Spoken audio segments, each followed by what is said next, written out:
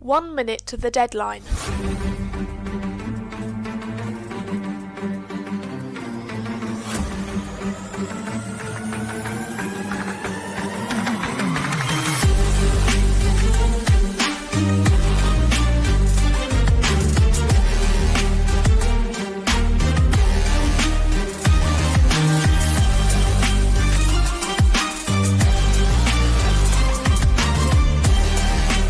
Seconds.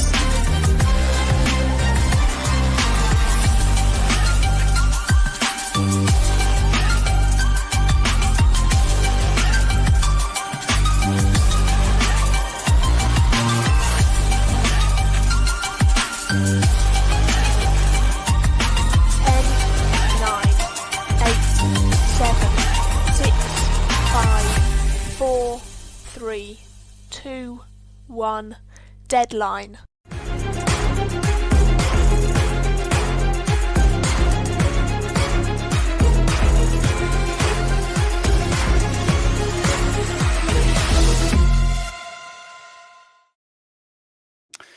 Hello and welcome to Gameday Live's coverage of the Sydney Cup, the very first Sydney Cup. This is a brand new tournament created in the burgeoning hobby in Australia. We are proud to be able to cover this and to bring news of this event to our full audience, but especially our also burgeoning Australian audience. We love you guys down there, and we're so happy that the hobby is doing so well down there. Joining me today on this broadcast from Great Britain are Isaac Jukes. Isaac, welcome to the broadcast. Thank you. Michalis Kamaritis. Michalis, welcome. Always a pleasure. And fellow Central Time Zone dweller, Ed Sullivan from sweltering Texas. Ed, welcome. Good day, mates. Ed had promised to get a Foster's beer to have with him to go along with a cigar. But do we have a glass of whiskey in the other hand, Ed, or are you going solo today? No, well, we would say in America, Evian, but since it's Australia, I guess we'd call it a naive bottle of water. There we go. Are you changing your ways, Ed? Tell you what, Brandon, I'm on this Manjaro thing, and I don't crave to drink as much. It's crazy, right? But it's probably a good thing. I just don't crave it like I used to. All right. Well, congratulations on that. I mean, it is 3:15 in the afternoon, so for us, in any case. All right. So let's talk about the Sydney Cup and about the Australian hobby and about some diplomacy. This is a brand new tournament being created by Jason Gray. It is he told me it is the first tournament held in Sydney where are my notes? Since 2011, when the World DipCon was held there and won by Andrew Goff. So according to Jason Gray, that means that Andrew Goff is the defending champion of this event 14 years later. They've got 5 boards per round, which is a really nice size for any tournament nowadays, but especially a brand new one. It drew players from all over Australia, including some of the names that we've become very familiar with. Here are a list of those players ranked according to their DBNI ranking from last year. Really familiar ones at the top there: Jamal Bucharli, Peter McNamara, Marcus Loan, Max Wanji Banks, who made the DBNI Super 7 last year. Of course, Peter McNamara is a 2-time winner of the DBN Invitational. Jason Gray is the tournament director, so he won't be playing, at least not for score. I think he does play in one game. Dominic Stevens came to San Francisco, gotten to know him. Joshua Crowther, I haven't had the pleasure of meeting him, but there is Andrew Goff, who we all know somewhat. Darcy Morris, Shane Armstrong were both guest commentators on the Broadcaster Brawl just last weekend. Really great having them on. That Broadcaster Brawl, by the way, broke records for the amount of let's see, I'll come back to this. Broke records for the amount of money that we raised. The first year we raised just over $3,000. The second year we raised just over $6,000. This year we broke $8,000, finishing at the total of $8,340 raised, and that will be divided up amongst the 7 charities. One of them will get a quarter of that, which is over $2,000 US. All right, so that's just worth noting that Darcy Morris was assistant GM for this tournament, so in the same boat as Jason regarding that. Okay, fair enough. Thanks for that. All right, let's go back to this list here. I'm going to turn it over to you all. Just given your knowledge of these players, is there anything, knowing that they're all playing here today, anything that you're going to be looking out for in terms of what might happen, what approaches these players might take? And if you want to hear, do you want to hear a bit about the tournament structure first? That might help. Yeah. Sure. All right. Yeah. This is a 3-round tournament. The players are. There are no drop rounds, so all 3 players will have to play 3 rounds to sort of maximize their scoring potential. Some novelties here: the rounds are year limited at a changing rate over the course of the tournament. First round must end at the end of 1907 or by the end of 1907. Second round by the end of 1908. Third round by the end of 1909. There is a scoring system which is novel. Jason Gray invented it. It took me a while to code it, and it's hard to understand. And that will probably make some people very happy. We'll see how it plays. I can give a little bit more detail about it in a bit, but there's not a huge bonus for topping, so there's not a huge incentive to top. There is some incentive, but the number of points you get per supply center actually goes down as your center count goes up, which is interesting. Probably the biggest innovation here, though, is that they are using a kind of Swiss-style seeding method for each round. So after the first round is randomly seeded. The second round, the top 7 players ranked according to their scores in the first round are placed on board A, the next 7 on board B, and so on. And then that method is repeated in round 3. So you'll have the sort of highest ranked players playing against each other in rounds 2 and 3. All right. So with that sort of information dump, let's start at the bottom here. Ed, turn to you first. Do you have any thoughts about how any of these players, you can pick out 1 or 2, might approach a tournament like this? Well, if football or soccer is a game played by 22 people in which Germany always wins, it seems that any Australian tournament is played by any number of Australians and Jamal always wins. And so it'll be curious because the Australians last year when we did this tournament were a nice bunch of people, and they're starting their hobby, and they've been wildly successful, probably more successful than any place on earth, with some of the world's best players. But they still all seem to play nice. So what I'm wondering is are there people other than Jamal, like even Peter played very nicely last year, that are going to play the Australian way, or are they going to play a little more in what I would call a normal Peter McNamara style, which is set up, take dots, tactically outplay each other, or is it going to be this sort of cooperative thing? That's what I'll be looking for. All right. Will the knives come out, or I don't know what they call knives down there. Maybe they have a special word. The Crocodile Dundee. That's not a knife. Yeah. I don't remember Crocodile Dundee. Yeah. Yeah, but then the thing he pulled out and he said, "That's a knife." It wasn't it was like a machete. Yeah, but there's no like special Australian word for it. Anyway, if there is, someone will tell us about it. McCallus, up to you. Anything you're looking for knowing the rules of the tournament and this player list? The Swiss format style is pretty interesting. A lot of the time, I've played Swiss format not in diplomacy, but in other things, and there's sort of incentives to not go big early on. So the first round, you want a decent score. You don't want to be around the bottom, but you don't necessarily want to be right at the top so that you get an easier draw in the second round. And then maybe you play the final game in that top 7, but you sort of make your path to the top a little bit easier. It'll be interesting to see if anyone sort of game theories that out and turns down some easy dots at the end in the first game, because they don't want to get a huge score. They just want a sort of middling score and are hoping to get a softer round 2 draw as a result. Yeah, it's interesting. Even apart from the sort of meta of not wanting to be a target, there's this added complication of, or added sort of opportunity, is what you're saying, to maybe sort of strategize your draw for the second round and approach your first round differently.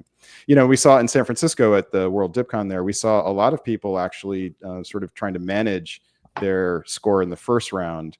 And there were some regrets about that later on, in particular from the person at the top of this list, Jamal Bakari. Isaac, to you, anything that you're looking for given everything we've talked about so far?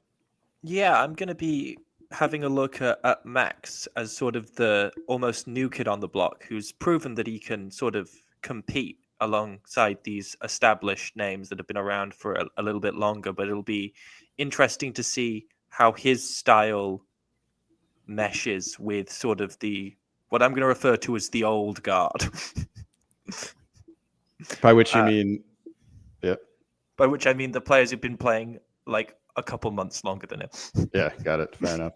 Yeah, because a lot of these players are fairly new. It's worth saying.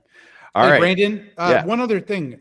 Sure. We learned from Broadcaster Brawl 3 coverage when Darcy was on there that there's a real player divide between the Canberra players and the Melbourne players. He talked about that, with Melbourne being more collaborative, Canberra being more cutthroat. I don't know when we go to the games if we have their actual cities, but that's one thing I'll be looking for in each game if we do. We've put them into the best of our ability. There are a number of new players here whose towns we didn't know, and they just go in as Australia. But presumably the new players also wouldn't be attuned to that division anyway. So that's a really nice thing to keep in mind. Also, the Broadcaster Brawl was not an instance of Australians playing nice with each other. No. There was definitely some energy going on that board. And, it started out with Andrew Goff sort of arranging a collective attack on Jamal, and it didn't work. And Jamal ended up coming back and looking to be in very good position to win the game. And then there was a collective movement against him to sort of keep him from winning the game. And then Brandon Austin, another Australian, sort of, we called this the approach to diplomacy. Kind of waltzed into the board top, not angering anybody. So it would be curious to see if, any of these players end up on the same board together, whether there's any lingering effects from the Broadcaster Brawl. All right. With that, why don't we dive in? And that means that Ed Sullivan, we're going to give you a break right off the bat. So we'll see you in a little bit. And that means that we are going to go to our first summary. So for the viewers out there, we are going to summarize a number of these games. There were 15 games played total. There were 13 that were successfully sandboxed. 2 of them did not get their orders recorded as well as we would need to in order to show them on air. That leaves 13 for us to cover. We are going to cover 5 of them in our longer format, and that means we're going to summarize 8 of them. So for round 1, we've got 3 summaries to go through, and we're going to start off with, I believe it is board B. And if I can get that up for us. Here are the players for board B. In Austria, we have David Peach. Sorry, we can't find. I don't have guidance on how to pronounce your name, so apologies if I'm butchering it. In England, we have Claire Bradbury. In France, we have Marcus Lone, one of the players, number 8 seed in last year's DBNI that we talked about earlier. Germany, Connor Muirhead. Italy, Stuart Barton out of Canberra. Russia, Robert Hillier out of Melbourne. Who was also a guest on our Broadcaster Brawl this past weekend. So lots of familiar faces for us to talk about. And in Turkey, Gavin Atkinson, one of the hosts of the Diplomacy Games broadcast. All right, McCallus, lead us through what happens in this game. All right. So anyone who's watched an Australian tournament before, this might all seem slightly familiar to you, but if you haven't, let me take you on a journey of how they love to play down there. So first up, you see Sevastopol straight into Romania. We saw this time again last year in covering Australian tournaments. Usually in sort of European or American tournaments, you'd think that that's pro-Austrian, anti-Turkish. In this, not necessarily. We saw a lot of the time that it's actually a pro-Juggernaut move. And if you go into full 1901, Turkey supports the army down and Russia moves it into the Black Sea, all apparently with Turkish agreement. And Austria has sent 2 armies down to Greece and Serbia. The West is looking pretty standard, nothing too committal. Everyone gets the builds they sort of expect, and England gets Belgium with everyone else's agreement. If you go into winter 1901, we see from the Turkish build that Black Sea probably not a surprise to them. It was probably by agreement, and therefore this is looking likely to be a Juggernaut. And if you go into 1902, that sort of theme continues. Austria, I don't know if they NMO'd or whatever orders they entered just didn't work, so they didn't bother putting it in the sandbox, but RT get a big jump on Austria here. The West is this sort of messy e.g. attempting to attack France and France countering everything successfully, and East is a juggernaut and Italy sort of stuck in the middle working out what to do.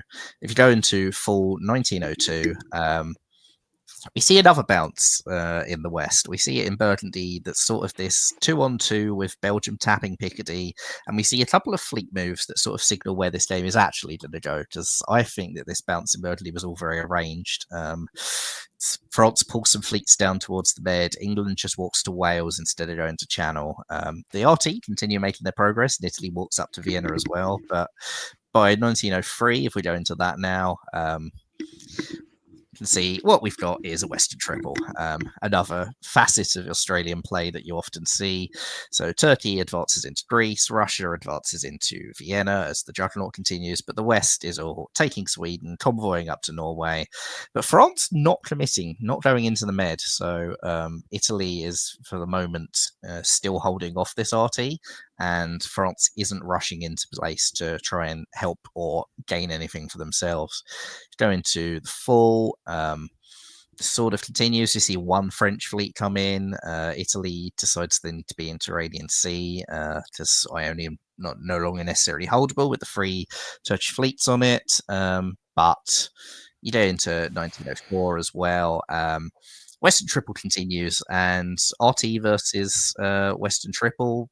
One of the RT is going to get squeezed pretty hard, as you can see here. Russia sort of starts collapsing. France now moves up into Tyrolia. Turkey's fleet that does briefly get to Tunis is blown up, as France is there to help the Italian. But yeah, this is still looking pretty good for Turkey, and if you see from the disbands in fall of 04, there's nothing really changing here. This is just Western Triple that are slowly advancing against Russia. You go into 1905. Turkey now gets convoyed into Sevastopol by the Russian, who is struggling to hold Warsaw, Moscow. There's some bounces around Vienna. Russia is clearly doing things to help Turkey at this point, whilst Italy remains sort of stuck. France has sent another unit towards Italy, but not been very committal. So I'll throw it to Isaac here. Who tops this board? I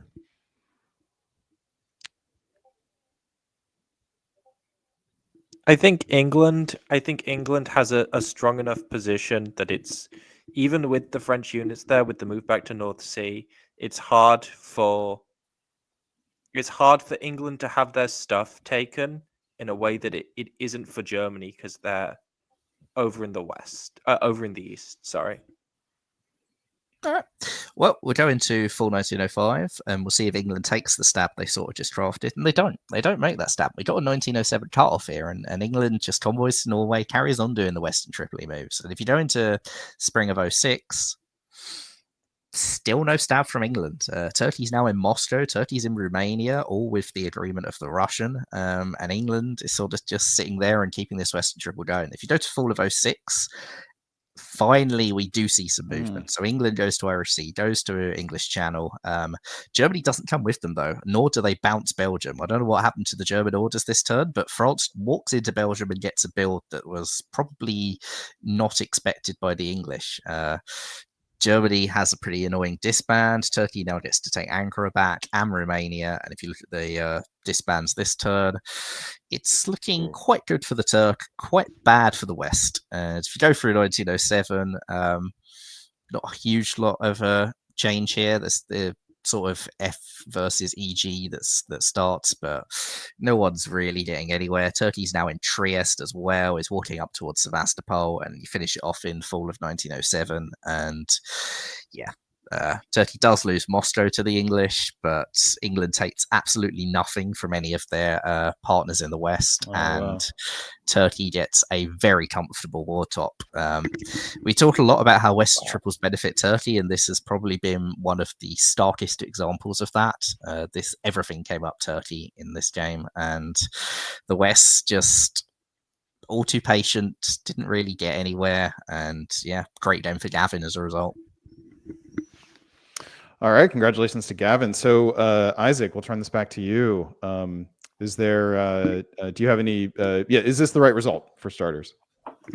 I think based on the diplomacy, it must have been because clearly England decided that they didn't want to take the opportunity that they had, and I think they were the only one with sort of a real opportunity to bring the hammer down. What would you have liked to have seen England do? If you can tell me the phase, we can have a look at it. If we go back, it's when they had the army in So the right here. 406. You convoy to Holland and walk into Denmark. From Sweden. From Sweden, and you also get and that also probably buys you a friend in France because France is not worried about you stabbing anymore. You always risk that it creates an FG, but I think in this position you could have done it pretty safely, and then you support France into Belgium, and you just EF it. What do you do with Wales? You have to send it back to London or up to Liverpool. You probably send it to Liverpool, so you can't build in Liverpool. McCallus, any argument for going to English Channel and asking for forgiveness?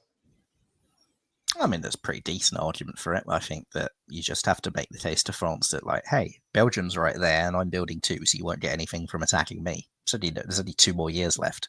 No. I think that you can just go to Channel, and yeah, you probably do offer Belgium to France as a result of it, but I don't think France is going to throw everything at you. You'd be building 2 if you did what Isaac said, so you can just keep an army in Liverpool at all times. All right, and so you're hoping to end up with Denmark, Holland, Kiel, Berlin, finish on 10? Yeah. Yeah, France probably gets Belgium, Munich. All right.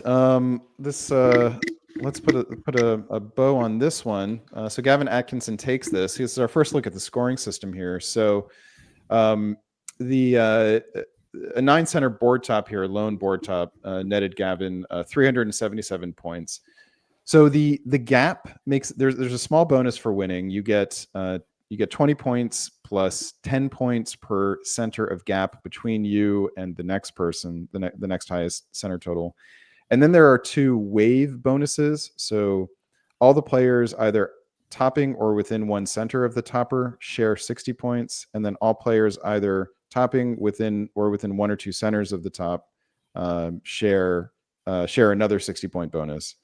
And then if you have 1 center, you get 100 points. And if you have 17 centers, I think you max out at like 350 points or something. So there's a complicated scale for, between the 1 and the 17 centers, but those are all the point things that you can get. And solo is worth 666 points. So I didn't do the calculations on how much you could get without soloing, but I think it's going to be up in the high 400s, maybe close to 500. Well, we know solos. What's that, Isaac? We know solos are the root of all evil, so. McCallus, what were you going to say? Well, Dev got 127 more points than second place, which looks like a decent chunk actually in the scoring system. So maybe that gap helped him there. There's some clear daylight for sure. Yeah, specifically it's that 60-point bonus that let's see, Gavin didn't have to share with anyone because nobody finished within 1 center. Yep. Did have to share within 2 centers with Claire, so that's why Claire has 45 points over those with 6 centers. Yep. Okay, so looks like Isaac is having some technical issues. Ed isn't back yet, so we have a little bit of issue about going on to the next. And I see that you're not slated, McCallus, to summarize another game until well into the second round. Shall we have a conversation, McCallus? I guess so. Is this a conversation that I assume is going to be cut out before we actually broadcast? The goal of this is to have as little editing as possible.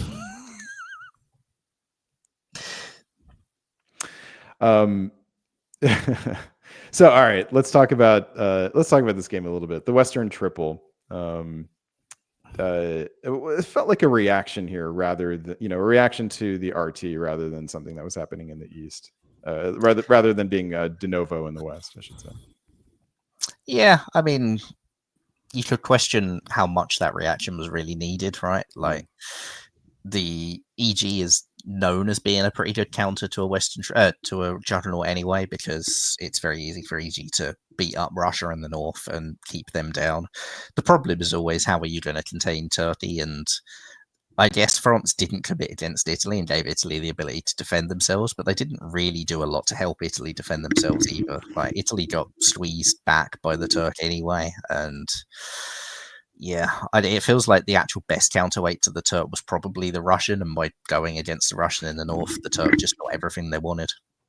Yeah, it's almost like RT creating a Western triple is just sort of the ideal scenario for Turkey. Yeah. Isaac, are you back with us in enough capacity to summarize your game? Should be. We'll see if the internet plays nice. The internet just really, really hates Western triples.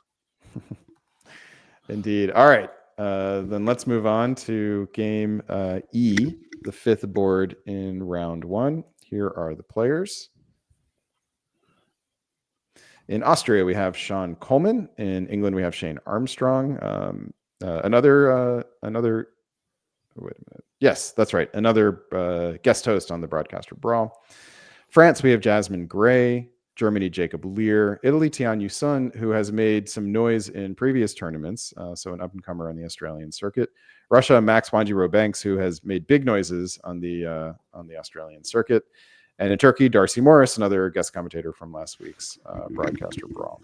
All right. Then, Isaac, why don't you take us through how this game goes? Yep.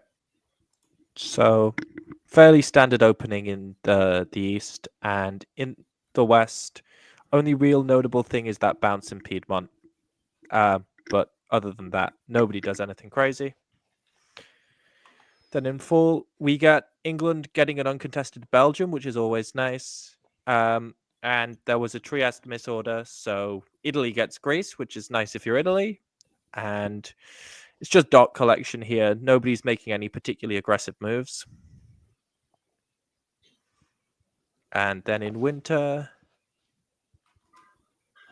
the East, just standard RT versus AI. But the West decide that it's time to do. England at least wants to go against France, and we'll see if Germany joins in, which they do. In the West, we get an AT pivot with Greece going Austrian. Just e.g. make progress against France. AT continue to stick together, and Italy goes west. So this is an AIT then at this point, yeah? Yeah. Or maybe not. I mean, like, kind of. I feel like AITs basically exist as Italy goes and tries to murder France and AT murders Russia. I don't think AITs are great for Italy, but that's another debate. Okay. Then England gets a little spooked, goes back to Venn stuff. AT continues to hold. Italy gets all spooked as well. Then England pivots, decides that actually they'd rather work with France than Germany, as Germany walks out of Sweden, so particularly painful. And Turkey also decides that they don't particularly feel like working with Austria anymore.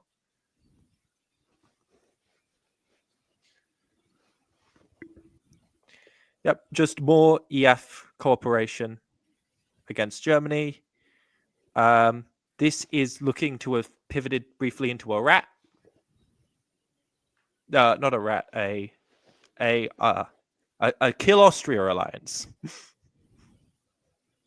Then more progress against Germany and finishing off killing Austria as Italy starts going after Turkey.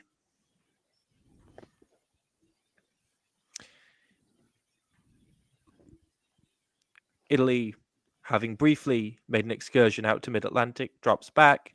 RT get back together, and EF stay together.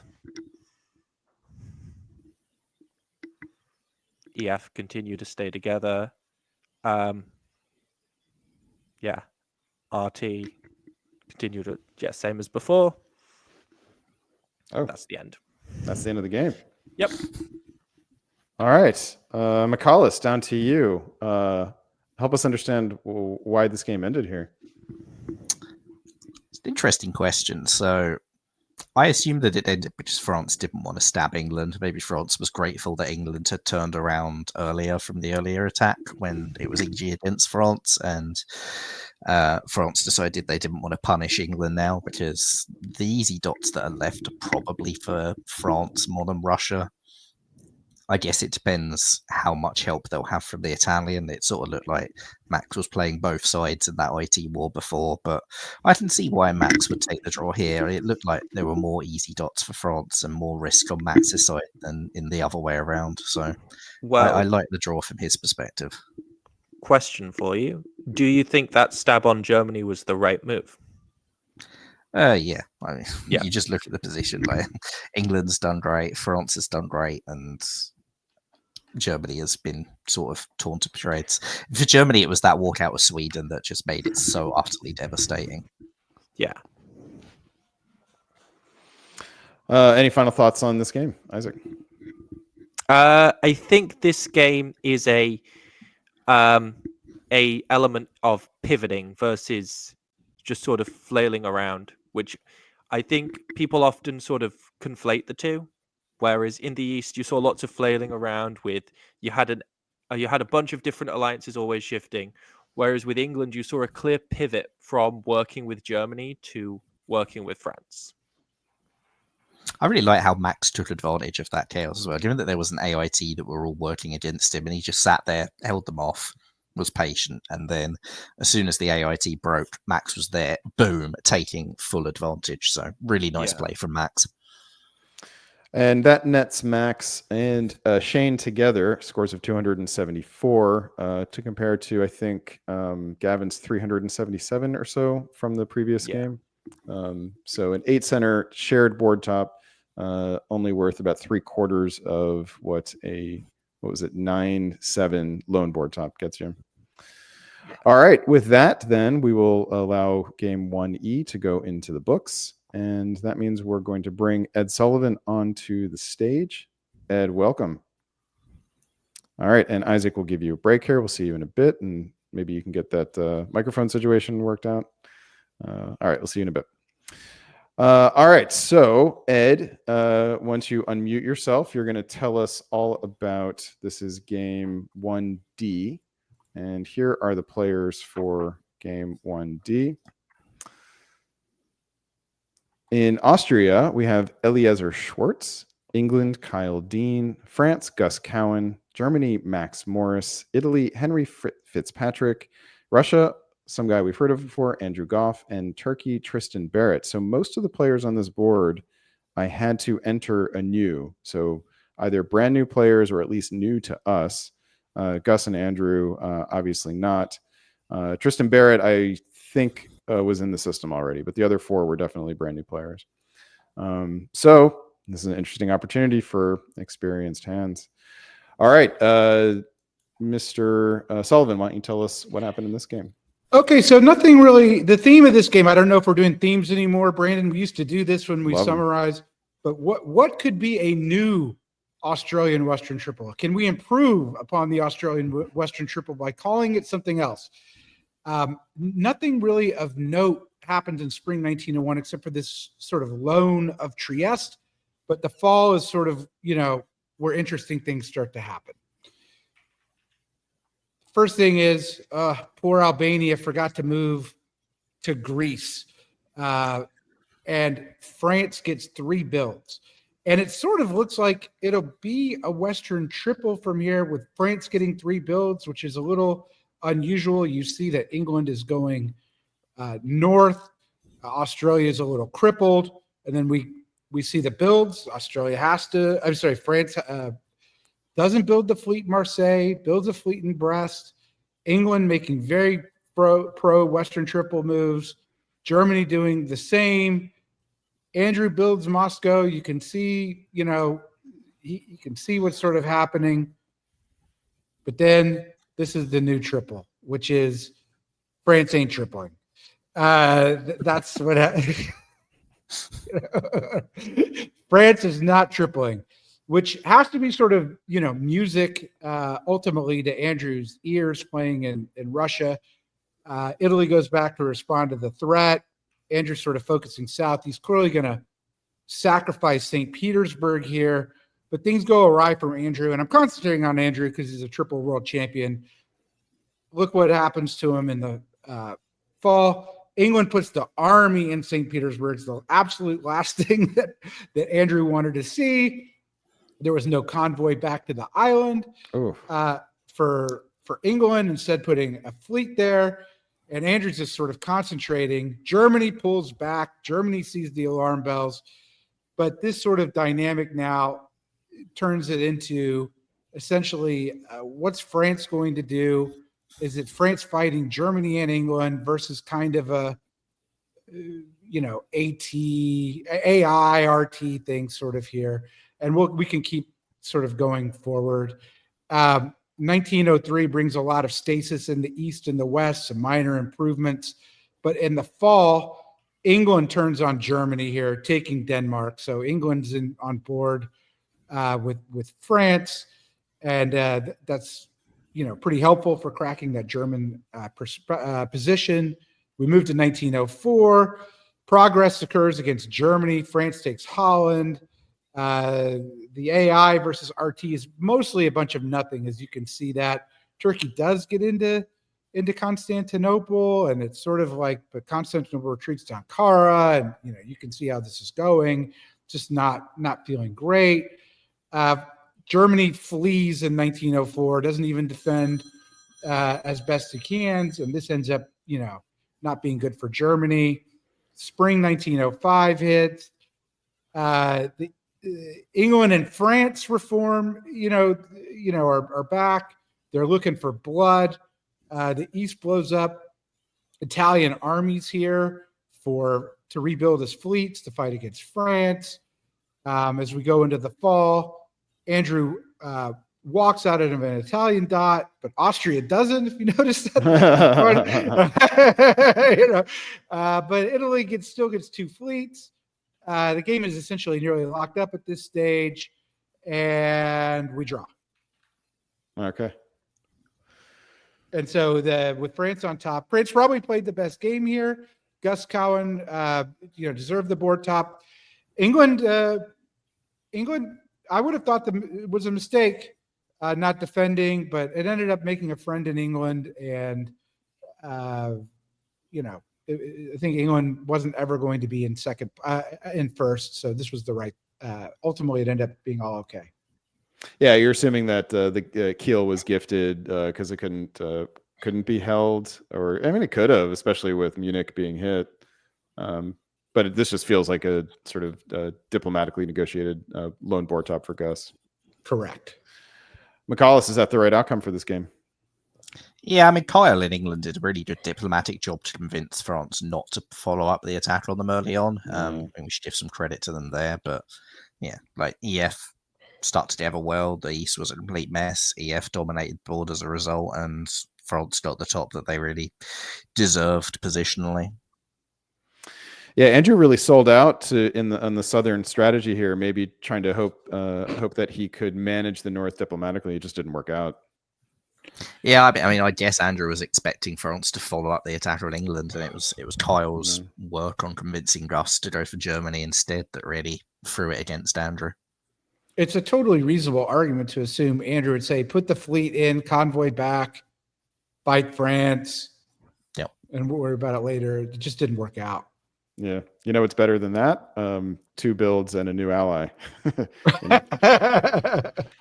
All right. So this is a lone board top. We now get to see what a single center lone board top looks like in the scoring system. So 9-8, it gets you 337 points, or 43 points more than second place. And that is quite a bit different from that 9-7 board top that we saw, which was 377 to like 275, something like that. What did the split top do? When didn't we have an 8 center split top or a 9 center the last game? I can't remember. It was lower again as well. So, yeah. The gap seems to make a pretty big effect, and therefore getting those extra centers when you're on top looks like it's going to have a pretty key influence on the outcome of the tournament. Yeah, it's the first two centers that make the big difference in the gap. So if no one's within one center of you, that's an extra 60 point or extra 30 points because you would split it. Or if there's more than one person and one center behind you, then you have to split even more. But if you can keep anyone from being within two centers of you, that is another 60-point pool that you don't have to split with anybody. So potentially lots of points for winning by at least two centers. All right, that brings to a close 1D. Congratulations to Gus Cowan for a solo lone board top, I should say. And that means that we have gotten through 3 boards in the summary format in the first round, and we are on to our long format. If Isaac is ready to come back on, that means that Isaac and Ed, we're going to give McCallus a much-deserved break. See you in a bit, McCallus. And Isaac, welcome back to the stream. All right, let's dive into board 1A. And here's who is on board 1A. In Austria, we have Brandon Austin out of Australia. In England, we have Alex Batten. France, Simone Bixio. Hopefully I'm saying that right. Germany, Peter McNamara out of Melbourne. Italy, Alan Thompson. Russia, Jonathan Morris. And in Turkey, Nancy Jin. All right, so we have some familiar names and some newer names on here. Brandon Austin, the winner of the Broadcaster Brawl just last weekend, a fairly new entrant on the scene, but somebody who has made a big impact already, winning tournaments, winning the Broadcaster Brawl, and all with an air of calm and peacefulness. Brandon Austin sort of zens or cools his way into wins. And then Peter McNamara, 2-time DBNI champion. So here are how the players stack up on the board. Do either of you want to offer any thoughts about what you sort of would want to see from the players, especially given the 2 heavyweights on the board, Peter and Brandon in Germany and Austria, respectively? Oh, okay, Brandon is not a heavyweight, not compared to Peter McNamara. Yes, he did win the Broadcaster Brawl. Yes, he's like the coolest guy ever, but compared to Peter is a standard deviation or 2 standard deviations ahead of everybody on this board. But how will he play? Last year he played very Australian, very friendly, and we'll see how he does it. He's not in a power like France where he plays people off of each other. I know he can play any power at any time, but that's where I'm going to be looking. No offense, Brandon. Isaac.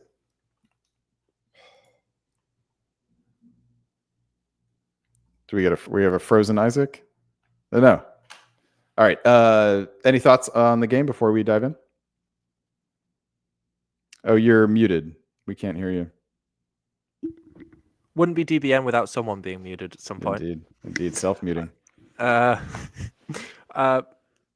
going to be looking at Brandon and also Alan's interaction as sort of a very old guard player from back in the early days of the Australian hobby, and his interaction with both.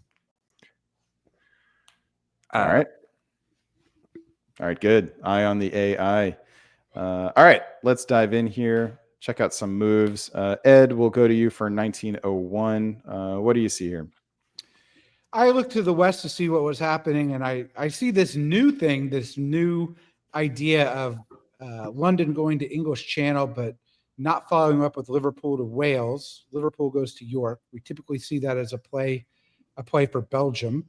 But couple that with Russia going north. So, I don't know what England will do here because England may be worried about Norway. We'll see. And then I see sort of standard French moves. The bounce in Tyrolia is super interesting, right? It says Peter knew something was up because it's coupled with that move to Bohemia, which is, super rare. You don't see a lot of Australians do that, or you don't see a lot of anyone do that, and Brandon's done it. I guess he saw that move happen in Broadcaster Brawl by Andrew Gopp, and he's like, let's try it now. And so this could be the coalition, an international coalition of the East against Germany here. It could just be strong air. Brandon likes triples, so maybe that's what it is. But I like this old school Turkish opening, not only going to Bulgaria into Khan, but getting into black by Nancy. And we see Jonathan doing what we saw Australians do all the time last year in spring 1901, moving Seb to Romania, not bouncing black. That led to a lot of enmity between Russia and Turkey last year. I don't know what it'll lead to this year, but it doesn't look like Turkey's playing nice if there's an air. And going to Livonia means that Russia has absolutely no way to get in unless they walk out of Romania. Well, no way to cover Sev, sorry. Got it. Yeah. Yeah, it's the combination of the move to Livonia and Moscow going up to St. Petersburg is fascinating. All right, let's see what happens in the fall. Ed, tell us about it. Oh, you want me to cover it too? Okay. Yep.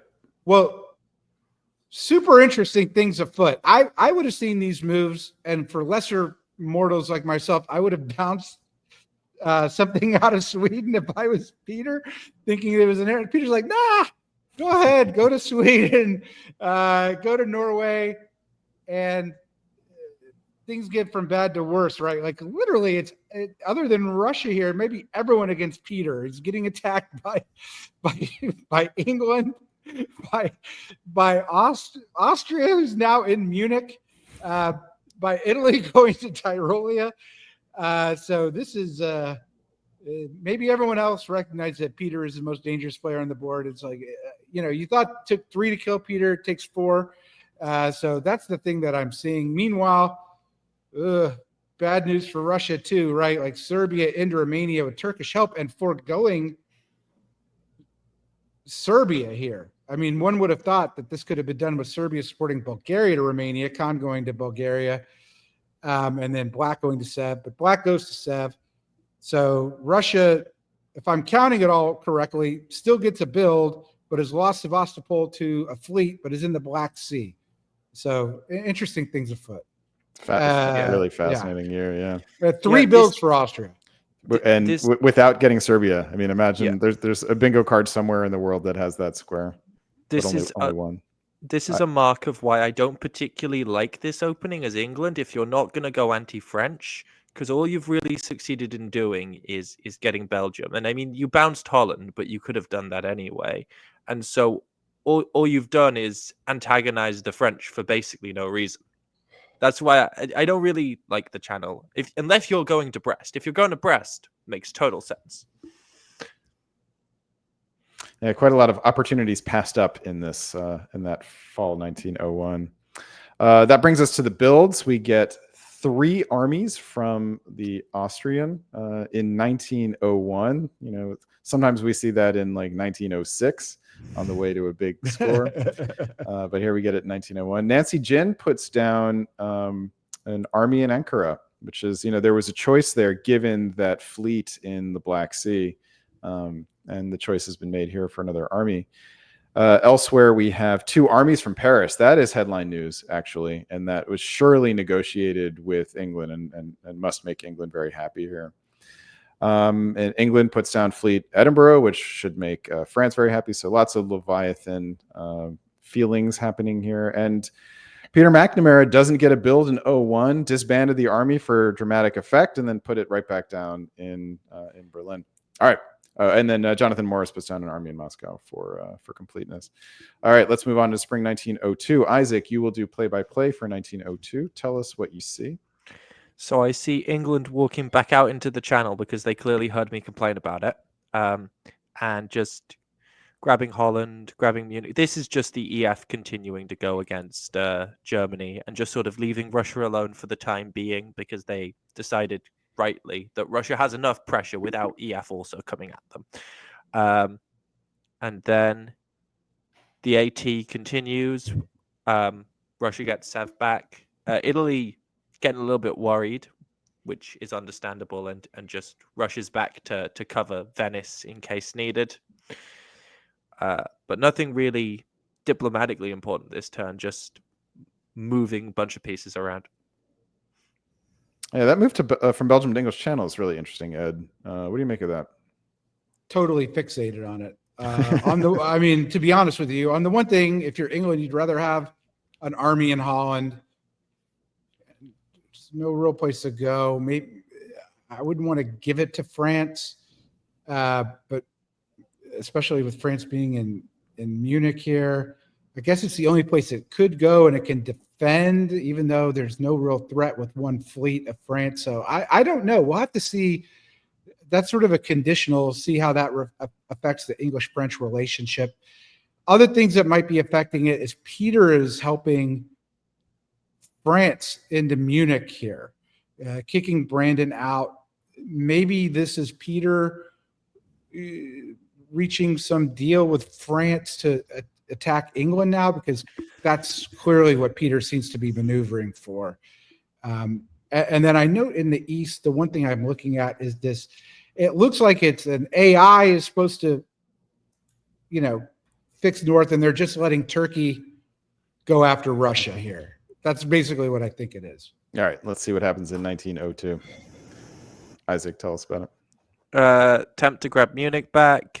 Foregoing trying to retake Sev for blowing up that Black Sea fleet, which makes sense. You don't want Russia to be allowed to make disbands in the north. You want to force them to disband in your theater.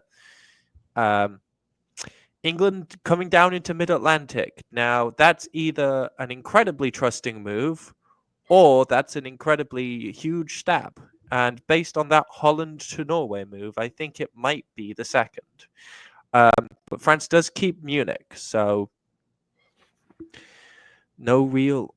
And interesting that Austria is focused on retaking Munich rather than trying to take the guarantee into Warsaw. It's fascinating, fascinating turn here, Ed. You have Peter in Germany managing to get a build out of nowhere, while there's something happening between the East. The question that I have really is, if you are Brandon Austin, are you concerned about possible cooperation between Russia and Turkey here? And it'd be nice to know if Austria expected Turkey to leave Romania or not, which we can't be privy to. But just from the board, what do you see, Ed? I'm reading this as a reformed Western triple versus like maybe an Eastern quadruple here at some level. I think that's what's occurring. I think all these moves are agreed in the West, maybe even Peter working on them.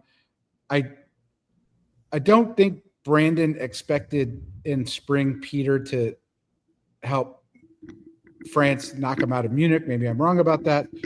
But now it's an Austrian disband, right? So am I reading that correctly? So that is correct. Yeah. This is we'll see, right? If it is a concern about RT, then you would expect Bohemia to probably go. But if it is this sort of Eastern quadruple thing, I don't know. Maybe we'll see Greece disbanded or something. Yeah, I'm curious to see. So if Russia builds a fleet in St. Petersburg, then obviously it's that quadruple we're talking about. Army Warsaw would be juicy. And the answers are Army Warsaw and Greece comes off the board. So Austria giving up on possibility of fleet power in the south. We do now, from Simone Bixio in France, get that fleet in Marseille and an army in London and another army in Kiel. So that was another one we didn't talk about. Was Peter going to do something fun and build a fleet here, which you could make an argument for even in a Western triple. But all right, let's keep it moving here. Spring of 1903, play-by-play back to you, Ed Sullivan. Tell us what you see.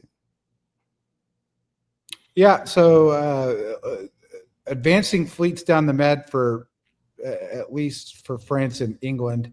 That Mid-Atlantic, I think we can confirm it's not a stab, just an anti-Italian moves here. Holland to Ruhr to, I guess make a message that you can't get a line on us. That's what you see a convoy to Belgium now. I'm very surprised we didn't see a convoy to Norway, or Norway to attempted Norway to St. Pete, or no Norwegian to Barents or anything like that, which you would normally see. So I'm not, I don't know what's happening here, if I'm being honest. Maybe just a series of guesses. And then this totally bizarre situation where Ankara convoys into Sev. And Seb goes to Armenia, which it could have retreated there anyways. And then Brandon has what? Romania wanting to go to Ukraine. Turkey's not playing along with this situation. So I'm not against you, Brandon, but I'm against Russia here. This can't be anything but hostile. It makes like no sense, because if there was a forming thing, Sevastopol would be going to Moscow or something like that. So I don't know what's happening. I think it's broken down in the East. So I think we're going to see chaos. Yeah. Isaac? I mean, if I'm England, then I'm saying, hey, I'm like England's sort of the most out of position here. So I'm going to say, hey, I'm going to go to Belgium because I'm going to try and go to Finland anyway. And actually, if I get into Finland, I can bring it up to Barents Sea and I can convoy from Belgium over to Norway. I think this might be a good old classic trust but verify situation. Once you let me into Belgium, then I'll leave for Norway. But you got to let me in there first. All right, we'll see whether Alex ends up being either too cautious or too spread out for their own benefit. Here is fall of 1903. Ed, back to you. It's a pretty prescient move call there by Isaac, right? Belgium going Norway but doesn't get in, and Picardy was following up to Belgium in case he got in, but Norway got into St. Petersburg. Norwegian moved to Barents, so England will pick up here. England will also pick up Tunis, which seems rather good for England here, while France will be going down because this is the time where Peter has decided to take. Oh, who was in Munich? France was in Munich, but they were presumably supposed to get Belgium. That's kind of a yeah. Oops. I don't know if this is a stab. It's one of those situations where it could be or it could not. I mean, you would think that Burgundy would be supporting Picardy into Belgium, especially since Tunis was guaranteed, right? So England has one in the bank for sure. Or Ruhr. Yeah. Although I think if you're Peter, you probably want to try to guarantee that you're getting Munich. Oh, yeah, but Burgundy didn't support Munich and it didn't support Picardy to Belgium. Yeah, so, I mean, clearly France is okay with this. Yeah. So probably a mistake by a first-time player. By the way, we didn't call out this mistake by Alan Thompson to self-bounce in Tyrrhenian Sea, thereby preventing a retreat from Lyon into Tyrrhenian Sea, which made Tunis, although it was could have been some sort of guessing if you had been in Tyrrhenian Sea. Anyway, Isaac, back to you. You had something to say. I think this might just be new players not being fully sure on the tactics and Peter sort of having it in his advantage to not point out the specifics to them because that way he gets Munich back. But I wonder if this was a ploy to blow up Munich and rebuild it as a fleet in Marseille with that south bounce if we're sticking with the Western Triple Line. Because otherwise, why would you not retreat down to like Tyrolia or something? Oh, and perhaps Simone didn't realize that they weren't going to get a rebuild since they didn't pick up Belgium. Tyrolia to Trieste, interesting. We'll see if that ends up being welcome or unwelcome. All right, winter 1903 finds a bunch of new armies on the board, one in London, one in Kiel, and one in Smyrna. Hard not to, it's hard not to have your eyes drawn to the German centers here, and Peter McNamara coming back from the dead, similarly to how Jamal was in those first few years after getting pushed down in the Backstabber Brawl last weekend. England waves a build here, so puts down an army, does not put down a second unit. Let's move forward and see how that works out. Isaac, you are back on play-by-play. Here are the orders for spring of 1904. So they correct their mistake from last year and make sure that they support into Belgium this time. And England just continues to push up into the north. Misorder from France is a little hard, but they just keep making progress in the south. This is just a Western Triple continuing to progress. Turkey getting some advantage out of it. And Austria sort of trying to hold on. I see Ed shaking his head, though, so clearly I've said something wrong. I'm not sure Peter's on board with the Western Triple. On the one hand, he built an army, right? So that's 4-1, and that goes against the DBN policy of the absolute requirement for Germany to have 2 fleets when Germany has 5. he got lucky, Peter did, I think, with that Russian disband of Sweden, so he can pick up. But I would not be at all surprised if he told Italy to go to Tyrolia so they could definitely bounce and keep these armies here. Because, like, I would find it very unusual if Peter builds a 5th army to a fleet. But what are you actually picking up if you go against the Western Triple? I From think this they'll go after position? English. I think they'll go after English dots. I think that's like England's getting out of position here. I think but maybe I'm wrong. Yeah, the question would be, I think, is France a sort of potentially reliable partner for Peter? And also, does Yorkshire leave? Because if Yorkshire doesn't, it's really hard to get English dots that aren't Belgium. Well, it is with only one fleet in Baltic. I'll tell you that. All right. Well, fall of 1904. Is Peter able to go +1 again for the 3rd straight year? And the answer is no. Tell us what happens, Isaac. We get a beautiful convoy from Yorkshire over to St. Petersburg. Had to figure that one out for a second. England gets Norway over Germany. So very interesting there as they keep pushing down. France gets into Tuscany this time, and England keeps Tunis. Belgium does go across this time, but interestingly, France down into Marseille for the build. So it'll be interesting to see if they put a fleet down there or if they don't do anything. But yeah, Peter just sort of playing slowly, playing chill. We'll see if he decides he has an opportunity later, or if he decides that he may have decided this is the best he's going to do, so he's going to stay with it rather than try and stab and get. Sometimes you can't stab because that gives the other two an excuse to start murdering you. Yeah, Ed, what do you think about that? Giving England, who's already topping the board, the dot here. Oh, I guess that kept them. Peter's got a plan, I guess, right? But I was going to say that one thing I liked was the convoy to Tuscany, which was supported by Tyrrhenian. It really put Italy in a dilemma here. Italy saw the convoy and moved Piedmont there, but didn't cut the support of Tyrrhenian Sea. I guess worried about Naples and then Ionian. And yeah, I mean, it's a series of bad problems there, right? But now it's worse. EFF positioned really well here to the situation where Italy had about 5 different guesses that they had to get perfectly correct this phase to be okay. And it's not good for Italy, but I keep looking at the Turkish position and I'm like pretty envious of it at this point. I mean, I think you'd want to be Turkey if you're picking anyone on this board, especially with a game that ends 1907. You can't dig Turkey out from here. What are they going to build? I guess they have to build a fleet, is my thinking. Isaac, what do you think? Unless they're starting to go after Austria, in which case you drop an army and you start pulling down. Is that what you would do? Yeah, I think Italy's under enough pressure that you can get away with stabbing Austria, and you're stable enough in the north that you can. Maybe Army Khan. I said fleet because I thought Italy was imploding, but I think there might be a fight between people in the West.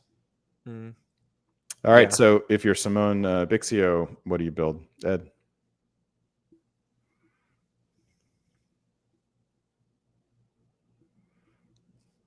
Or Isaac? I don't know what you build. I think I don't know. It's a tough call. I mean, if it's me, I'm building Fleet Brest. I think. I think it has to be. You're not coming after me. I think it has to be Fleet Brest. Otherwise, now Channel is just too appealing, especially when your closest spot is Leon. All right, and the answer is Fleet Brest and Fleet Smyrna. Let's move forward. Spring of 1905. Back to you, Ed, for the play-by-play. Tell us what you see. Well, I don't see a stab. So what I see is France, at least what I'm looking at, France advances to Piedmont, takes Venice. Good series of moves there. Turkey is there to help Italy. Helping. So there's coordination. And then I'm looking at the Scandinavian situation. Peter is convoying Sweden now to Prussia. Yep. And while England gets the Livonian army piffed in the process. I don't know what's going to happen from here. I don't know what's happening. I mean, I guess Peter could take Sweden if Peter could. wants Sweden. Let's find out. Here is the situation. Denmark is an issue if Denmark's getting tapped, but presumably this would be a stab, so Alex may not see it coming. The answer is yes, maybe by agreement, though. I think it's by agreement. I think it's by agreement. But the key will be what he builds. Did they negotiate that? I'm not sure. Anyways, going on. Italy gets Tyrrhenian back, but France gets Tuscany. France in the Western Med. France is sort of fully committed to this situation right now. Nothing of really. Turkey in the Ionian now, so the position is even more improved, although Brandon is cheekily self-bouncing in Bulgaria. So we'll see how that all shakes out. I mean, I think it'll continue to be this cooperation of the East against France for now. But I mean, this is the witching year. This is 1906. If you're going to make your move, you're going to have to start thinking about it. You got only 2 years left. Yeah, and we've got 2 players tied for the top at 7, another 2 players, 1 center behind them, and then the third one, fifth one, Brandon Austin, 2 centers behind the leaders. Isaac, any thoughts on fall of 1905? I think it's got to be a wait and see on Sweden. I think that informs whether it's just continuing this fight or whether Peter has different plans. I mean, Peter's ahead in the West, right? He's tied second. France is ahead. Question for you guys about Turkey here. Turkey had a stab opportunity on Austria, has clearly decided to pass it up, at least for this year. Do you like that move, or do you wish that Nancy had been bolder here? I don't dislike it, but I also don't like. I think you definitely had the opportunity to stab Austria. If the West gets together enough, then you might lose the space that you need. You might just be waiting for the West to split, but sometimes you don't need that. You have units here. Ukraine's not doing anything. Romania's not doing anything. Con's not really doing anything. You could take some Austrian dots here if you wanted and still be positionally okay. I think you might be able to take 2 or 3 if you take like Greece, Budapest, Warsaw. Those are all available to Turkey, but like maybe Nancy values the friend more than the dot, right? Which is not bad play. And we'll see how it shakes out. All right. Builds for winter 1905. Finds another army from Peter McNamara, now 5-1 ratio. Simone Bixio drops another army in Marseille. We didn't talk about Simone's possible builds there, though. That's an interesting one. Spring of 1906. Back down to you, Isaac, on the play-by-play. Tell us what you see. Continuing this fight for supremacy in the Med. The West get into Tyrrhenian and the East get into Ionian. Livonia gets blown up as the West sort of seems to continue to stay together as France drops down. Yeah, the West are just dot trading and advancing their position, which is mainly coming from the Med and like the Livonia area at this point. The West are dot trading Belgium. for sure. Yeah. And then I suspect Peter will be in. Can Peter take Warsaw? Peter should be able to take Warsaw here, right? Yeah, probably. In the fall, and that'll make him 7-7-7. That's probably what they're looking at. I mean, my eyes will be on Turkey here. It's hard to stab Austria in this situation. Yeah, can do it though. Now that Greece is unoccupied, you don't have to worry about the retreat to Bulgaria. So now, if you could slip into Budapest and take Greece, that would be a vicious way to make a play for the board top. All right, so eyes are on Warsaw and Greece and Budapest, and the answer is spicy. Let's go. So the West keeps things the same, but in fact, Turkey gets Greece and Budapest, but also manages to kick the French out of Venice to give themselves a solid, I think, 2-center lead, which in this system is not insignificant. And Austria does also lose Vienna, so they're going to be down to 1 unit alone. It's now just going to be a question of if Turkey and Italy can hold off against the incoming West. The immovable mass that's slowly crawling towards them. Who is in Warsaw? Peter Peter. McNamara. Okay. No. I mean, before Peter took it from Silesia. Austria. Brandon. Yeah, but I mean, Brandon is not even supporting Warsaw with Galicia, right? He's going back to Vienna here. In fact, he's walking out. Yeah, I'm actually wondering whether this is Brandon's like, hey, Nancy, just take these dots or whatever. I'm not under that could be within Brandon's will. But then why take Trieste? Because Turkey's supporting Trieste to Venice. It could all be part of the point. I'm not saying it is, but yeah. But anyways, this is a great play by Nancy. Whether it be by hook or by crook, this is what you want to do. I'm really happy for it. Whether achieved tactically or diplomatically, still a great call. Yeah, and I mean, it's hard not to also be impressed by Peter McNamara's recovery here. Very similar to what happened last week in the broadcaster brawl. Germany was set upon in the beginning and then came roaring back. We still get 2 more armies from Peter McNamara, so we now are at a 7-to-1 ratio. We get a fleet in London, a little spicy fleet in London from Alex Batten. Nancy Jin drops Army Khan fleet Smyrna. Doesn't need a fleet on Black Sea at this point. Probably could have made an argument for 2 armies here. Yeah. Yeah. Although you could, but without you want the defense or the pressure against the West, and without a unit in the Black Sea, a second army is slow when you already own Sevastopol and Moscow. Yeah, it's tough with only 1 year left too. It's hard to. Oh, there we go. So the game ends here at 9-8-7. So there are 3 players who join in those within 2 centers of the board top bonuses. We'll call them wave bonuses.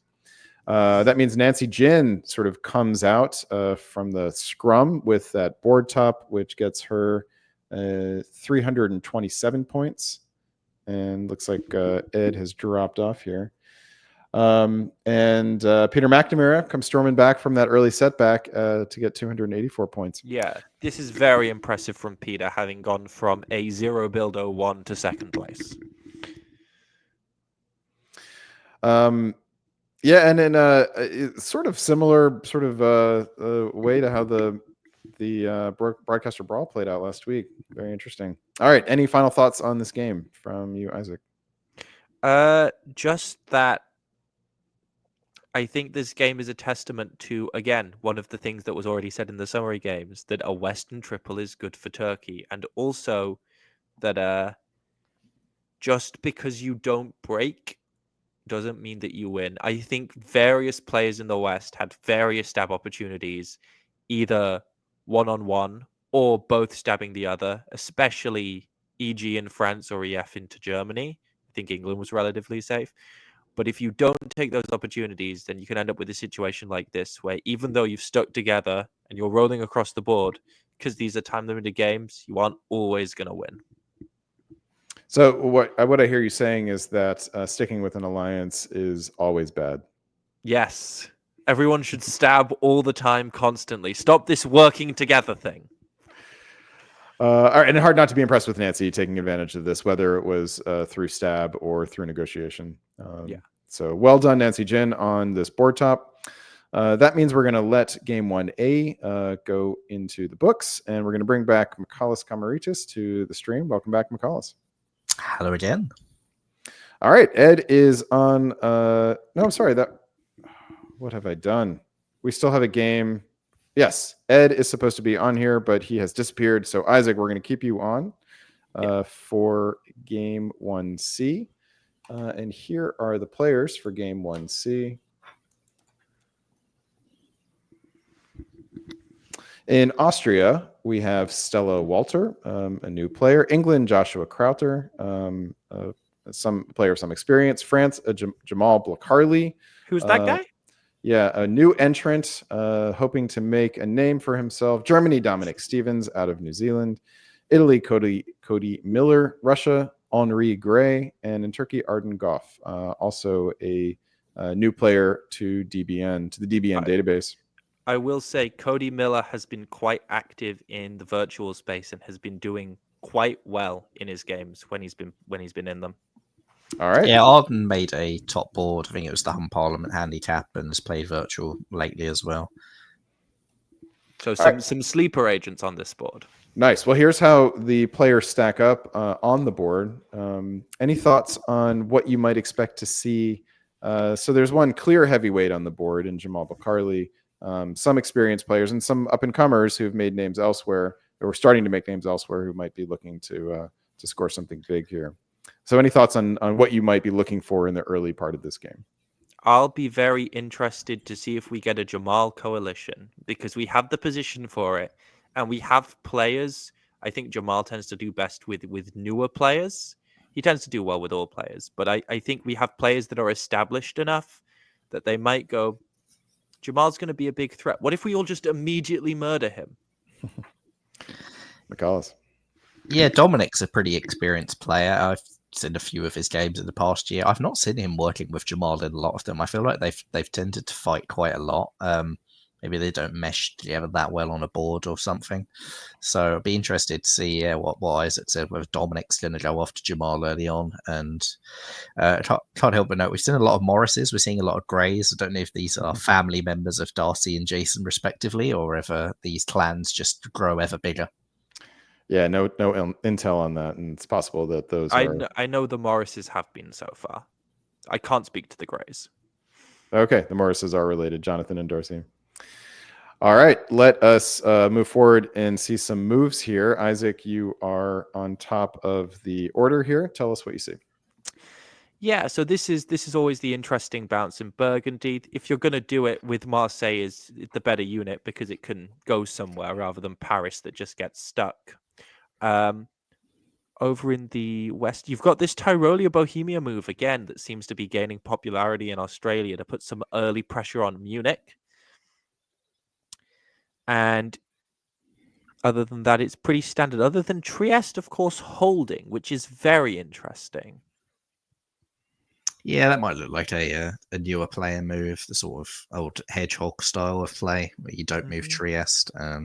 You're worried Italy will walk in there. You got to call out Moscow to Livonia as well. So Jamal has been a bit of a crusade to try and make common happening again here. As of yet, we've not seen it work out for Russia. Maybe this will be the game it does. Yeah. Maybe getting Austria and Italy to go to the line at the same time is the way to make it work. Fall of 1901.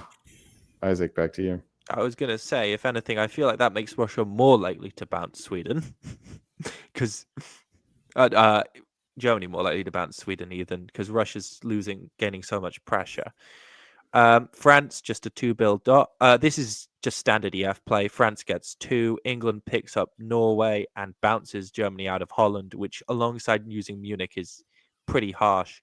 The Livonia move, doing what it threatens to, saying, if you bounce me out of Sweden, then I'm going to walk down to Prussia and then I can build in Warsaw. So we'll see if, because that's the theory behind the pressure. We'll see if it works. Trieste still holding just to be safe. And we're seeing this Italian getting into Greece more commonly. I don't know if it's just because of Trieste holding or misordering, but it is an interesting move nonetheless. And Turkey just shoring itself up against any potential Russian aggression. Yeah, the spot, like Italy getting Greece is often a thing of an IT. It's smart that in this case, and I think in the previous case we saw it, Austria supporting the fleet in rather than a convoy across, because that convoy across is just invitation to get IT'd very heavily. Whereas doing it this way, the fleet is a lot less likely to coordinate with Turkey against you. So it's less risky for Austria. Yeah, it can't really, because it can't go to Serbia. So yeah. So Austria once again getting Munich, typical 1901 unit dot for Austria. All right, let's move forward. Check out some builds here, and I mean, Livonia Theory said Army Warsaw. eyes immediately drawn to the French centers, where Jamal Blakarli has waved 2 builds in 01. Joshua Croucher in England puts down Fleet Edinburgh.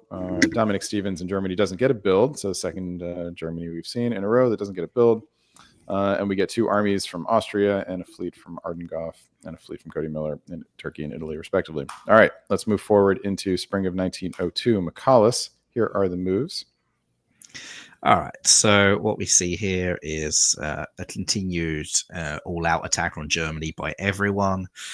We've seen a lot of EFs in the past couple of years. It's a very strong alliance. It's very good at rolling the board. A lot of the time, the East struggles to hold it back.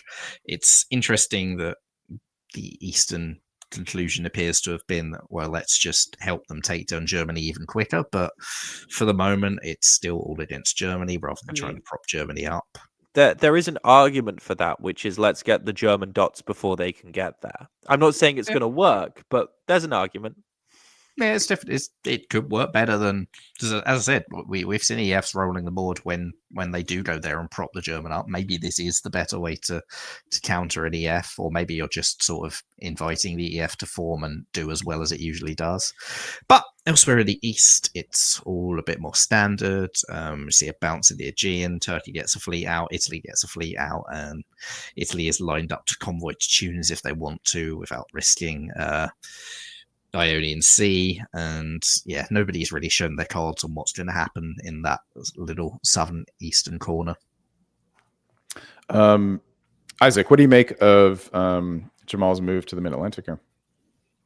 I think it's fine. I think it's pretty standard out of Portugal, and it's not like England is undefended, especially as it looks like from this position they're going to end up with Denmark. So I think it's a reasonable defensive move, and I think it's hard to argue for it as anything but such, especially when you're in such a strong EF position.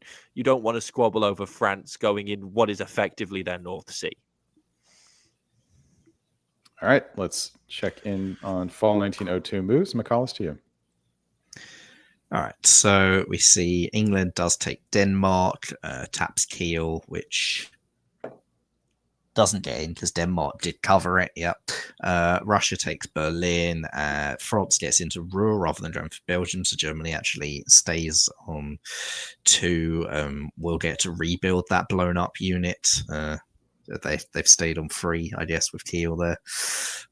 Beyond that, we still see the south is Turkey pulls the fleet out. The army doesn't follow up behind. There's a lot of joke moves to Greece going on. Italy does the convoy. Yeah, it's still pretty non-committal. You don't see this a strong AIR against Turkey, even though we're seeing AIR cooperation against Germany, which is good negotiation by Arden to ensure that doesn't happen. But some people in that AIR should start wondering what Turkey's doing, because it's not really good for all of them if Turkey doesn't die. And you have to wonder, what AIR are doing. Why not take Bulgaria here, right? Yeah. I mean, this could be either a pivot 2 or just a very slow rolling rat in the end. And maybe Italy should worry at this point. Yeah, I mean, Trieste has been sitting there every turn non-suspiciously. It wouldn't be too hard for them to get into Greece and for Trieste to slip into Venice. Let's see if it happens. First, we get some adjustments. Will Jamal Bulkarli build a unit? Don't be silly. What's the prediction here? McCallus, we'll start with you. I think he builds 1. What would that be? He's going to go for Belgium next, I would imagine. So I would suspect something which moves to Picardy, probably Army Paris, maybe Army Brest. And Isaac, what do you build if you are England here?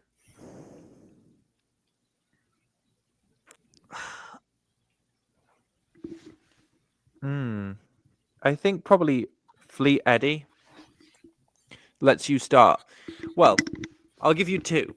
Fleet Eddie if you want to stick with France. Fleet London if you don't. All right.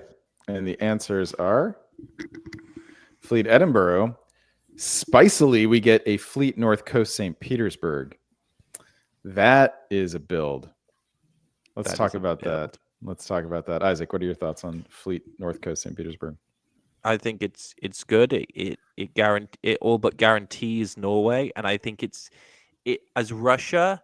You want to play a slow game generally, so you want to be in a triple of some kind, and it's a clear commitment to either the air or the rat, whichever one tickles your fancy. McCullis, do you like the slow game that Jamal is playing here? I don't think there's anything wrong with it. I think that you're not. He's made it clear he's not going after Italy, right? So he's not going to drop Fleet Marseille down. If you're not going after England, what's the point of building the other fleet at this stage? He's probably going to be able to negotiate his way into Belgium and either not upsetting Germany or Germany dying and therefore not caring if Germany's upset. I think it's a missed opportunity from Joshua in England to not be able to get any ER going here, though. Like Joshua is now very, very vulnerable if Jamal at some point does turn around and go for him. So a potential diplomatic failure here. Yeah. All right, let's move forward here. Orders in the box for spring of 1903. And Isaac, we're back to you for the play-by-play. Tell us what you see. That's painful. From Italy, not from Italy, from Russia. Because there was a guarantee there on Norway if it was wanted, but they seem to have just held in the north, and they lose Romania at the same time to what seems to be a forming AT as Turkey starts pulling back. Italy brings Tunis back to the mainland, getting a little bit defensive, which is understandable in this position. It's going to be very interesting to see, though, because the standard position of an IAT is that Italy starts going west, and Italy is really, really poorly positioned to go west at the moment, especially with it leaving Greece so vulnerable. And then, sorry, You go. and then in the west, just English Channel, which is presumably Jamal's claiming for Belgium. We'll see if it actually is. And just more murder of Germany from both sides. Yeah, I mean, Russia builds that northern fleet, which says to the east, like, I'm still useful. I'm going to do good things. Like, you don't need to come after me. It seems like the east haven't bought it, so they've gone for Romania. Turkey has gone to Armenia. Is trying to shift some fleets backwards. This is a really difficult position to get some sort of positive IT relationship from, though, with that Greece position, with the extra fleet that's stuck in the Aegean. You're not going to get into Black Sea most likely. So you're probably not going to keep Norway either. Yeah, Norway's lost. This Russian position is pretty shot, and usually this should line up nicely for an AI, but Austria is in a horrible place for an AI, and it sort of begs the question of what Italy is meant to do in this position. All right, so east messy and unclear, west potentially clarifying. Fall of 1903. Isaac, tell us what happens. West indeed clarifying, just continuing to go over and retake Norway. I guess it's fine to go with the army, especially if you're getting a build. If you weren't, you were definitely keeping Sweden, so it's not particularly risky. France indeed getting Belgium.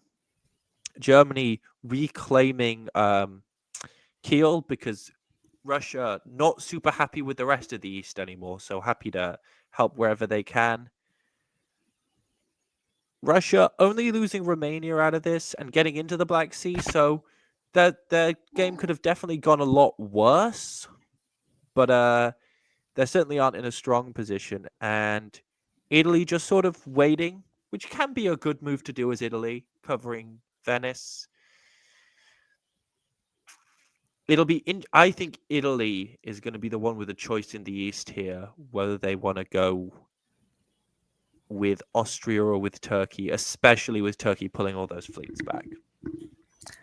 I mean, I can't say I like this Italian position though. Like, just going against Turkey when there's no Austrian units to help with Bulgaria or anything like that. There's still the hole in Serbia. Austria is building, but Vienna's kind of tied up unless Russia pulls Galicia. It's not well set up for Italy to attack Turkey. It's not well set up for Italy to attack Austria. It's okay. You can take Trieste most likely, and then what? But But it's yeah. it's a testament to the East that in the East right now it does feel like Italy has the best position. So, McCullis, let's talk about the convoy from York to Norway. Do you like that with a French fleet sitting in the English Channel?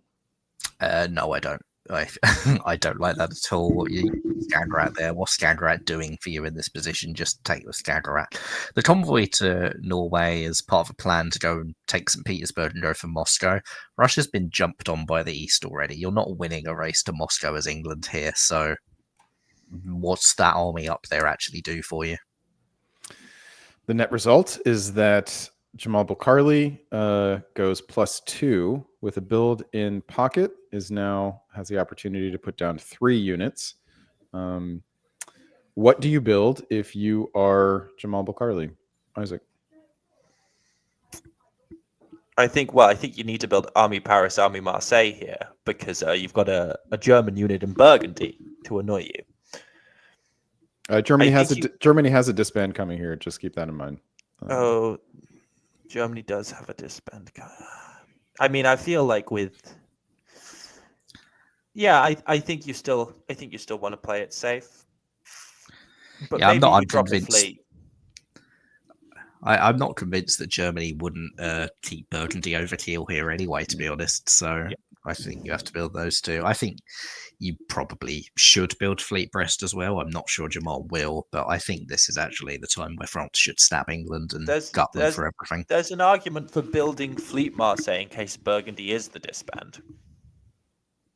But I don't think Jamal has any interest in going into the Med. I don't think Fleet Marseille is coming here in any circumstance. Like Jamal has made it clear that Italy's not his target. I think what actually is whether he's spoken to Henry and Henri and knows what's happening with the Russian disbands. Because if Norwegian is staying on this board, then you just gank England for all they're worth.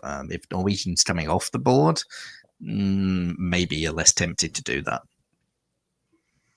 All right. And I think we'll see Army Vienna. I think we're all agreed on that from the Austrian. I think Fleet Vienna is what you should be building. All right, here are the answers. Depending, we are focusing on Jamal's builds in France and Henri's disbands, and the answers are from Jamal. We get that Fleet Army, just like you both called for. The question now will be: does Jamal stab England? Correct. Yeah, and Norwegian has stayed on the board, so it's lined up very, very nicely to just destroy England here. All right, so Russia disbands Berlin and Galicia. Very weak on armies in the south, but interesting call there, right? To hold on to those fleets in the north, which can't defend against anything in the south. If you think you have a friend in France, though. Yeah, if you think England's about to get stabbed, maybe you can get something out of it. The south is lost either way, right? I think there's probably a good argument that you should have pulled Black Sea because it's just going to get blown up. Yeah, but just get rid of it anyway. Isaac, do you like the idea of stabbing England here? Yeah, it's a little positionally difficult just from where you sit because you've got to get your fleets around and you're already in English Channel, so then you've got to come up. But yeah, I think it's good if you can get a jump, which I think you can. It's just awkward fleet movement wise because you can either convoy up into the island or you can move the fleets into position, but you can't do both. But the extra nice thing is North Sea is now tied up defending Edinburgh, so you pretty much guarantee you can walk to Irish Sea and English Channel here, right? Like it's why this stab is so devastating because the Russian fleet's still there. If the Russian fleet had gone, England has a lot more flexibility on how to shift things around and make themselves less stabbable. That Russian fleet still being there means England you basically know what North Sea's doing. Yeah, All right. The answers are no. No. England. I'm sorry, McCallus, down to you. England is not stabbed. France takes Kiel, goes to Ruhr, blah, blah, blah. I mean, Jamal is playing the tournament rather than the game, I guess. Which isn't necessarily wrong, like we said before, about not going for a huge score in the first round. Why upset a rival? It's a 1907 game. I think Jamal will comfortably top from this position, most likely. The East, meanwhile, Turkey gets Sev and Black Sea. Russia retreats to Armenia, but it doesn't really matter. It's sort of scrambling defensively and gets into North Atlantic, but won't get into Liverpool. So, not a great year for Russia. The East is mopping that up. Italy is still doing this turn literally nothing. Yep. Isaac, what are your feelings about the Turkish tactics in the south here? I mean, I don't think there's really a better set. I mean, the slightly better set defensively is to go from Con, but I think you're fine. I think you want to leave Con there as a sort of, in case Italy starts getting ideas, because you don't want to be able to not do anything with Smyrna.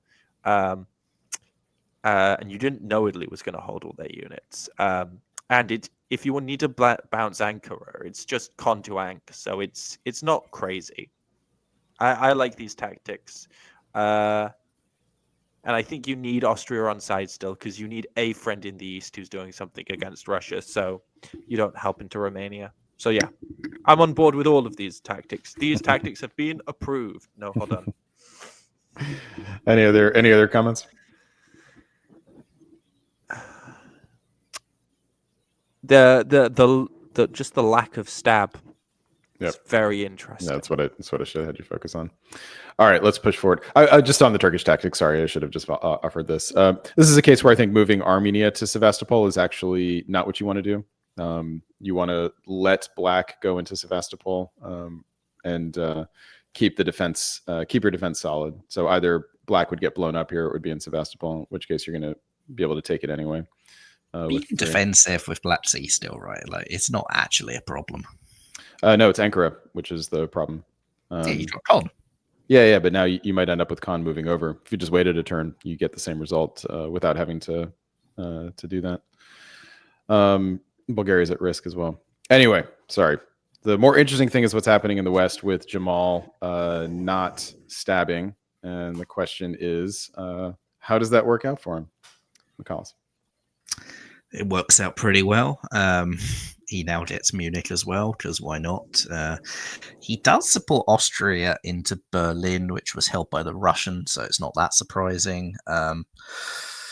England gets St. Petersburg, Cool, EF just keep rolling. Italy gets into Trieste as they finally decide to do something. Turkey, these tactics are not good, though. Doesn't support hold Sev, covers it with Black Sea, and therefore loses Sev. Does get to retreat into Rum, which isn't noteworthy. Might even have actually arranged all of this with Russia, but you kind of feel like if so, Con maybe should have moved out instead of doing the joke move to Greece. This could be the beginning of the end for Austria, though. Like, losing 2 here. Yes, they've gained Berlin to make up for Munich, but they're down Trieste and down Romania thanks to that retreat. So not a good year for Austria. Sometimes Italy is an art of knowing when to make a move. I think this Italy waited a little late, personally, but maybe that was just what the diplomatic situation said you can't do anything yet, and Italy seems to have, well, if this retreat is offensive, then Italy seems to have struck at the right time. Yeah, it's if that retreat is offensive, you really want to open Con for an army. Whether that's Con to Smyrna, Con to Aegean, Con to Black, Con to Ank, something. You want another army in there, and it's not ideal that Turkey hasn't been able to do that, which is good news for Italy, I guess. Yeah. Yeah, Con to Greece feels like a backstabber entry error, right? I don't know. Like, there's been a lot of joke moves to Greece all game, so I kind of feel like it's another one of those. Yeah, fair enough. Might just be one of those where they weren't thinking, so they just put it in. Yeah, fair enough. All right. So has Italy waited too long? What does France build? I mean, or this is almost like the theme of the game. What does France build? Isaac, back to you. What do you put down here if you're France? And what is your next goal here if you're France? I mean, I think your next goal is Berlin because Jamal tends to when he's in a position like this, Jamal tends to want to try and do fun, weird things. And I think the fun thing he wants to do is he wants to avoid building fleets. So I think he's going to put an army down in Paris and Marseille or something. It seems very Jamal. 2 waves. That's what Jamal will do. The answer is Fleet Oh. Press, Army Marseille. All right. What does this tell us about our board leader's intentions? Let's find out. Spring of 1905. Back to you, Isaac. It tells us that he's continuing to go into the Med. He keeps building Brest to be like, I'm not going to the Med. And then he's like, actually, I am. Just kidding. Just EF, just continue to push, continue to roll. That move to Prussia is very nice. Just want to highlight that little convoy there to skip over Berlin, because you can always come back and grab it in the fall, and Prussia's better for position. Yeah, this is a full-on. Everyone was expecting Italy to make no moves, so this time when they did make moves, nobody saw it coming. I think it's a little bit early. I don't think you're going to keep all of these. I think going to Aegean and Vienna and Serbia at the same time is quite diplomatically risky. I think right now in this position, if you're Italy, what you really want is a friend, and going to Aegean makes it much, much harder for Turkey to want to be your friend. Other than that, it's just pretty standard tactics. Yeah, McCallus, it sure looks like Italy is trying to take on the entire East, doesn't it? I don't necessarily know that it's not going to work for them. It really depends on whether Jamal walks into Venice or not, because Italy has enough to take Budapest. They will keep Serbia almost certainly, with the way these units are all lined up around there. I don't think the attack on Turkey is really going anywhere, so I don't like the fleet movement, but I like the army movement. What I kind of would have liked is a fleet going to Apulia to cover Venice from that army. Or even one of the fleets going up to Adriatic. Yeah. Either way, just keep something next to Venice. Any concerns about those fleets in Mid-Atlantic and Spain? I mean, sure, they're concerning, but they'd be more concerning if they were in Western Mid-Atlantic, right? Which was also there for France to move into if they wanted, and they chose Spain South Coast. Fair enough. All right. So does Jamal go fully into the Med, or does Jamal go up to England, or does Jamal stay put? Actually, do you guys have an opinion on that, McCallus? What should McCallus do? What should I do? What should Jamalis do? I think Jamal will do neither, and will just play for. Maybe he takes Berlin. Maybe he doesn't even take Berlin yet, as he's using Austria as a janissary at the moment. But I think he'll probably put Austria into Warsaw while taking Berlin. Yeah, I don't think he's going to stab Italy or England.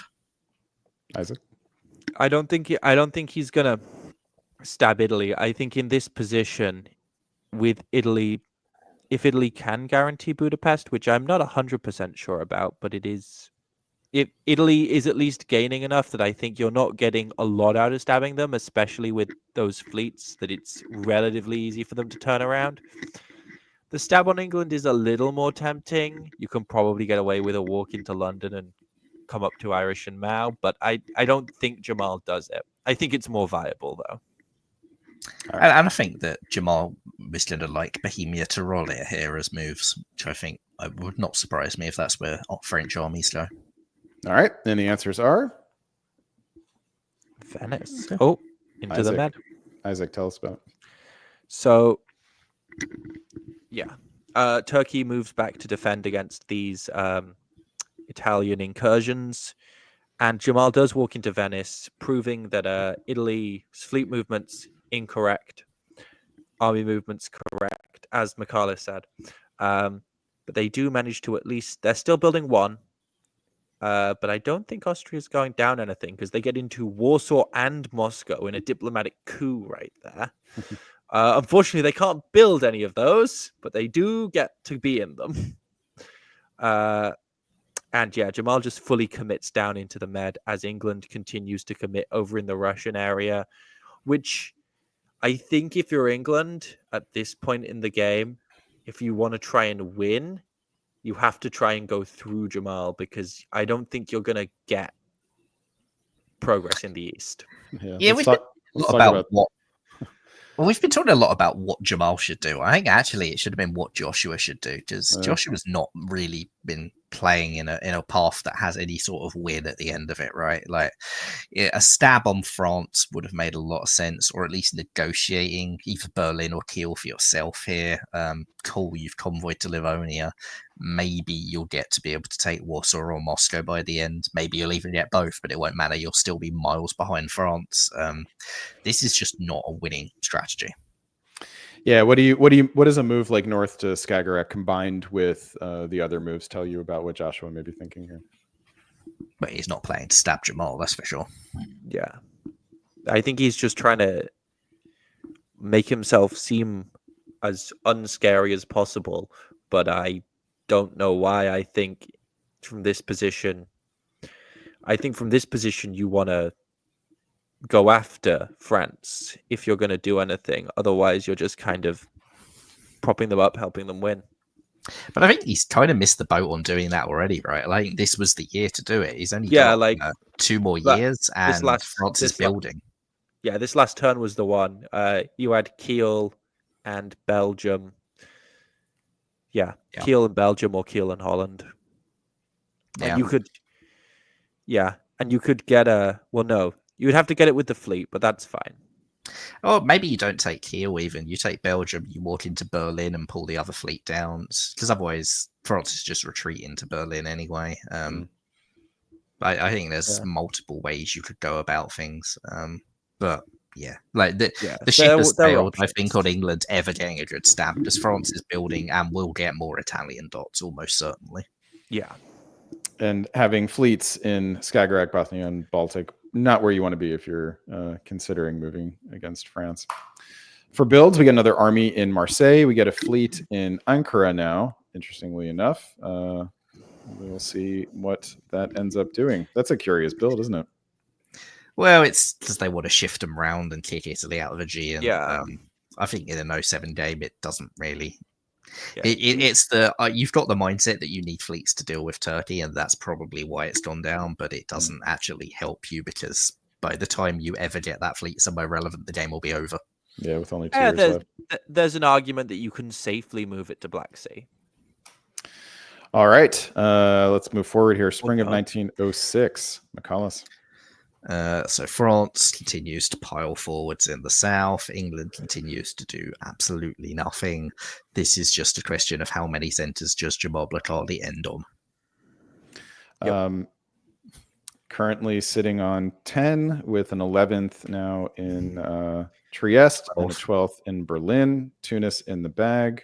McCallus, how big would your eyes be getting right now if you are Jamal Blacardi? I mean, you've got to start thinking of solo here. Like London's right there as well. Even in an 07 game, I think this is soloable, given how chaotic the East is with Italy and Turkey fighting each other. You can grab Rome as well. Yeah, like let's say right now you don't take Tunis. Tunis is in pocket. You can go get that later. So you probably take Rome instead. Maybe you go for Naples or Ionian or something like that. Try and take Vienna. You've possibly got Austrian help to do so. And walk into London and just say, can you stop me? I don't think you probably have help into Vienna with the AI cooperation last turn. They seem to have got back on the same page. All right, let's find out. That looks like Vienna to me. Yeah, but not Austrian help. Not with Austrian help. McCallus tells well, yeah, I mean, Austria takes Serbia, so I don't think that's AI cooperation, right? France gets Warsaw, walks out of Berlin. England gets nothing, and Turkey gets Romania back. Italy has shifted enough fleets back that the solo is probably not on. Turkey's in enough of a position to hold the rest of the Balkans. It's 4 centres. Yes, London can be walked into. Yes, Berlin might be, although England can walk into it. Now. Well, I'm assuming that you can build Fleet Brest and go up to Wales or something, right? Yeah, true. Because England has no build. So what do you build if you're Jamal? Let's just find out. Fleet, army. Italy takes off units behind the line, so perhaps giving some indication that they want to try to hold on to Naples or I mean, Tunis. at this point, everyone's got to be looking at Jamal as a solo threat. So Jamal needs 4 dots here. Yeah. I think Jamal either draws right now or goes for the solo. Like, there's not a lot of benefit to keeping this game going if you're not going for that solo. Spring of 1907, the game does not draw. Here are the orders. Interesting movement. Norwegian to North Atlantic was where I looked at. Isaac, tell us what you see. I was actually most interested in Livonia to Moscow, is where my eyes immediately came to, because helping England out in this position over yourself is very interesting if a solo is truly what you're going for. You get Budapest at the cost of Trieste. You get the walk into Tunis. It might be doable. I mean, I think it is, right? Like, Berlin's now guaranteed because England didn't go for it themselves, so you can walk in. I guess you London's could lose guaranteed. Warsaw. Yeah, London's guaranteed. You could lose Warsaw. Warsaw's the key there. Trieste, you can possibly take that, possibly not. It will depend on the eastern situation. What's it at? 14, 15, 16, 17. Well, you lose Budapest here, though. Yeah, maybe. So let's say that you take Berlin, take London, take Tunis, take Naples. That's +4. So you just need to pull Budapest back to Trieste if that's the case, which can be stopped if the East make the right tactical guesses. The key is whether. The problem is actually you can hold Budapest if Austria is going for Warsaw as well. So there's a lot of guesswork. It's all about that, like, Austria-Russia line. That Warsaw, Budapest, Trieste area is going to be key. I mean, England not moving into Berlin is just unforgivable. It's essentially unforgivable there. I don't get it at all. Yeah, that's or at bad. least stay, Sorry, or at least that's staying bad. or at least staying in Baltic, so Jamal can't walk in. If you want to keep it Austrian, that's fine, but don't make it uncontestable. I think Skagerrak not going to north as well in order to hold London is peculiar. Fall of 1907. The answer is. That's a solo. That is 18 centers. Holds on to. Budapest gets held and Warsaw gets held. And England actually taps Ukraine, which is the only reason that Warsaw. So England threw that solo, which is just even worse. I'm sorry. That's what the hell is what my reaction would be if you're in the East in that game. Reason? Yeah. A solo is a solo. Well, hey, now we have proof. Jamal Bukhali, root of all evil. 666 points. Yes. The sort of the most well-known player in the hobby, in the Australian hobby currently, comes in and solos round 1. Is this the right result, Michalis Kamaritas? No, because England handed it to him and threw a solo. You cannot say that that's the right result, I'm afraid. I mean, great game by Jamal. Should have been a huge top. Is only turned from a huge top due to a solo because England actively threw it at the end. Well, also, I think, I don't know that this is even the right result for Jamal on the basis of the Swiss. I think there's an argument that Jamal should have taken like a 13. With where England's at, maybe you bumped England up to like 9 and played to like 12 to have like a high score, but not so crazy that you're going to be top seed every single round in this Swiss game. All right, and Michalis, you had talked about that earlier in the broadcast that this sort of thing might be a mistake. Do you still feel that way? The solo has a big gap to second place. It's going to be tough, I think, for others to catch back up. So, like, essentially, you've got double the score of almost everybody else in the first round, right? So, it's not.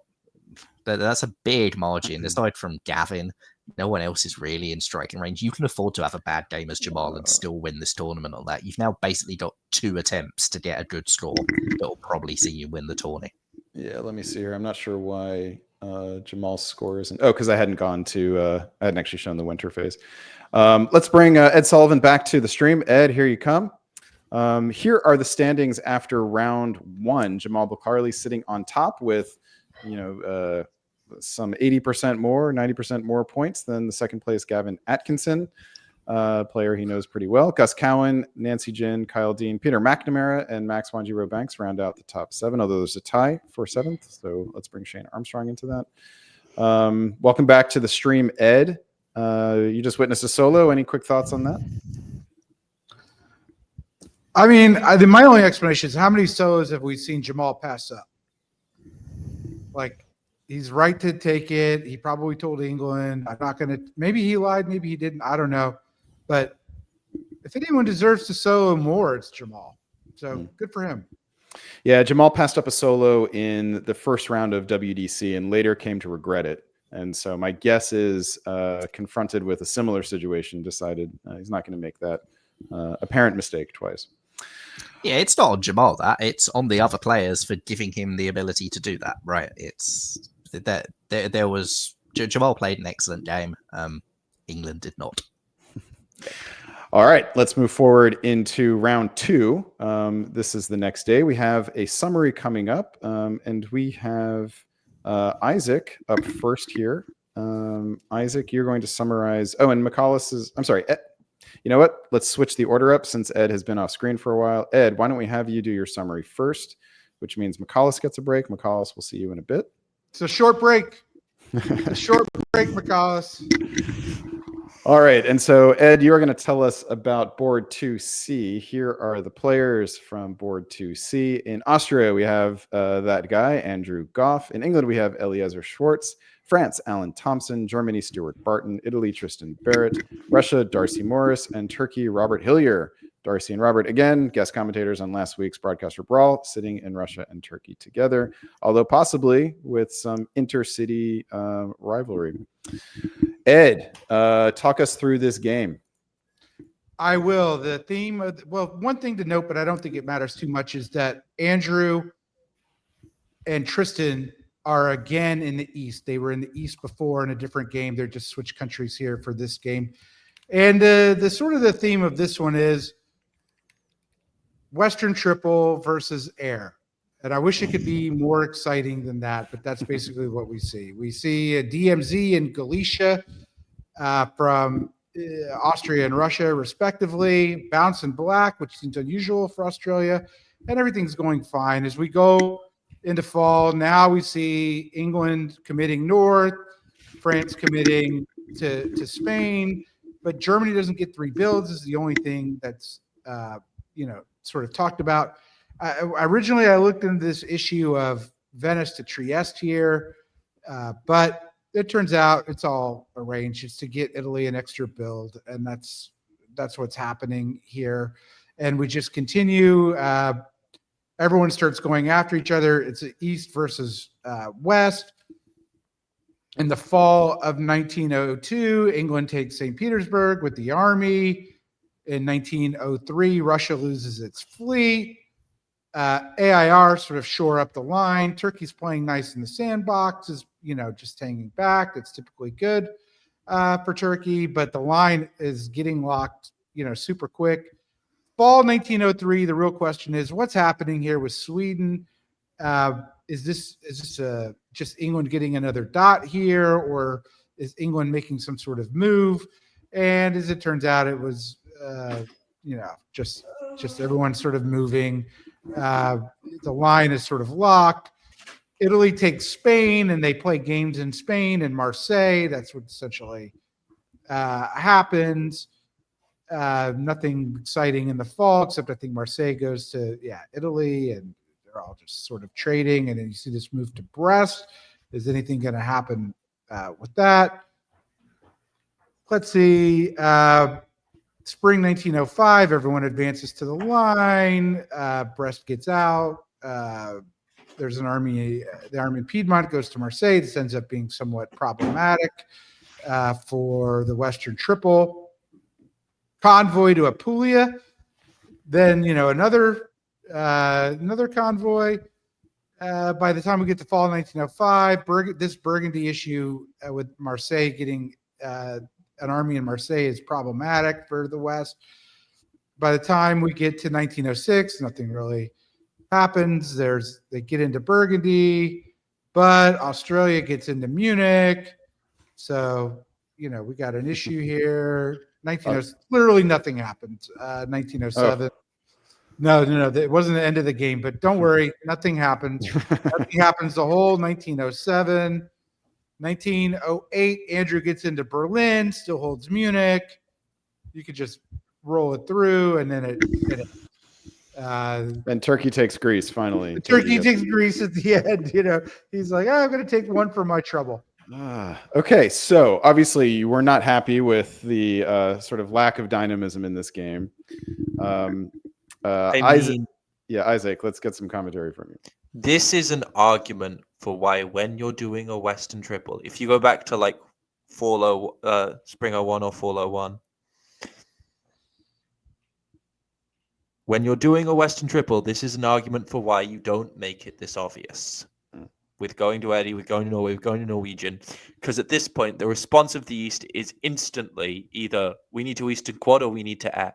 If you're doing a Western triple these days, you need to disguise it in some other set of moves because 90% of players on most boards, unless it's their first board, in which case they don't know things. But if people have been playing for even a little bit and you see these moves, you go, Western triple, we have to respond in the East.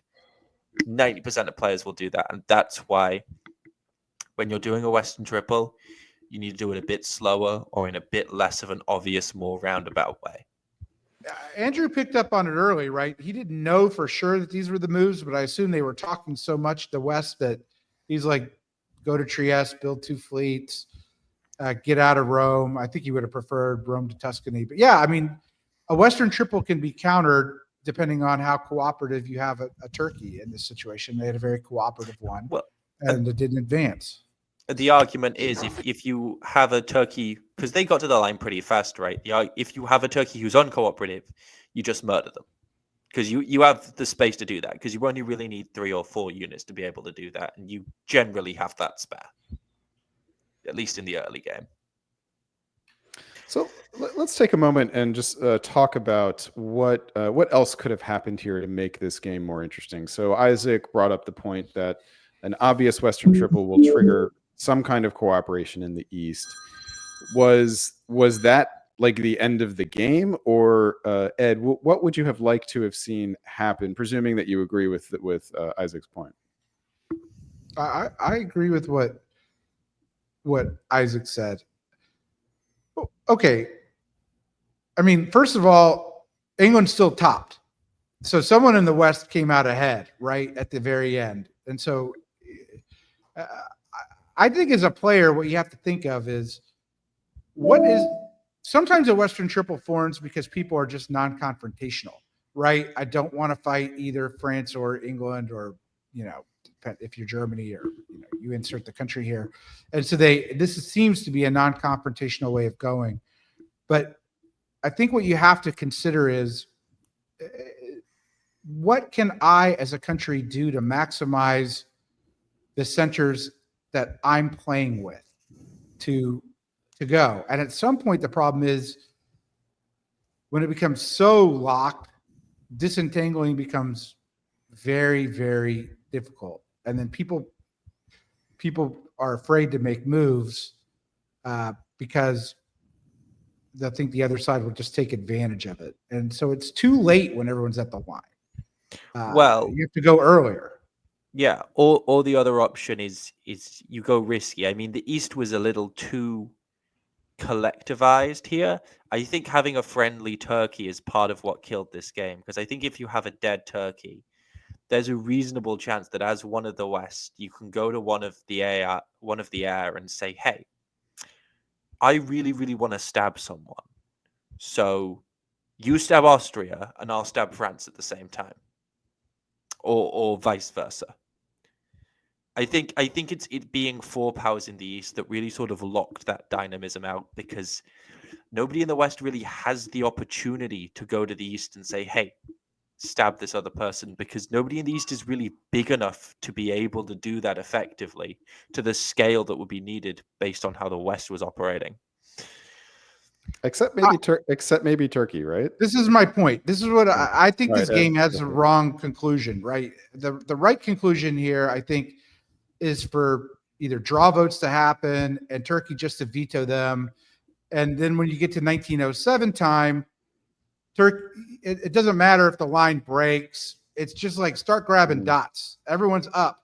And then at that point, you have a huge advantage because, yeah, people turn around, but you're just trading dots and maybe you can get to the board top that way. Like I think Turkey settled at a lower score than Turkey was reasonably entitled to have. I mean, Turkey, even just looking at the end of 05, like go to 06, let's see what's available. I mean, but even just here, right? Yeah. Venice, Budapest, Naples. You take those, you drop, and move Eastern Med to Aegean. You put down a fleet in Ankara and 2 armies, and you're off to the races, right? Yeah. Yeah. So here's what happens in spring of 06. The opportunities are all still there. The convoy from Apulia to Marseille doesn't go.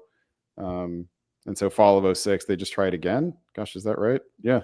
See, fall of 06, if Turkey had not done this, right? If Turkey just drops into Budapest, Venice, Naples, Eastern to Aegean, you're in a really good spot. Everyone's got to catch up. Now you're at 7. You got 3 builds. Maybe 05 would have been a better time to do it. But anyways, like, yeah, I mean, why wouldn't Turkey take a shot? Like, why is Turkey be like, because there's a Western triple, I have to be on 4 and then just snag Greece at the end? I only get to 5? Like, if I'm Turkey, it's not worth it at that point. Yeah. Yeah. Like what, you're sacrificing for something for the greater good, but like in diplomacy, the greater good includes me. Doesn't include the others. All right, Robert, we're collectively disappointed in you. I think that's what we're trying to say. For entertainment value, you didn't come through. Oh, and that's right. It's 1908 in this case. So actually, waiting till 1906 isn't the worst thing. I was thinking. Round two. Yeah. So, all right. So this is how this game ends. With a 7-6 center board. I guess 7-6-5 is what we need to say because that the second wave matters. That's a board top for England. Nets them 295 points, and that puts game 2C into the books, which means that Isaac is going to summarize the next game before he heads to bed for us. And Ed, you're going to get a break here, and McCallus is going to come back in the stream. We'll see you in a little bit, Ed. All right, McCallus, welcome back. And let's see, Isaac, you're going to tell us about game 2B, which featured these players. In Austria, we have Connor Muirhead. In England, we have Marcus Loan. France, Claire Bradbury. Germany, Tianyu Sun. Italy, Simone Bixio, who had that interesting game in round 1. I think it's France. Russia, Jasmine Gray, another Gray. And Turkey, Alex Batten. All right, Isaac, tell us what happens in game 2B. So we start off with things not going particularly well for Marcus with the Northern opening, standard openings. Other than that, your lovely little Australian-Romanian opening. Yeah, everyone else, very normal. Fall is... If I can get it to work, I will send it. There we go. There we go. So, looks like you've got some GR cooperation and that walk into Finland to guarantee the St. Petersburg build, which is never great for England. France gets into Belgium. If France builds a fleet, then England's in a world of trouble. And the East just continue to take things. Just people taking dots. And France builds 2 fleets. So if you're England, this is a really bad game. And you get a bit of a Austrian attack against Italy, and this is just an AT forming, basically. You've just got an AT and an FGR. Maybe a rat.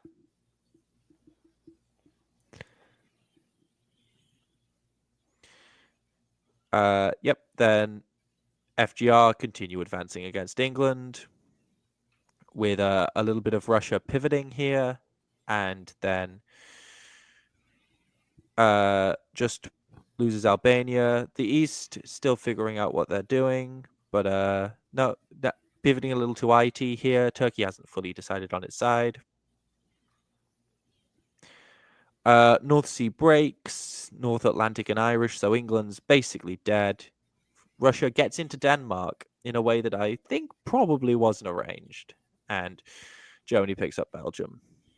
And Italy gets Trieste. We see an IT pivot here. But then it pivots back. The East is not figuring out which one of these three it wants to work, and Russia's profiting off of that in the north. But here, England loses London, but keeps Liverpool because now doesn't take it.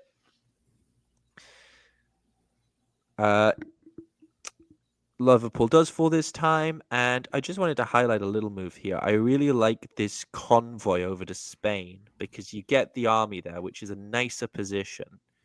And it also means that you have Portugal, you have Gascony as options that you don't with the fleet, and it's guaranteed since France doesn't have anything to defend. So just a nice little forwards movement rather than just sending the fleet in there, because it also gets Venice out. Yep.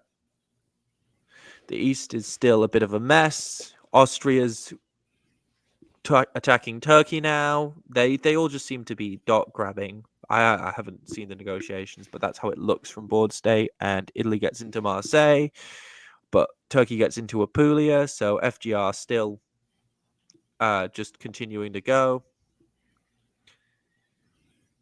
England falls. Italy turns back around given the Turkish moves, and Turkey goes over to Tunis. Austria just holding. France, yep, just Germany pulls the gun on Russia, says, no, actually, don't want you to have these things in the north. I'd rather I did. The East is kind of defending against the FG, but mostly just holding. The FG continues to advance. The FG continues to advance. The East continues to be a mess. Turkey walks into Rome and Ionian as Ionian walks into Aegean. Oh, my goodness. Ignore that. Let's see. Hopefully that will fix itself. No. All right. Hold on a second. We're having a good time over here. We can just have a smaller map. It's okay. Again, none of this happens with Brian. Maybe might have to reboot here. Give me a second. Let me try one more thing. There, I think we're back. All right, continue. We'll finish the game like this, and then I'll fix it. All right. So, walk into Rome, or walk into Aegean, or walk into Greece as FG just continue to Rome. Keep going.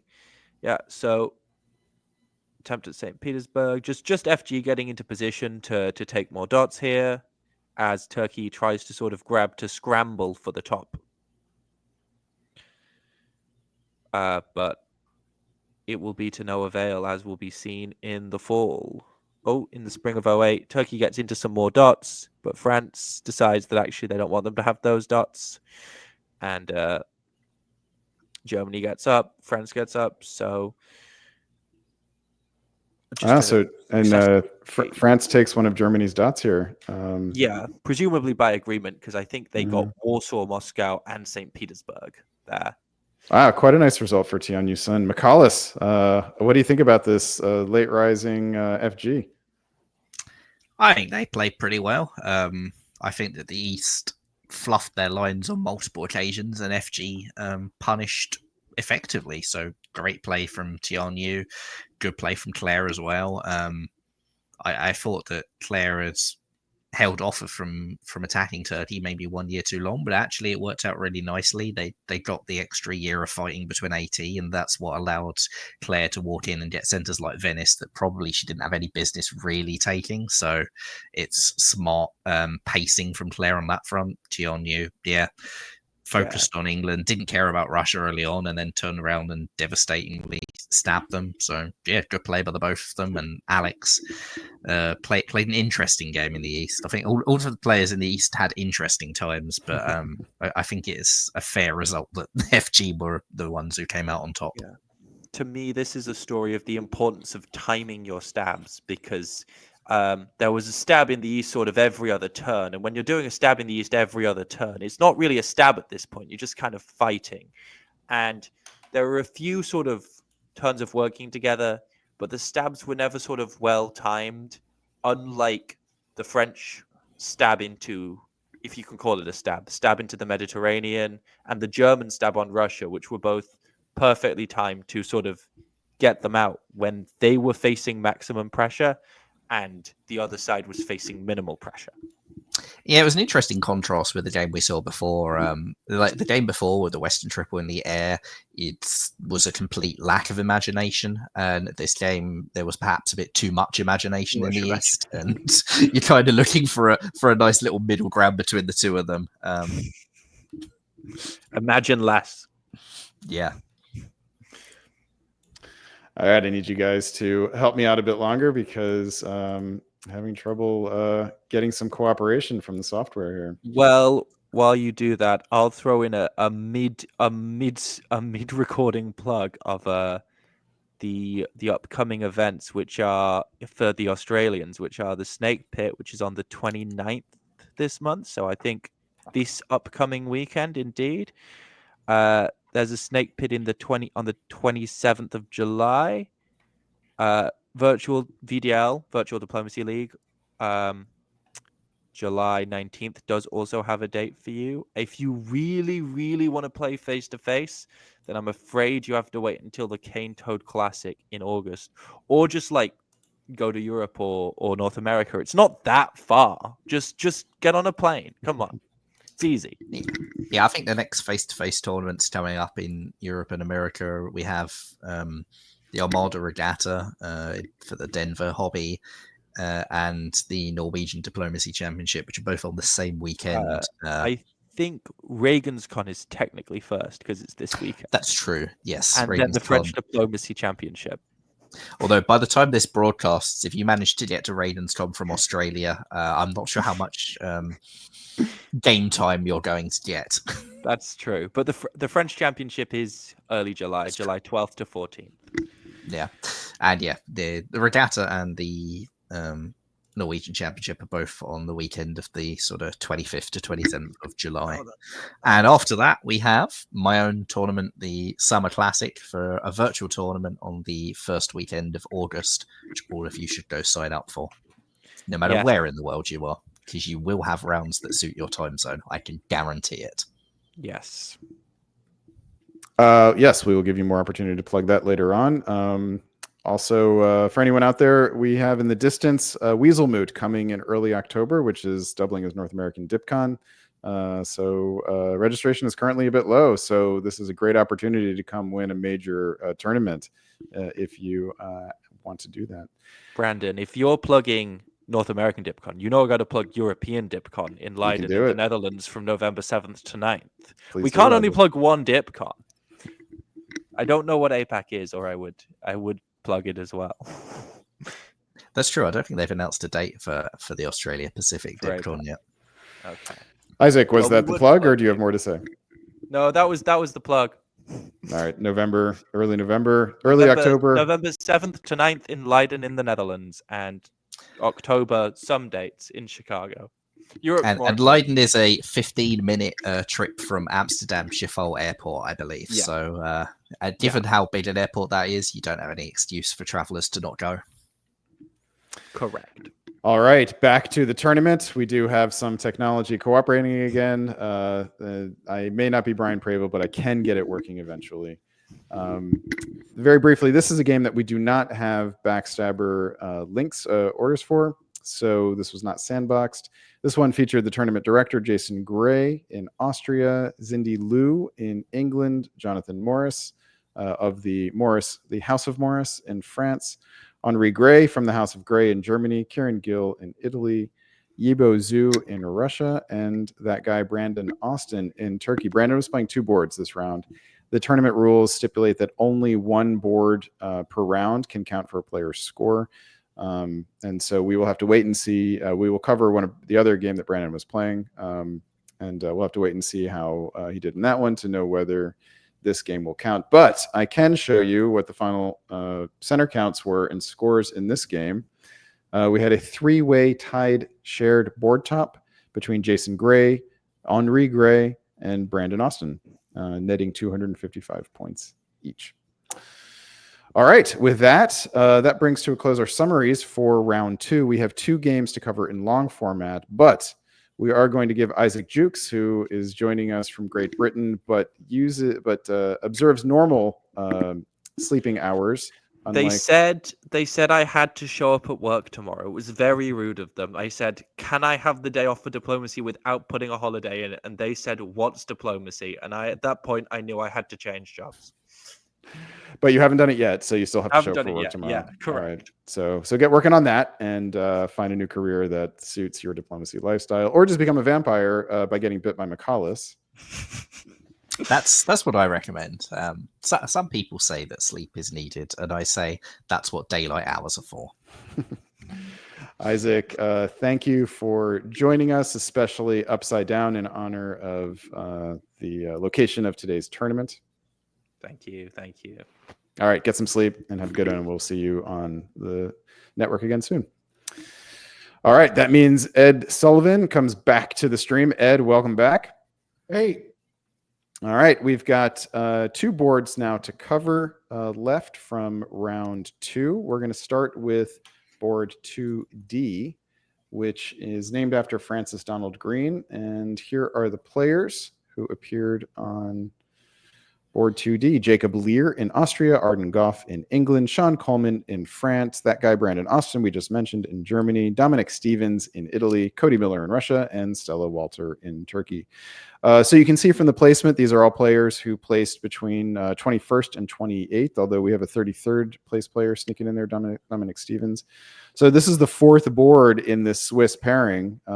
We will get in the next game, the top 7 players coming out of round 1. But this is all the way down the list. We saw boards 2 and 3 had relatively middling scores. That opens up an opportunity for someone on this board to make a move.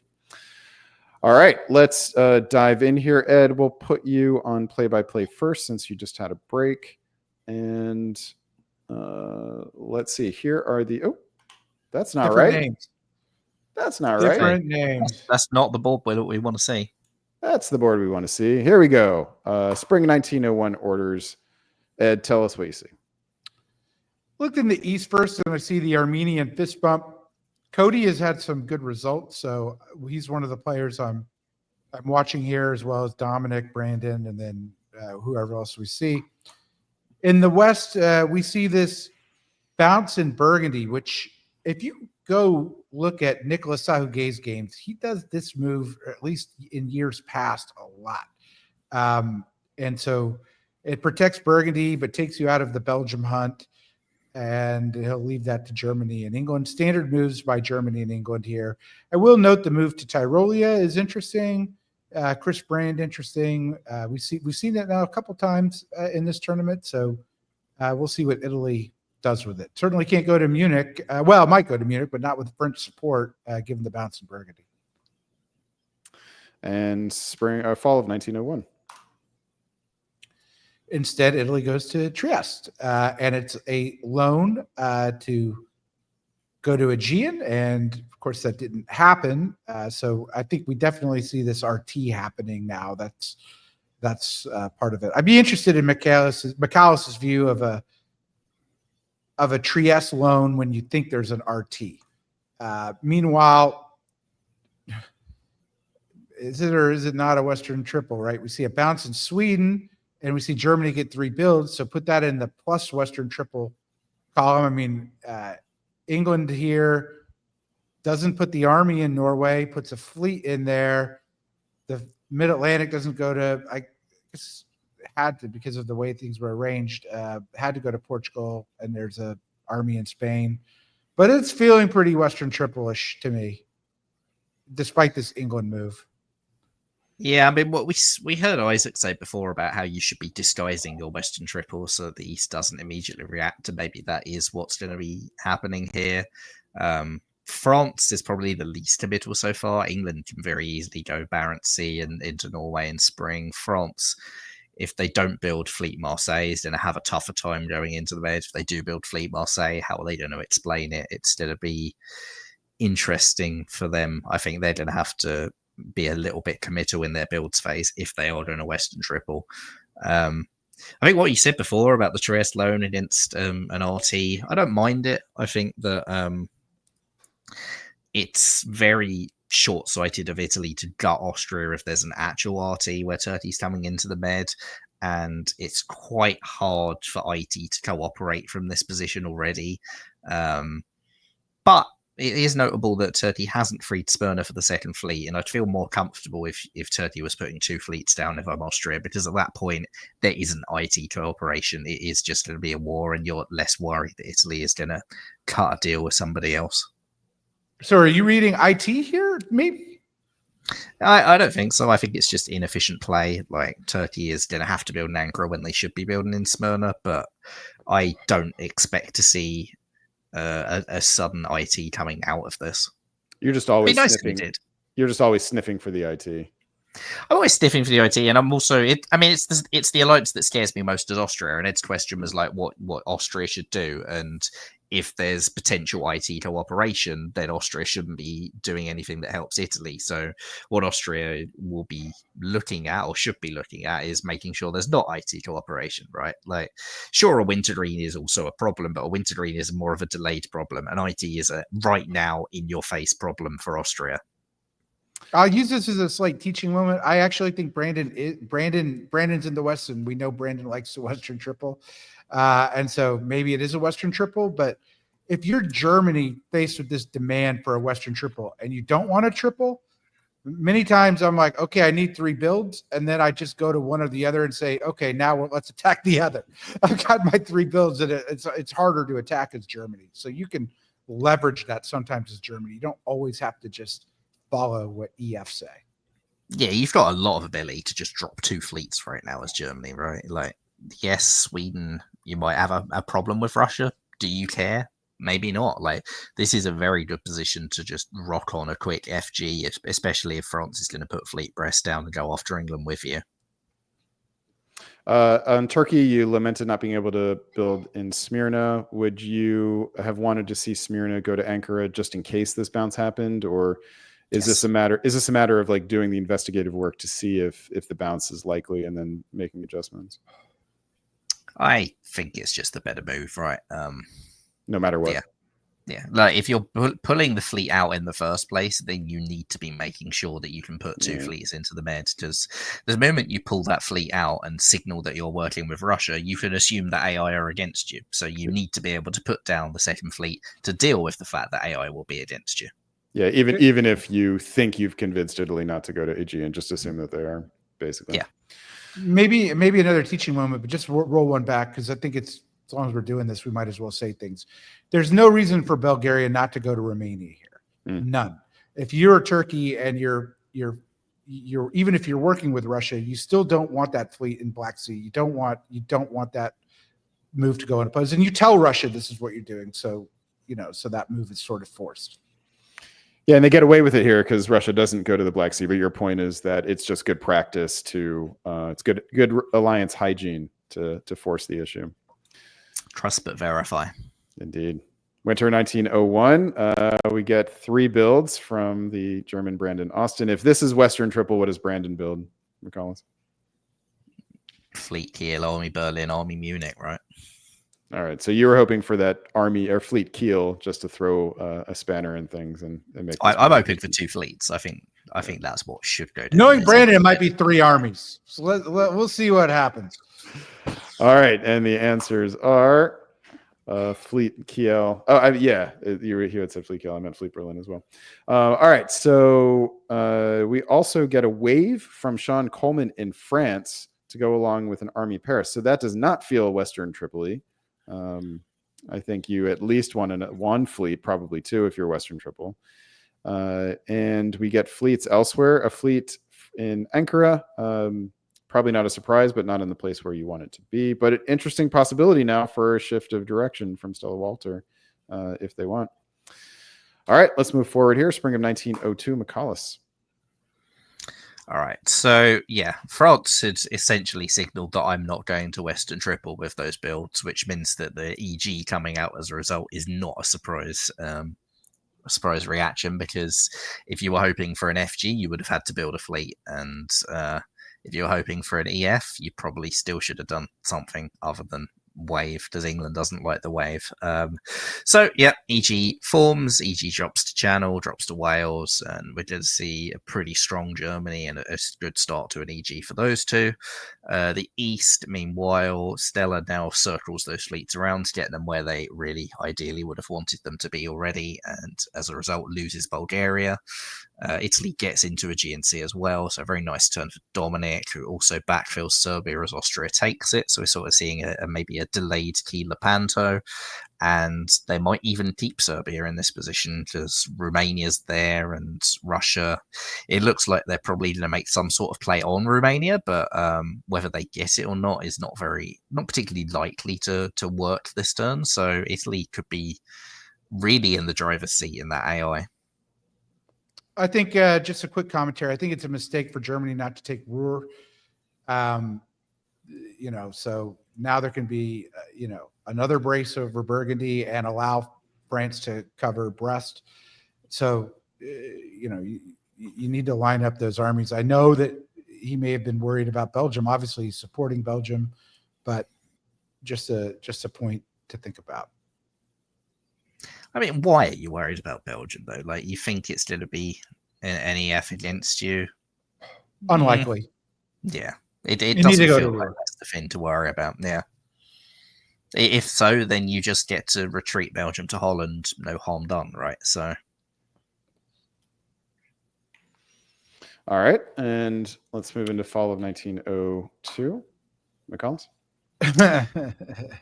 All right, so we see the delightful swap of Mid-Atlantic for North Atlantic between England and France. This would go a lot better for France if England wasn't building from walking into St. Petersburg. It's a lot more of a problem. I think this works out much more nicely for Arden than it does for Sean. France also has unfortunately covered both Brest and Marseille whilst having that pocket build, which means it can only go in Paris, which is even more good news for Arden in England. Beyond that, Germany takes Sweden. Cool, good EG stuff. Does move to Ruhr now, not with the unit we perhaps expected them to, but it's fine, I think, still. Austria does take Trieste, so they have prioritized that over keep defending Galicia, and Russia has got into Galicia, so we'll see whether that risk pays off. The East, we see more shuffling of fleets from Stella, who appears to like recycling, because that looks like the recycling logo to me. So that's what I'm going to say that is. They go back. We're reusing the old strategy. We're getting the fleets back onto Black Sea. We're going to try and work with AI. I don't think that's the right move, but sure. I think Dominic will be quite happy to see that. And of course, AI don't punish it this turn, because if Turkey's about to charge into Russia, you're going to let them charge into Russia, and you're going to walk into everything behind next year. I was going to say, I was wondering why Edinburgh went to Norwegian in spring 1902 and not North Sea. And now we see the reason why. I agree. It's good that England's building. England could have covered Liverpool anyways with Wales. So that's interesting. And the passivity of the Turkish play is only going to work for so long. And I think Turkey needed to stick here with Russia. All right. For builds in winter 1902, we're expecting Army Paris. And what do you build if you are London here, Ed? You mean England? What did I say? Don't worry about it. Yeah, what do you build if you are York here, Ed? I probably build Fleet London, but I don't mind Fleet Liverpool. I don't mind Fleet any of the places of Fleet is fine. All right. I quite like Fleet Edinburgh, actually. That's what I'm saying. I can make a case for a Fleet on any of those. Really? Why Edinburgh? I don't think you necessarily want to leave North Sea empty. And I think you need to worry about Edinburgh in case North Atlantic goes to Clyde. So you're going to want something next to it. Because I don't actually like London to English Channel very much unless you're confident enough to pull Norway back. So yeah, fair. So you're vulnerable to a German stab here. That's the overriding concern. Yep. All right. It's tough what England does, right? Does England just go to Portugal here? I don't know if I would if I was England, right? I mean, but surely you probably bounce Spain in spring, right? And then take Portugal in fall. Yeah. And what do you do if you are Rome, Michaelis? I don't build in Rome. That's probably the one place I don't build. If you're confident in the AI, you probably build Fleet Naples. If you're wanting to play it safe a little bit, I think Army Venice is also fine. All right. The answers are Fleet Naples, Fleet Liverpool, and a couple armies in Berlin and Vienna. And that takes us into spring of 03. And back to you, Ed. I'm looking at the German units. They're moving east and west, getting away from their home centers, getting into Burgundy, which is nice, and Prussia, Baltic. So going to put pressure now on Russia, although ironically, Austria's in Bohemia. So we'll see how that goes. It's bouncing Spain, as Michaelis aptly predicted. And I guess England can cover both Edinburgh and Liverpool here. So England's not going to go down. And England will take Portugal in the fall. Meanwhile, looking in the east, AI is just sort of advancing their fleets, making sure that Aegean is in the east, which couldn't have been stopped, and then Greece gets to Aegean. So they're going to put maximum pressure there. Turkey, of course, for their troubles and for selling out Russia, get a wonderful AI now destined to attack them. I feel like somebody might have predicted that last turn, but can't remember who it was. I guess this move to Bohemia is going to be argued that, hey, it's anti-Russian. I think it is, right? I think it is anti-Russian. Russia's got to worry about Warsaw now, so there's issues. Yeah. I think France, they didn't build again. I'm wondering if they just didn't realize they had a build. Maybe it was I didn't realize I was +2 and I forgot that I had a build in pocket there, because it's ambitious to hope that you can build a fleet next year. I'm willing to bet that they wrote the order of something in Marseille or Brest. Yeah, without realizing that there was a unit there. Yep. Or Fleet Paris, just brain fart. Yeah. Yeah, on Austria, I think if you're going to make the argument that you're going after Germany, then you should be going Tyrolia to Tyrolia and Bohemia as well. Right. All right, fall of 1903. Over to you, Ed.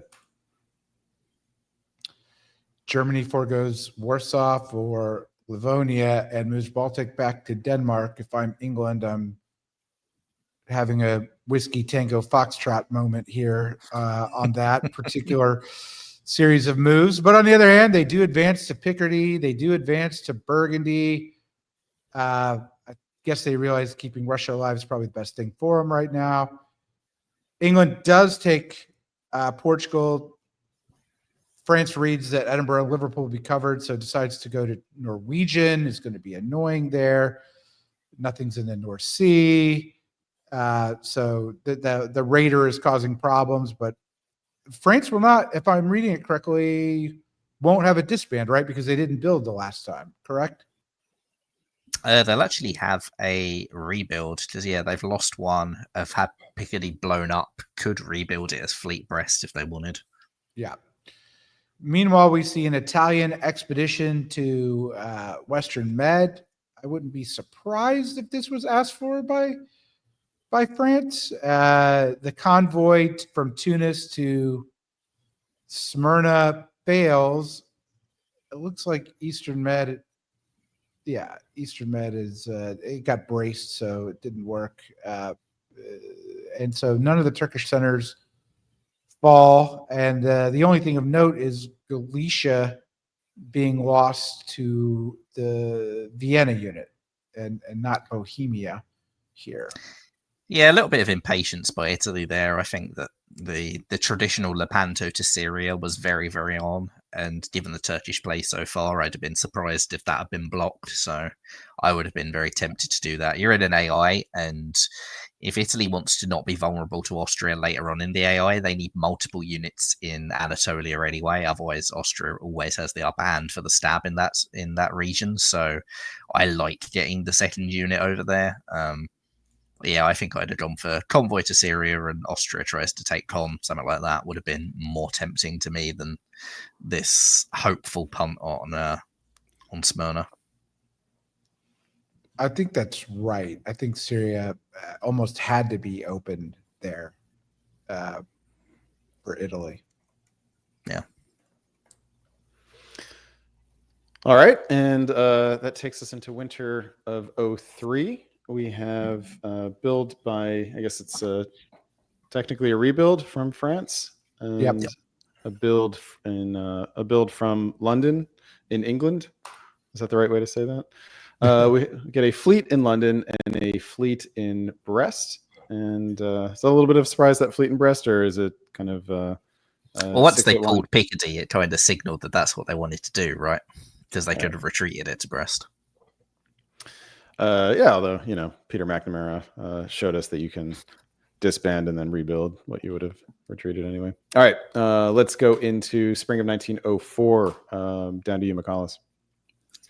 All right, so Germany gets into Paris, which was guaranteed. Well, actually, it could have been braced, so not guaranteed. So just good stuff for Brandon to get that to work. Italy convoys into Spain with the help of everybody, which is nice. And the East decides that let's just attack everyone. So Austria makes what can only be a stab on Italy into Tyrolia and Trieste as a plan to go for Venice. Whilst at the same time, Russia gets into Bulgaria, which lets Italy backfill Romania, which lets Turkey off the hook, even though they what a turn! Position. Yeah, this is everywhere, everything everywhere all at once is what this is. Because Germany's also stabbed England for 2. Oh yeah, Germany correctly. You correctly said. What was that Denmark unit going back there for? It turns out this is what it's for, and Livonia goes up to St. Pete, and Sweden backfills Norway.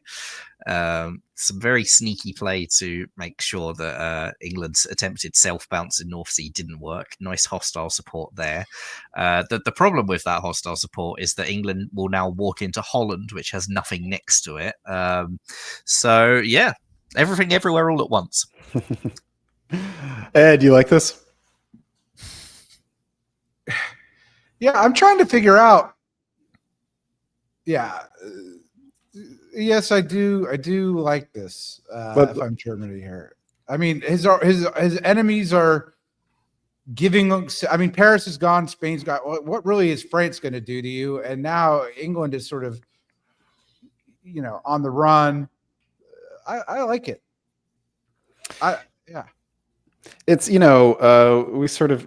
interviewed Brandon on the after winning the broadcaster brawl, and he seemed a little bit sort of underwhelmed, I think, with the moment, and had this very yeah sure attitude. This does not feel like yeah sure play to me. Doesn't it? This feels like someone pointing out there's a center there, and him going yeah sure, walking into it. I mean, this Russia in Silesia is a real problem right now. Actually, there's an English walk into Holland. There's a lot of things that can go wrong for Germany as well. I can lose Munich.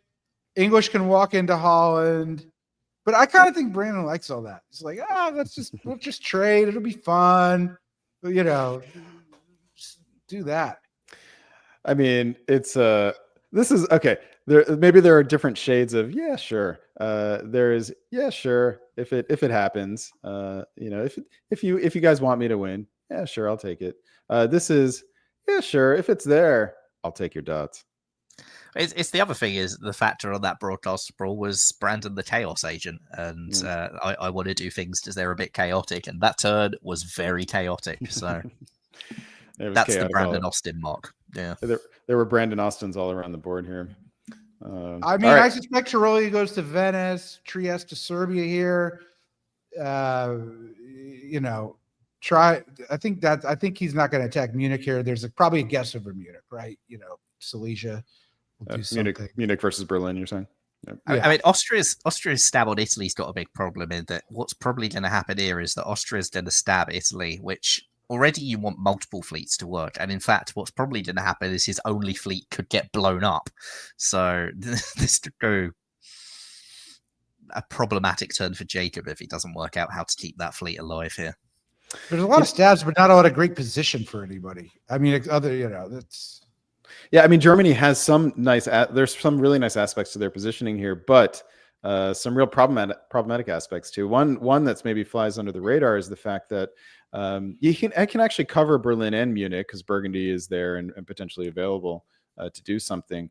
But he may end up with 3 builds and only 1 open home center to build in.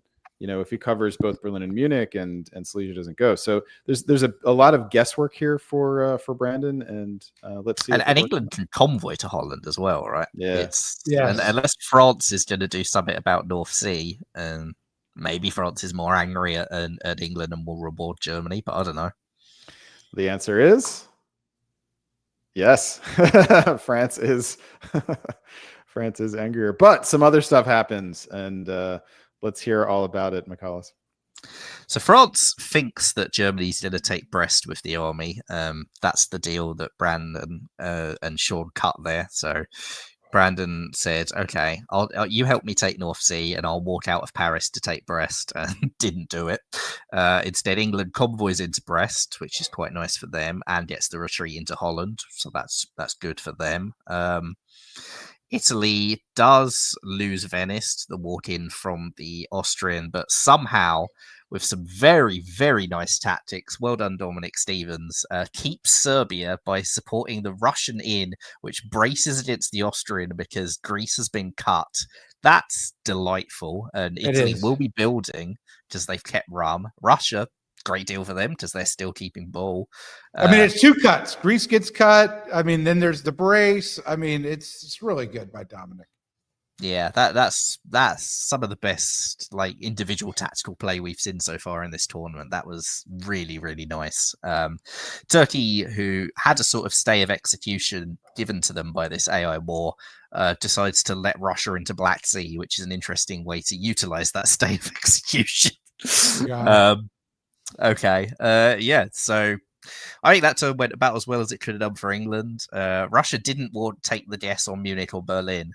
So that's good for Brandon, at least, who will be +3, -1, gets to build 2, and does have 2 centers open for those builds. So that's good for him. And the fact it's a fleet in Holland is a lot less of a problem than if it was an army. And we'll say goodbye to France effectively, who's down to 1. Do you like England convoying into Brest here? I kind of do, actually. I think that you're going to want the fleets to move back against Germany, right? And so actually that army possibly does less for you than the fleets would. Yeah, possibly good for defensive purposes, though. Yeah, but anyway, the fascinating, really, really fascinating turn here. I mean, and Brandon really like. Yeah. I mean, McCall's. I'm sorry, Brandon. I just walked all over. No, please, no. It's your call. But the Brandon Austin, like this idea that, hey, Brandon, I'll support Paris to Brest. like, can we put off the idea that Brandon Austin isn't some like surfer dude who's clueless and doesn't know what's happening? I mean, this is like evil what he's doing here. It's awesomely evil, but this is not like I'm everybody's friend. Okay, this is bad. I mean, you say that actually. What does Picardy move to Paris? What were the orders that Brandon entered for Picardy in Paris? Oh, Paris doesn't go to Brest, does it? Let me see here. Supports Picardy to Paris. So actually, that's a misorder. This is not evil genius. This is complete misorder. He should have taken Brest. Let's see. Oh, and Gascony supported Picardy to Brest. So, yeah, like you, Ed, I had thought that that Brandon was trying to pull one over on France to get both of them, but he wasn't. He actually did the diplomatic work and then messed up the or maybe it was a deliberate misorder, right? It could have been that he didn't want to do it, and so he does this way. He wasn't going to lose Paris anyway, so he's maybe trying to convince France. Maybe France will do something like keep that Norwegian fleet, although that would be really angry against England and nothing else. And I will note that he won the guess on Munich and Berlin only because Silesia didn't actually didn't do anything. Didn't make a move. So you're going to win 100% of those guesses. I'd say covering Berlin's the correct guess, though, right? Because Munich is harder to guarantee unless you're using Burgundy as well. Covering Berlin is the one that can be taken by one. So you don't know that AR aren't going to cooperate. And if you're not using Burgundy in that defense, you're worried about Belgium, then I don't mind going for Berlin. Well, and I think that actually, I think this is not an unreasonable thing to do if you're Russia, because it's possible that that Burgundy could go back to Munich and he's just going to cover both. And this would actually hurt it. If Brandon had done that, then this guess would actually have hurt them more. But that said, if you're not going to use Silesia against the German home centers, then I mean, Galicia seems like a straightforward place to put it. I will note that there's no problem. No, please. What quick note? There's an alternate school of thought. Like everything Mikhail said is correct, right? Like if you deduce it to that logic, but just take away the Army Tyrolia and Burgundy for that matter in this situation. Nicolas Saguet wrote a really interesting article, and he does teach game theory that most people in diplomacy are going to want to make a move. And so that actually on 50-50 guesses, you will probably win, if Munich held here. And so if you're Silesia, you almost always want to go to Munich thinking that people just generally want to do something with their pieces. So I understand we have these other variables, but I point that issue out. Yeah, bias towards action is what you're saying. Correct. Oh, there you go. All right. Winter 1904. We get Brandon Austin with a fleet and an army. So really nice turn for Brandon Austin, who opens up a lead now, a 3-center lead at 9-6. And we do have Sean Coleman with one unit, keeping the one in Norwegian. So there is someone on the warpath, I think. We also get an army in Rome. All right, let's move forward here. Spring of 1905. Ed Sullivan, take us away. Looking to Brandon right away. Everything's good for Brandon. He's in Holland with the fleet. I guess France didn't cut it, which you would think. Instead, France goes to Clyde, which is cool. Brandon is in Brest, and England convoys back to London.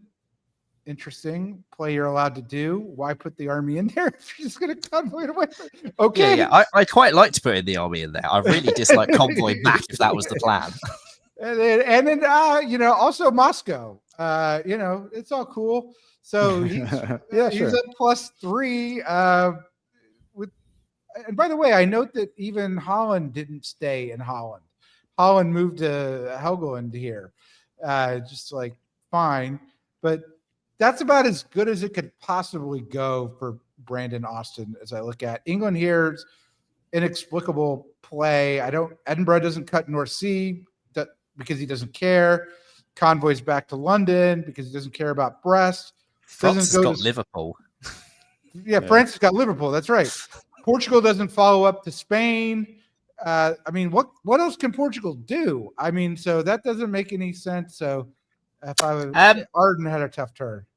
There was cooperation with Italy, so the Spain thing might be that he's trying to. Then go to Mid-Atlantic in case Mid-Atlantic gets into Brest. Do something, To be honest, Mid-Atlantic going to Brest is just. Why did you ever think that would work, right? Like, what else are Picardy and Paris going to do in this situation but take Brest? I thought that the plan was I'll put the army there to annoy the German armies and I'll move my fleets back for defensive purposes. And instead I've got the army out of position to defend Liverpool and then I've not moved the fleets back for defensive purposes, which is kind of worst of both worlds. I do note the brace in Bulgaria, right? Because it wasn't a brace. I guess it was just a 2-on-2 here to keep it for Russia, which is good play for Russia. Cody, possibly a turn too late going to Galicia though, and the loss of Moscow is painful. Is that a mistake on Brandon's part to take Moscow here? I don't I think kind so. of think it might. I don't know. I was like, if he stays there in St. Petersburg, maybe he doesn't take it in the fall. So I mean, I could see it either way. The question for me I'm is whether actually thinking solo if I'm Brandon right now. that's the question, right? So we saw the next question for you is going to be: is now the time to start thinking solo? And if so, is Russia the one you want to be taking dots from, or like we saw with Jamal? He walked through Austrian dots in the German centers and then took them later. Is that what Brandon should be doing here? First question: should Brandon be thinking solo here? Yes, I'd be thinking it. I mean, it's not particularly likely yet, but it's in the position where if you make the correct guess, especially with that Helderland thing, if all the guesses this year go well for Brandon, then England is essentially dead, and then you can start thinking solo. If the guesses go wrong, then whatever, you're still playing for the top. I think the reason you go for Moscow here is that, yes, maybe you want Russia not dead, but you really don't want Russia to build. I think actually the solo's gone if Russia starts building, and therefore Moscow is why you move to Moscow. Okay. You like that reasoning, Ed? Oh, I can't ever disagree with McAllis, but I don't think Brandon's thinking solo. Like I don't. I mean, look, he's got Moscow, right? So he doesn't. So the other 6 centers are there in Iberia, but like he can't hold Moscow if the East can somehow rally. I think you're banking on that not happening. But he's got to flood some units east, and I mean like right away. Yeah, but it's a big if this East is going to rally with the complete mess that it is, right? Ed, I'm with you, and I was looking at Munich to Burgundy. Actually, I'm wondering if that unit, if you're going to take dots in the East, if that unit shouldn't have gone east. But that said, if he can hold on to some of these dots in the fall, he's going to have some new units in the spring. If I can get us to the fall, I will show it to us. He's also got a Kiel issue, right? Because he doesn't want to. He wants to have 3 places open for a build, and he's got Denmark open, so he's got to. I guess North Sea can cover that. So, or Berlin can go to bounces. All right, hang with me here. I'm having some technical malfunction because I am not Brian Pravel. So Ed, how would you solo this game? I don't know how to solo, but you got to get units east. I guess Brandon was cool with it though. We saw what happened, Brandon Fogel. We saw what happened. I didn't. I saw briefly that the game. There we go. Away. All right. I was beginning to think my keyboard had run out of battery and I was going to have to go change it, but it's working again. Fall of 1905. Okay. Here we go. Ed Sullivan, take it away.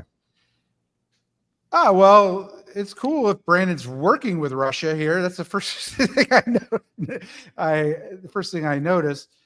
Is he? Well, Brandon does pick up Moscow, and he picks up 3, but he doesn't have 3 places to build. Looking everywhere else, yeah, England's really worried about the Liverpool thing and is sending all the units to go after Liverpool. It's like really funny. Okay. And then I'm looking in the East, Italy. Yeah, Germany's helping Italy here, putting Italy into Sevastopol. I was wrong. He's not helping Russia. He's helping Italy. Yeah. It looks like the East is a school to be, still fighting Russia here. But Brandon's got to get East, and he's got to get East now and take out England. If he's worried about a solo and he's only got 3 years to do it, I don't think it's likely. I wouldn't say it's likely, but I think it's still England's pulling all their units bar 3. England's pulling like half of their units right now, and the rest of them have all moved on Liverpool, so you can be relatively confident that the ones that are staying are the ones that are going to try and take Liverpool back. So the Italian play is really curious here, like going for Sevastopol, having previously been sort of working with Russia. Maybe there was a breakdown because Russia's gone out of rum. I don't know.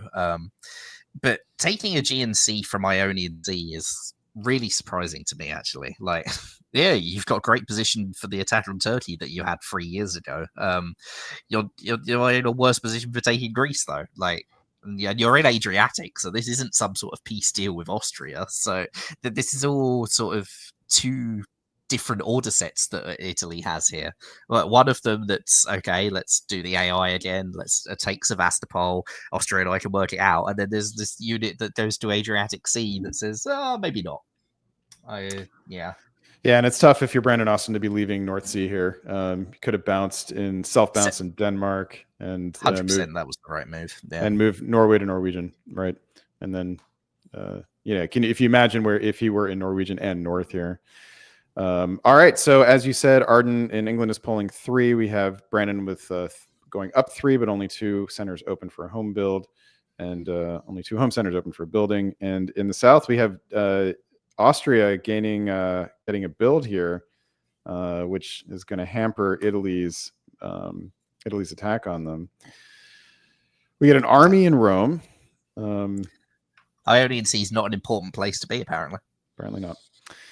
We do have Arden in England. Let's see, pulling Mid-Atlantic and London and Helgoland. Perhaps not a surprise. I mean, if Germany's done a solo this game, those are the disbands you wanted to see, right? Because not only is there a pretty good chance that you can walk down and take Marseille now, but like Spain will follow, quite possibly. There's no units anywhere near it. What do you guys make of Fleet Belgium, Berlin? Is that the right build here for Brandon if he's trying to solo? If he's convoying, right? I mean, he could convoy, I guess, Kiel to Livonia or something like that. But I didn't like it. I think he didn't know that England was going to make those disbands, right? I mean, I knew, but what else was England going to disband? But so, I think that's what he was thinking.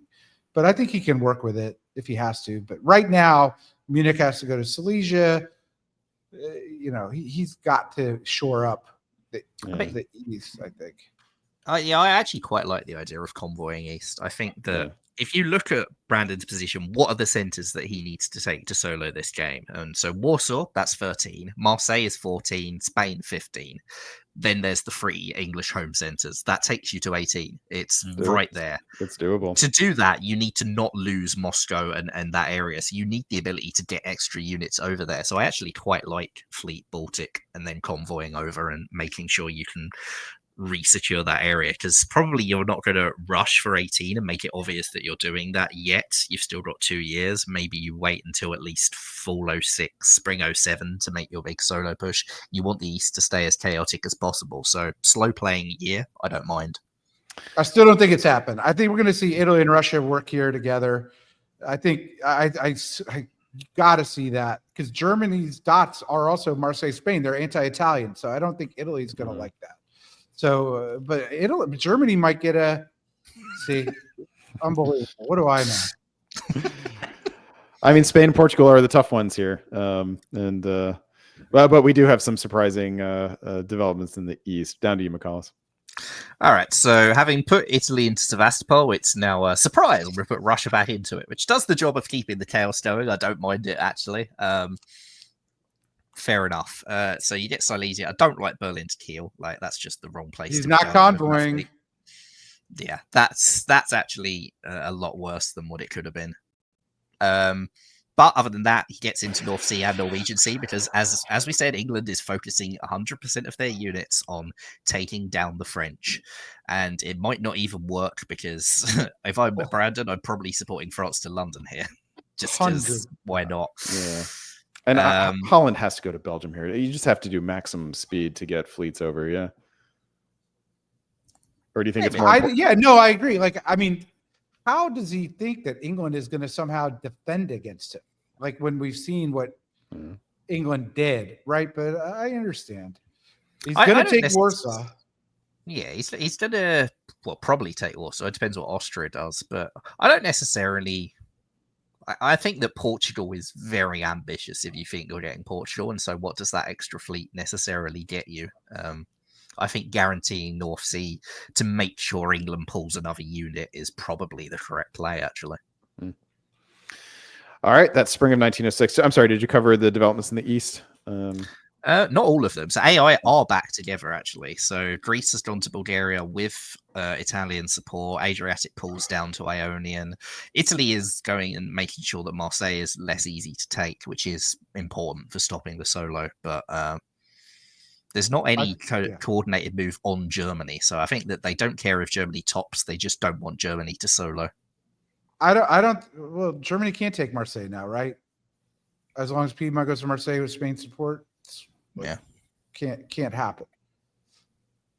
Solo watches off. Board top watches on. I think the game will draw at the end of 06. Well, because all Germany has to do is get into Tyrolia at some point to make that not be the case. Fair point.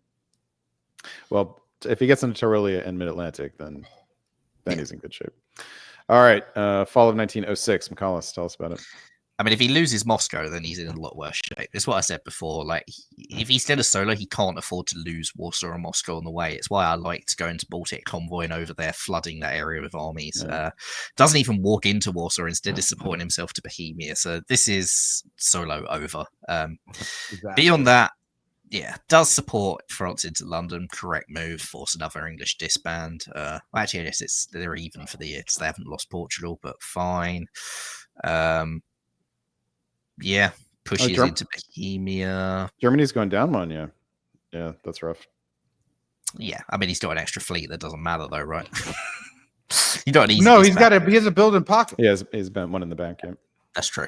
So Turkey has also finally got up to 4 for the first time since 1901 by walking Armenia into Sevastopol at the expense of Italy, who perhaps thought that they would be even for the year. Or building rather. They are even for the year. Also, Russia has defended Constantinople, so it looks like RT are on the same page, and probably Sevastopol was arranged. Good work by Cody, I think, to try and find a friend against this reforged AI.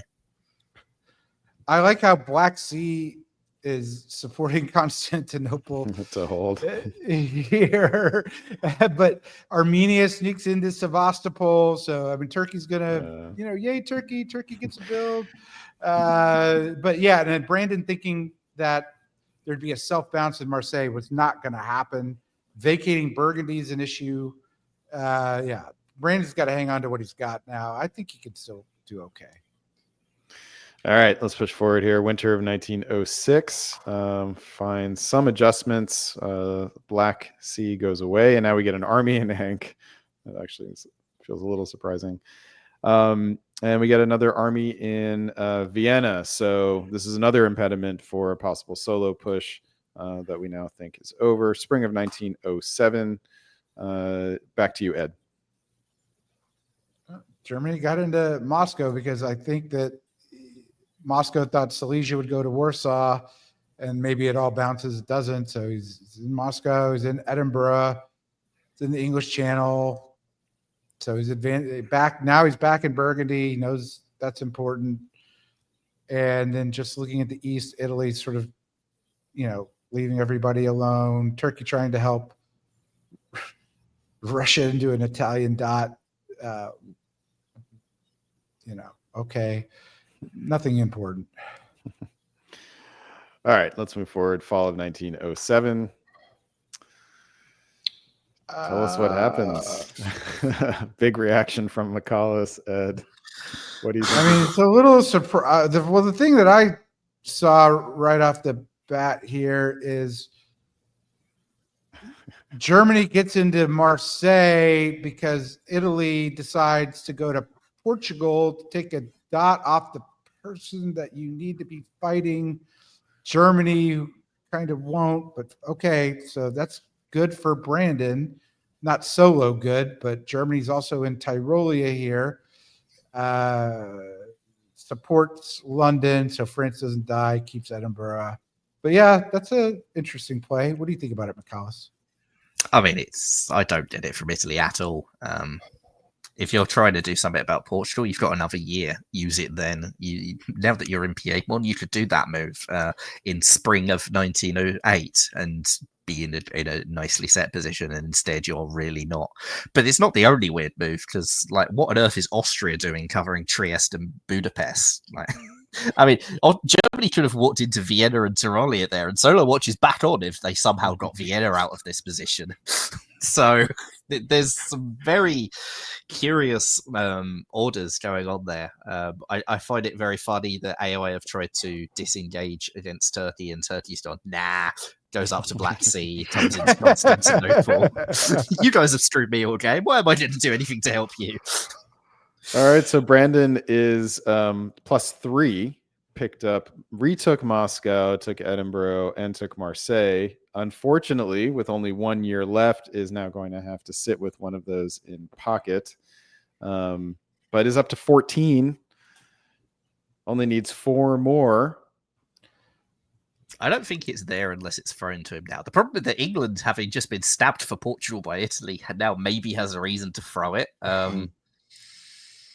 Russia's kind of gone down, is pulling one. So Warsaw, I mean, what you need is Warsaw, London, Liverpool, and one more. Can you get Spain? Probably not.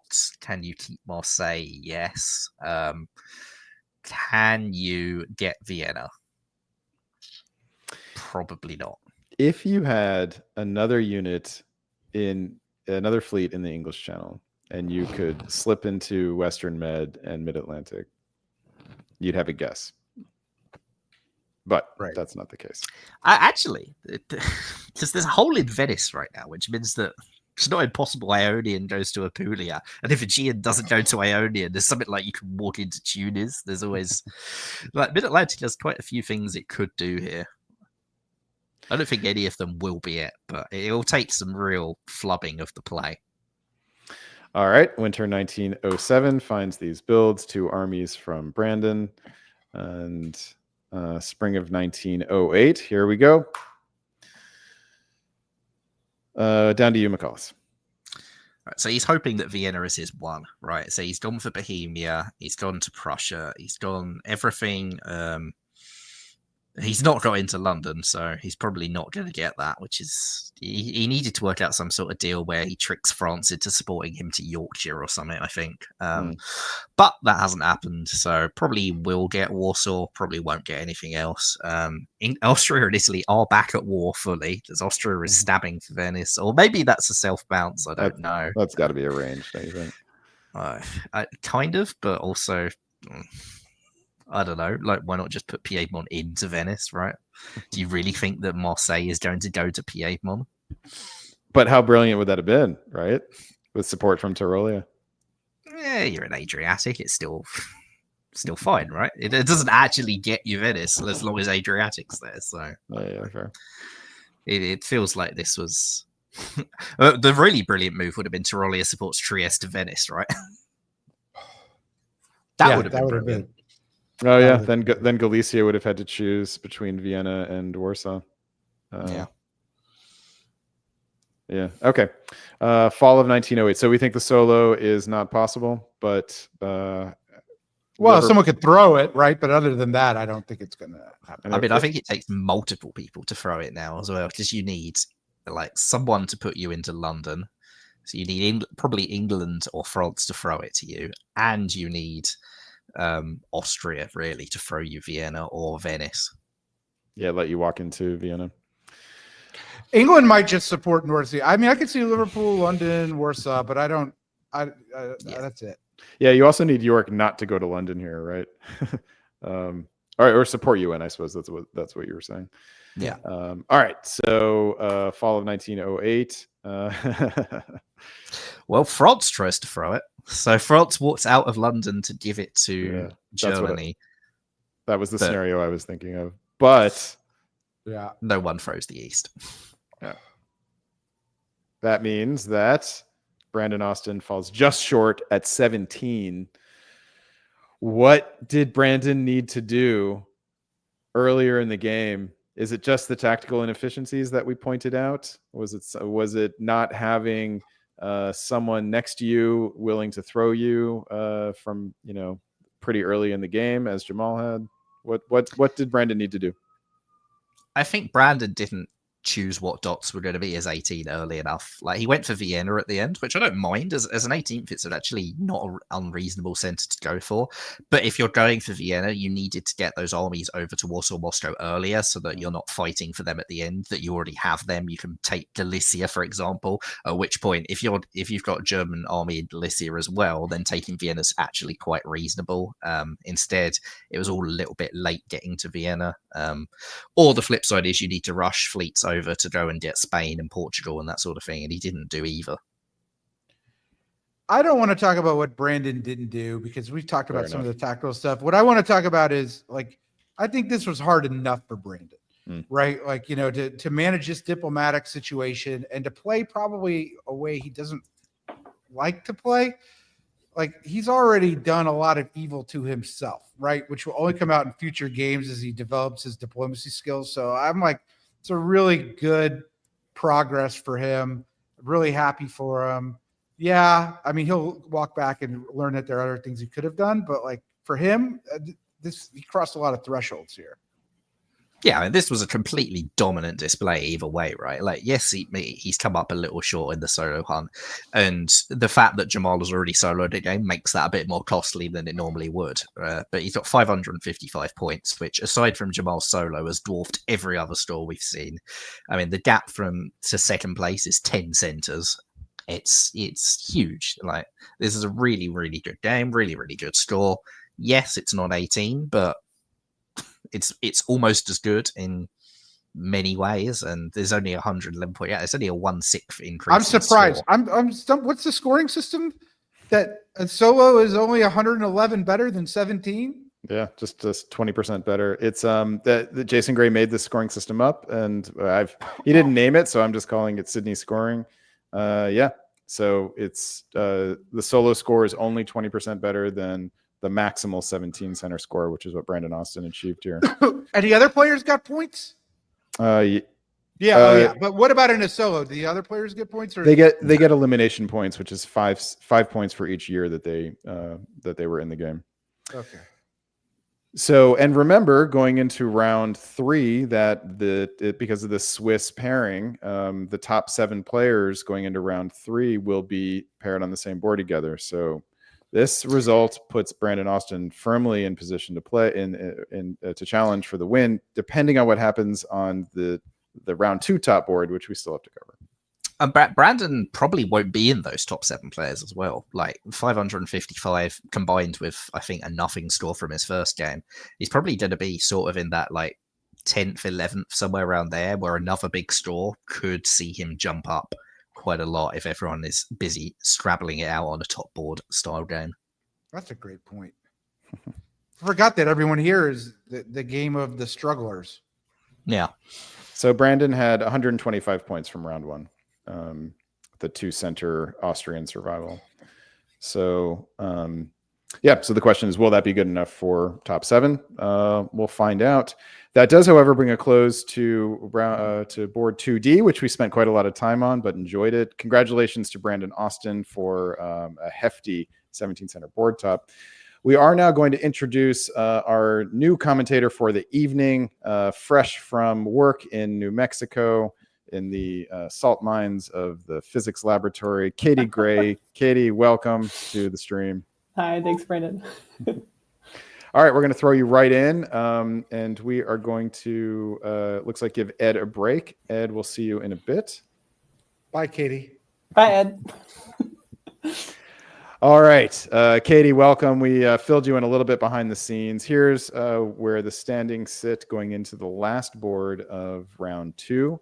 And you heard me just talk about the Swiss pairing. So the boards in second and third rounds were the top 7 on one board, 8 through 14 on the next, and so on.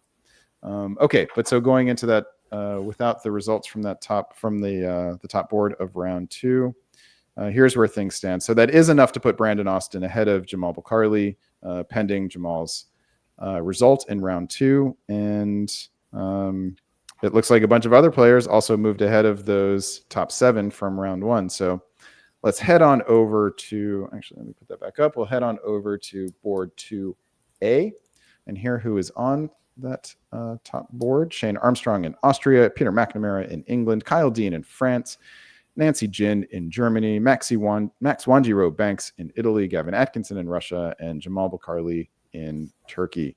Do we think Jamal is happy to be in Turkey or not? Katie, we'll start with you.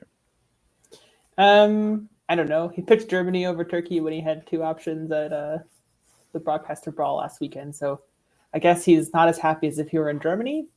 I don't know. McCallus, I mean, he has to be a target. He has to figure he's going to be a target coming into round 2. What would be his strategy from your perspective after having seen this board draw?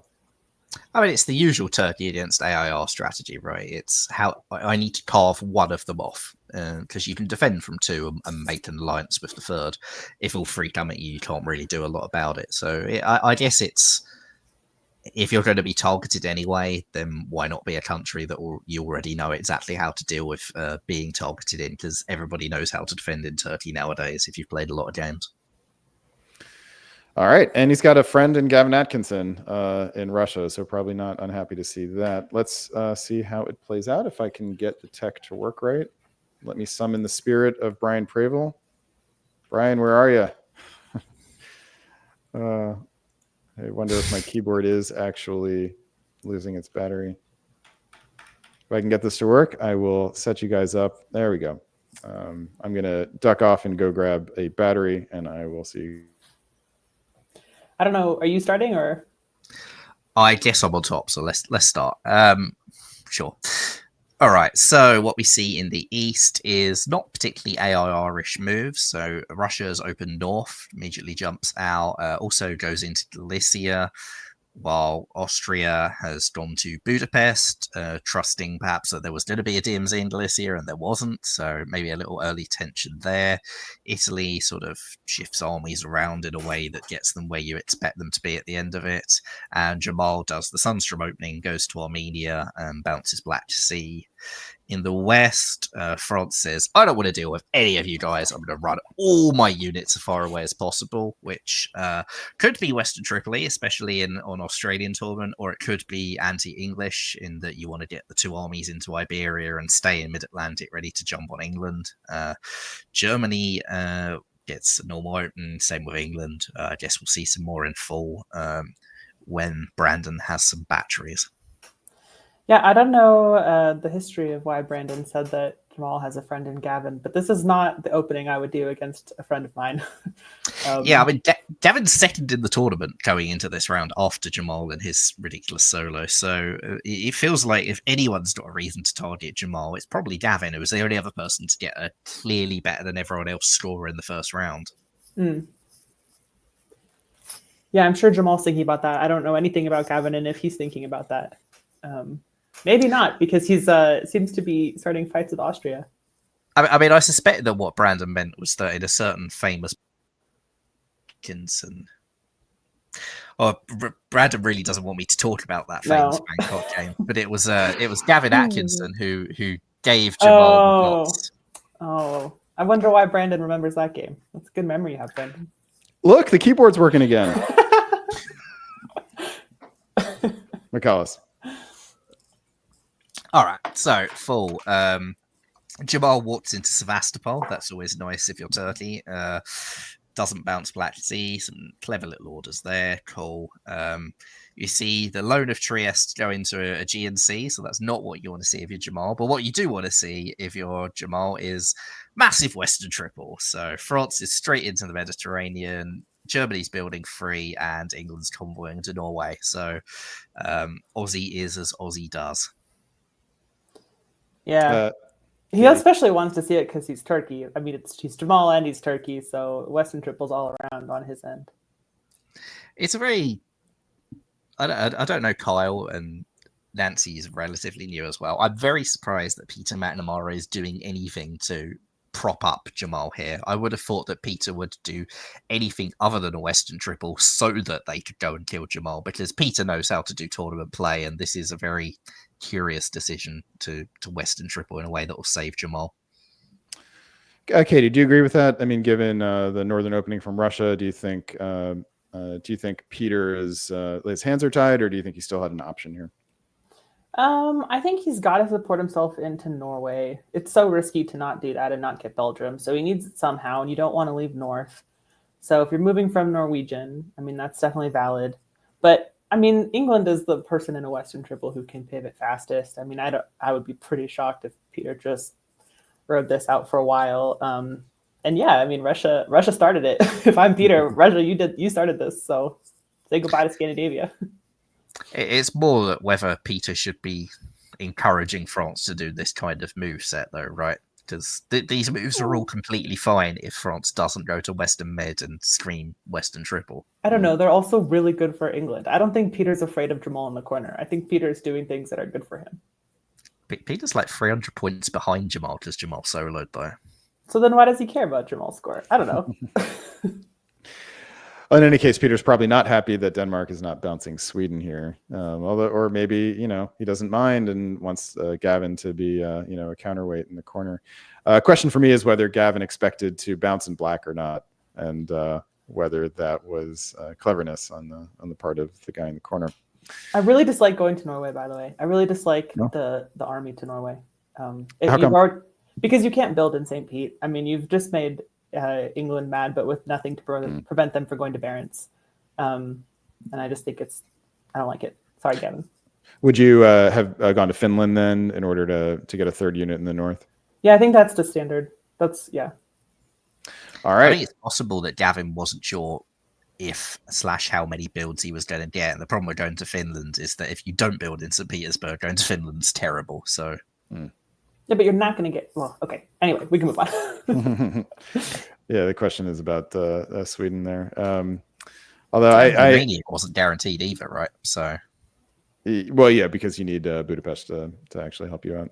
Can't guarantee it. All right, here is winter 1901. Chances of Jamal waiving these two builds this time much lower than I dare you, Jamal. his France. Yeah. I reckon he's a coward if he doesn't waive them. Kyle Dean with the opportunity now in France to waive two builds. Doesn't feel like it's going to happen. The answers are Nancy Jin in Germany uses all three of them. Jamal Bukarli uses both, and Kyle Dean in France uses both. So no waves anywhere on the board. And anything surprising here? Not really. These are Western Triple builds, and the builds sort of wrote themselves, right? Yeah, I think the answer to whether Gavin wanted Jamal to have Sevastopol or not are answered pretty clearly both by Jamal's builds and by Gavin's. All right, spring of 1902. Looks like AIR versus W Western Triple. Let's see if that holds. Katie, you are on the play-by-play. So the AIR does not hold. Shane takes Romania from Gavin. And with whatever orders are happening, Jamal does take the Black Sea and does not lose Sev. I guess Smyrna maybe thought I was going to convoy to Greece. That seems unlikely, but I don't know. Regardless, Turkey is definitely... Max is reacting to France's fleets, which makes a lot of sense. Is moving east now, but the problem with the opening into Aegean and France moving immediately means he's never going to pick up Tunis. So that's kind of a bummer. But the Western Triple's also not holding because Peter said, "Thank you so much, Kyle, for moving south. I really appreciate it, and I am going to take Brest. And it was great to have you on board for a year and a quarter." So, yeah, I mean, this is just an EG now. Although Germany's just kind of, I don't know, he's in Picardy, I guess. Yeah, this was Peter saying I didn't want to do a Western Triple. I just have to take Norway. I think he should convoy to Brest. I think that would be really fun. But we will see. McCallus, Shane Armstrong made a decision here to turn around and join with Jamal. Do you like that for him? Yeah, I think if there's a Western Triple, then killing Turkey, it's already gone the moment Italy was pulling back. So let's do something else. Austria is the other country in the east that can benefit from a Western Triple. Maybe not as often as Turkey, but can be done. And it's because Russia and Italy are the two that tend to come under immediate pressure. So if they've made the summation that Russia's going to die anyway, then get the dots for yourself. I think that's quite reasonable. I'm actually really surprised that Nancy, doing this EG, doesn't go to Baltic Sea to take Sweden, though. I feel like that was probably an error. I guess it can still be done in full with English support, but Nancy really could do with a build. And all right, let's move forward here into fall of 1902. And Katie, back to you. Convoy. Great, Peter. Very fun. So yeah, Peter takes Brest, and Germany takes Burgundy, and Peter is still in the English Channel and is building. I imagine we'll see a fleet in Liverpool. So, I mean, fall of O2 is really early for an EG to take Brest. You also have Nancy doing a fun thing, working with Italy to go around Switzerland, going from Tyrolia to Piedmont with Italian support to put some more pressure on Marseille. I think that's really fun. It's still 2-on-2, probably not getting anything immediately, but if Italy is helping, and why not? Like, you know, all France has done is antagonize Italy. I would help Germany too. I think that's quite fun. In the north, you've got Gavin moving back up to St. Pete and covering Warsaw. AT still working together. Although now Jamal has a fleet in Armenia, but I mean, what does he care? He's probably happy to play slow for a year or so. He's got a friend. He's got a good position. His enemies have other enemies. You know, if he takes a year or two to get that in position, I think that's fine. McCallus. I think Jamal will not be thrilled that Italy took Tunis back, that France gave up on that. I think there was quite a good argument for France not doing that. Just pulling Lyon to Spain and defending Tunis to get the build this year. So the fact that they've not done that means that Italy, if they want, can go back on Turkey now. So we could see the AI re-emerge, or we could not. Budapest didn't take Trieste, so I don't think we're going to see an aggressive AT against Italy, which means that there's going to be a lot of question about where it goes next, and Jamal may not be out of the woods yet. All right, winter 1902 finds some builds spread evenly around the board. We get 2 fleets from England and Italy pointed sort of at each other around the Straits of Gibraltar, while we have armies in Budapest and Moscow. All right, spring of 1903. Feels like a very uncertain moment for the game, perhaps more so than you might have thought at the end of 1901. Collis, spring of 1903 moves. Tell us what you see. So what we see is sort of AIT-ish moves from the east. So Austria is sending everything streaming towards Germany, which was why I really would have wanted to build last year as Nancy going for Sweden. This center of the board was super vulnerable to this kind of move, and it looks like it will be punished. Meanwhile, Jamal gets back into Black Sea and gets out to a GNC. So if Austria thought that there was peace with Jamal, I'm not sure that they've got it yet. It's going to be hard to stay friendly with Italy and with Turkey in this position for Shane. Max seems like he's going westward still, blows up Piedmont, which I guess, sure, why not? Meanwhile, Gavin is sending those armies streaming down towards Jamal, trying to look to retake Sevastopol. It's going to be quite hard to do now that Black Sea is there, but given that Austria has moved out, there's going to be guesswork on Romania as well. Austria maybe have to turn back and cover that. It kind of looks like with the pull of Sweden that Gavin's cut a deal with EG, and EG will probably go and let him do what they can against the East, because why not, right? Meanwhile, Peter gets North Atlantic and Irish Sea. Katie, your thoughts on spring of 03? Yeah, I mean, I think Shane moving hard at Munich is a mistake, but we will see. I don't think. Yeah, what do you think is mistaken about it? Well, I mean, I guess Ionian can support it, but I don't know. I think he loses Greece. I think he loses Rum. I don't know. I just think it's like an IT, or it's like an AT, but like Turkey's not doing anything at all. So it's just like moving away and waiting for Turkey to take your dots. I don't love it. Yeah, Turkey's moves here don't seem especially passive, do they? No. Brett, can you go back and see what Brest did there? Because I'm confused why Germany didn't get into. Okay, it supported Burgundy to Gascony rather than Picardy into Paris. That makes sense. Yeah, with Gascony there, it's yeah, I saw that support and was like, why didn't that get in? Because Paris can't cut the support against itself, but it wasn't doing that. Yeah, interesting. It would have worked, right? If Brest had supported Paris. All right. Yep. So fall of 1903 is now a time for Jamal to stab Shane Armstrong. and maybe do some position consolidation, or what are you looking I for mean- here? Why not, right? The answer is not quite. No. But it's fight Italy. What? Okay. That's weird. It's fight Italy, but they do it so they take Trieste from Tyrolia, which is a very strange way of taking Trieste in that position. You would have thought Vienna goes down to take it, and you're in Tyrolia still lined up on Venice, but sure. Don't get into Ionian Sea, as Max isn't completely defenseless, and the East. It would have been quite funny if Ukraine had supported Bulgaria to Romania there. Gavin tried to do a hostile support, he just guessed wrong on what to do. Looks like he tried to support Sev into Rum. Maybe he thought it wasn't going to be a hostile support, that it was actually going to move there. I don't know.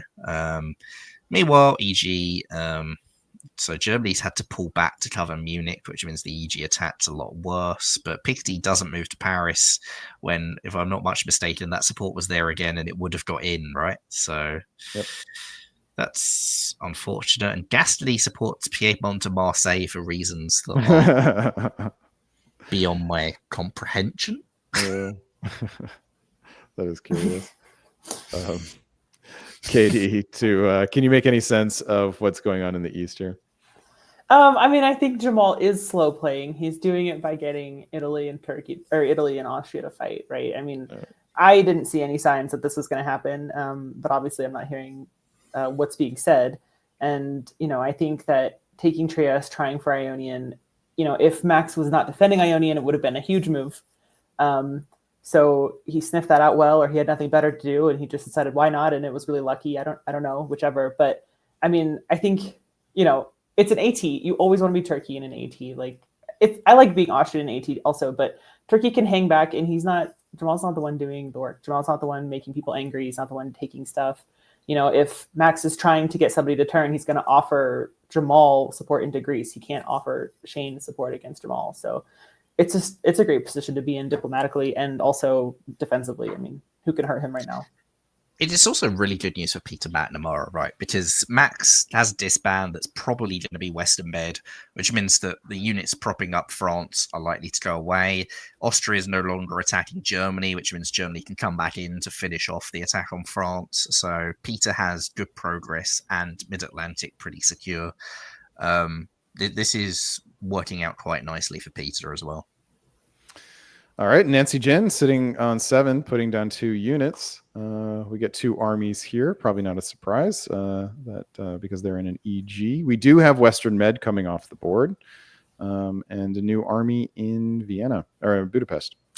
All right, let's push forward here into spring of 1904. Katie, we're back to you for the play-by-play. Yeah, so Peter moves into Western Med, which is very fun. That move was in no way guaranteed. Well, I guess Tyrrhenian Sea had to make a decision. Nothing was in Spain. But anyway, moved into Western Med. That's super fun, and followed into Mao. Does lose Brest, but Picardy moves into Paris, and I think they can take Brest back. So nothing really to worry about there. It's the spring. Germany is moving all out on Russia, dropping into Baltic and moving armies over towards Warsaw. And as McCullough said, Ruhr is going into Burgundy to help clean up France. So this is just EG making a lot of progress. Turkey is taking Romania with or without consent, who can say at the moment. Shane moving into Tyrolia, I think that's Piedmont. Piedmont. Supporting Trieste to Tyrolia. That's right. Yeah, so perhaps expecting a bounce or something, and then Venice follows in. The support wasn't needed, but Trieste was open, which is clever and cute. But again, it is the spring, and it may also be a mea culpa from Shane turning around, flip flopping, and giving Trieste back deliberately, right? So there wasn't an attack on Ionian Sea, and Max has moved away from defending Ionian Sea. So it looks like there's been an attempt to put the AIT back together. I think that... I doubt he does it by giving up Romania and Trieste, though. No, I think that it was probably, we've got to go to Romania to block a Russian retreat as they were expecting to destroy Ukraine there. But Gavin's done some good tactics to not have Ukraine destroyed, despite Warsaw being cut. I think Gavin outguessed them. And now we'll see whether Jamal and Max punish Shane, because I kind of think that that's what should happen here. Yeah, Greece is there too. I mean, Greece, Serbia, like there's a lot of things that could fall right now. All right. Do Italy and Turkey join up against Austria here? What are EG able to do both around Iberia and in the east? The answers are right here. but what if Tunis? Is this me? Okay, Yeah. so Peter loses MAO, but doesn't really care, right? Because Western Med follows into Spain, and he does take back Brest as expected, and Germany holds on to Paris. So France is now down to one center because Max is also in Marseille. So, you know, if France wants to keep the one unit in MAO, I think Peter can handle it. He'll just take Portugal. I don't know. It's great progress for Peter and for Germany, who does lose Munich though. So Nancy loses Munich, gets into Silesia, and I think is going. Doesn't matter if she can build. I guess she won't because she got Paris but lost She's Munich. even for the year. Yeah, so she wouldn't have been able to build anyway, but that's fine. The AI, what is this? AIT is on, and Jamal does leave Romania to go to Ukraine. So Shane does not have to give up 2 centers and takes Munich. So he's even, and Max is growing 2. Great turn for Max. And Jamal is still just sitting, hanging out, and biding his time. Yeah. McCallis, what do you think of Fall 04? Yeah, I mean, it's worked out pretty nicely for Max to build 2 rather than prop up France. I don't hate that decision. England's not in the best position to really steer you that much yet. You're sort of playing with fire, but maybe you're hoping that Peter will recognise that going in attacking maps is going to give somebody else on the eastern side a better chance of rivaling him from the board top. So you're playing a whole board decision. Like Max is a good enough player to consider those sort of dynamics. Gavin sort of outguessed on Ukraine, but not the end of the world for him, getting Silesia blown up and taking Galicia. So I don't think this has actually gone that well for Shane still. Like the AIT is risky enough at the best of times, but doing it in a way where you've already upset Italy enough to stat that they might attack you because you stabbed them, so the trust isn't going to be 100% ever again. Whilst having Jamal as a sort of Damocles hovering above your head is optimistic. I don't think this is going to go great for Shane. So here's where things stand after winter 1904. Max is putting down 2 units. Nancy manages to stay as the board leader, but drops Munich. So question about the positioning here. What would you build if you're Max here? Katie, we'll go to you. You've got 2, right? I'd probably build 1 of each. And I probably wouldn't build in Venice to not spook Shane, but you can always say Rome is going to convoy, go to Tuscany or something. I think I'd build Army Rome, Fleet Naples. McCallis?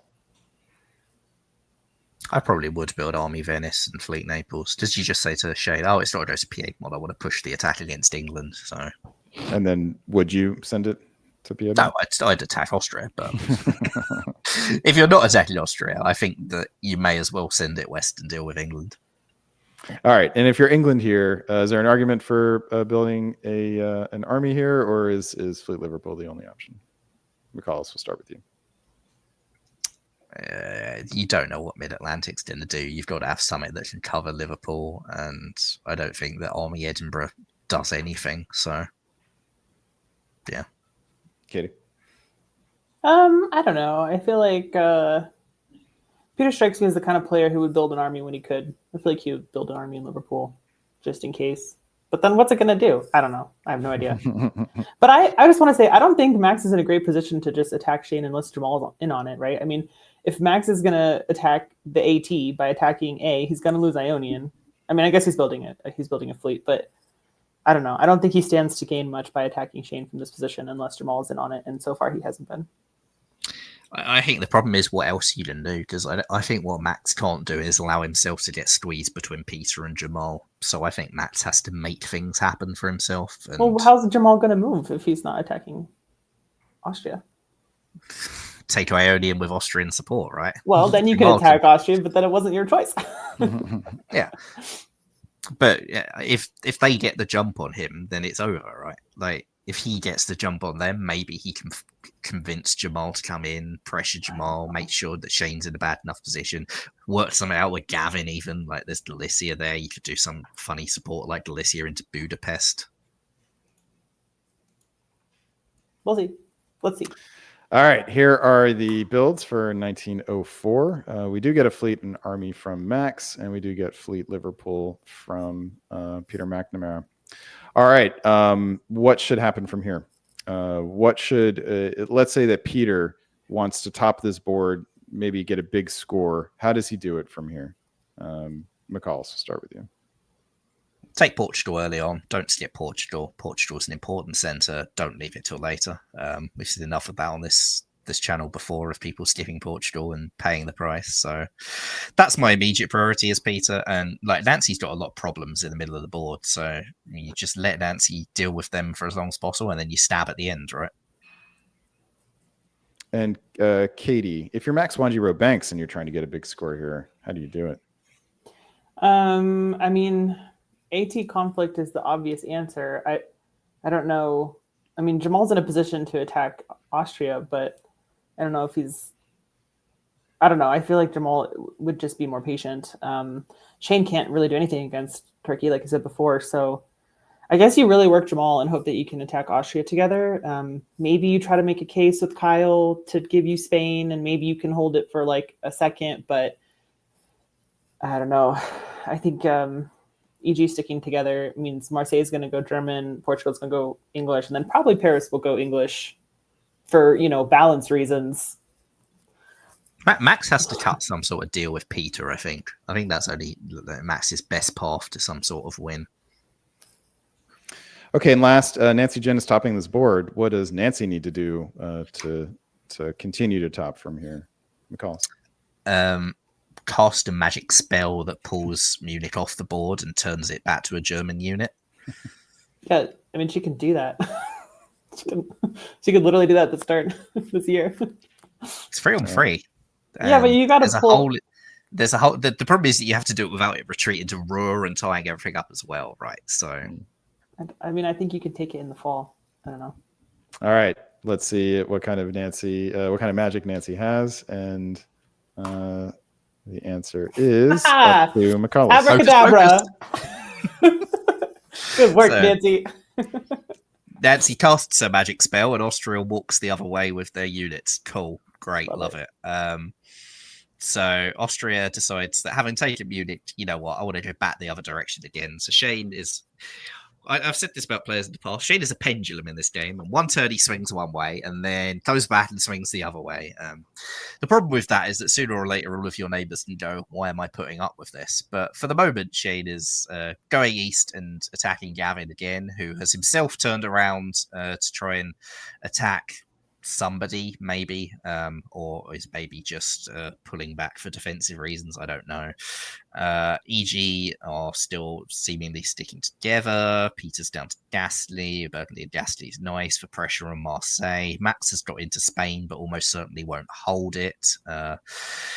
And could lose Marseille as well. So there, this could be a rough year for Max in his Iberian hopes and dreams. Because Western Med and Leon are both English, which is not ideal. And a fleet in Mid-Atlantic, armies in Gascony and Burgundy. Although Burgundy is probably going to be used from Munich. All right, fall of 1905. Doesn't need to be now, right? What? Hell yeah, Nancy. Hell yeah. Abracadabra. The game ends in fall of 1905 with Nancy Jen on top at 7. 3 other players tied at 6. Tournament leader and first round soloist Jamal Blakarli in 5th place, but only 2 centers behind the board leader. Yeah, but Jamal's laughing all the way to the bank with this result. Like, you don't need to top when you've got a solo already. You just go, nobody else gets any sort of good score. Great. He won't know about Brandon Austin's score at this point. Why does this game end here? I mean, you see immediately why Nancy takes the draw, because if the game continues, Nancy won't be topping it. You see why Gavin takes it, because Gavin's going nowhere. You can see why Shane, because Shane's horribly constricted. You can see why Matt, who's almost certainly going down. It's really hard to work out why Peter McNamara takes this draw. That's the curious one. Maybe Peter thinks that Max is so against him that even though he can take Spain and Marseille for now, he's going to lose it against those fleets later or something. And he thinks Jamal will gain more from the game continuing than he will. It's probably the best explanation. There's also, like, in face-to-face games, there's also always possibility of, like, outside influences. I don't know what time it is. I don't know where people are trying to go eat. Like, are people tired? Are people grouchy? Like, was everyone just fed up? I mean, I feel like if none of these people are really in contention for the win besides Jamal, this is a great result for Jamal. Why drag it out if nobody's really having a good time? It didn't look like an unfun game, but I just feel like there's always those options where we try to analyze, like, the board, but there's also just people not wanting to play anymore. Yeah, I wonder. It's I didn't get any reports about sort of bad feelings or sourness on this board. Although I didn't really get clear reports, about any of them. But I have a feeling they might have Jason might have passed that on if that had happened. It does kind of feel like Shane Armstrong is sort of like the linchpin here. Like if Shane like made it clear to the West that he wasn't going to fight Jamal under any circumstances, that might give them reason to end the game here, even with like clear dots, sort of a clear dot increase available even this turn. That's the best I can imagine. Yeah, it's because possible who can hurt Jamal without Shane's help? Yeah, exactly. Yeah. Shane could say, right, you guys take Munich. Like, if you guys veto the draw and take Munich, then I'll throw dots to Jamal. Yeah, I don't know. I mean, we've already seen plenty of dot throwing to Jamal, right? Yeah, but I've played with Shane. He's like very, I don't know. You didn't see the first round solo, right? No, was it Shane? No, it was Jamal. No, but I mean throwing. I feel like he's not, like, I don't know. He's always seemed very reasonable. I will say it doesn't matter. Who knows? The game drew. Whether you intend to go through with it or not, it's a knife that you can threaten to wield. Yeah, some people don't just like empty threats just to piss people off. I don't know. It doesn't matter. McCallus likes empty threats to piss people off. We all know that. Hey, my threats to throw solos are not empty. That's true. Just threats then. McCallus likes threats. I mean, we're speculating because we don't have detailed information, but given someone of Peter McNamara's stature and what we know about how he plays, I don't think he draws this game lightly. I imagine that until he's not going to give up until he thinks that his last chance of winning has been taken away. So that's our speculation. It's not a huge score for Jamal. He comes away with 200 points. And we know that Brandon, I think we checked, and he had 125 points from his round one score. So still advantage to Jamal, but not huge. So we'll get to that point total in a second. First of all, let's congratulate Nancy Jen on a little bit of abracadabra here and pulling out this board top. And that brings to a close coverage of round two. Let's bring Ed Sullivan back to the stream. Ed, welcome back. I don't think Peter didn't want to stab Nancy there. I think he's trying to grow the hobby in Australia. Like, he's an assassin and he's a killer, and obviously he saw everything we saw, but he decided to be the bigger man. What's wrong with that? You think Peter's trying to grow the hobby in Australia, but Jamal is not? It's like a mom and a dad. Good. I think it's more that Peter could have grown without stabbing Nancy. That was surprising why it drew that. There were dots in Iberia and stuff that were not Nancy's that Peter definitely could have still taken. In any case, after 2 rounds of play at the Sydney Cup 2025, here are the standings. Jamal Bulkarli sits in first place with 866 points. Brandon Austin, 186 points behind at 680. Nancy Jin, the board topper from that round, another 76 points behind. And below that, we have Claire Bradbury, Tianyu Sun, Gavin Atkinson, and Peter McNamara makes the top board with this result. Top board-esque. The first level board. We have to come up with different terminology for this stuff if it ends up taking hold. But that is significant now because Peter can influence the first round. Now, they drew in 1905, and none of the other games drew that early, so it would have taken some clairvoyance for Peter to figure out that this would have put him in that top 7. But he at least would have been able to calculate that he was ahead of Max and Shane, who were on the board with him. So you don't think Peter calculated? He didn't need clairvoyance. He already knew. It's questionable whether it's an advantage, though, right? Because to be on that top board, you're going to be playing against presumably higher standard of players. Maybe actually being 8th could have been an advantage. Like if I'm Matt, would I have wanted 10 points more and be facing against Jamal, against Brandon, against Peter, against Gavin? Maybe not. Maybe Matt is happier with a 8th place and right behind 7th, but in a perhaps slightly easier environment. Peter's happy with Nancy on the board. It's true. And the third round is a maximum of 9 years, so it's a bit longer. So theoretically, a bigger score / solo should be possible. Katie, where do you fall on that? Would you rather be in that top 7 and being up against the other people challenging for the win directly, or would you rather fall into the second board? It sounds like you're asking for my opinion on a scoring system, and I have to respectfully bow out of this question. Wow. I do not know or care. Fifth Amendment. I think I want to have the best score I can each round, and every time I play in a tournament where I don't do that, I kick myself. So I guess I would take the extra 10 points, but I mean, in the moment, who knows?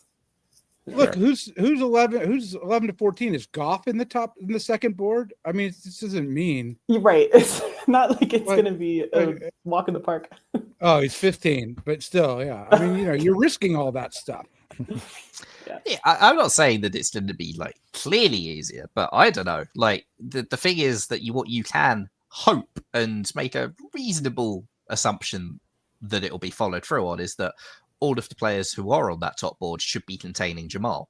And if you're not on that top board, that's 6 other players who are potentially affecting their own games to contain Jamal. While you don't have to do that on your board, you can just go, I want that dot, I want that dot, I want that dot, I want that dot, I want all those dots, I want the win. Or you could be the first person on the second round, and then you're the one all the rest of the people on the board are trying to contain. I mean, we could do this for 2 more hours.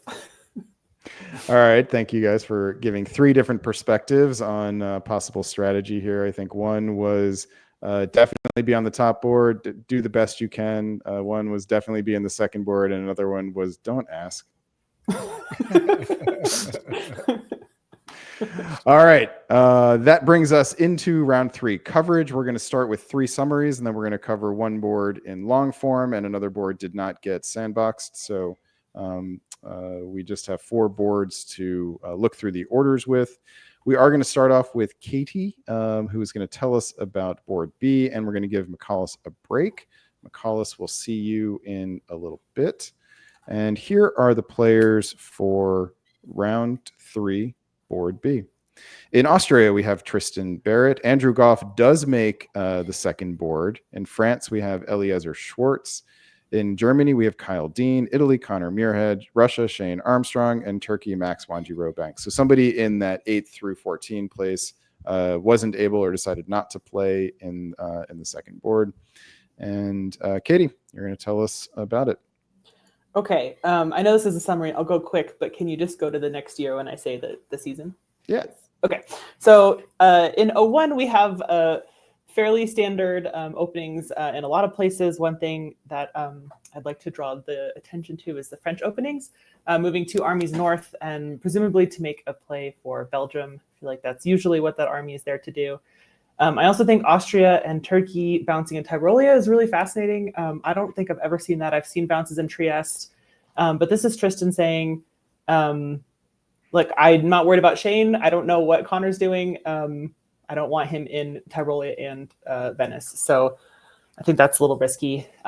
Max in Turkey does a bounce with Shane in the Black Sea, but moves the army into Caen, preventing Ankara from moving out in the fall, which indicates he's not too worried about an AI, and the bounce in Tyrolia, spoiler alert, makes me think that's probably a good guess. All right, in the fall. So Germany supports himself to Holland and does get it.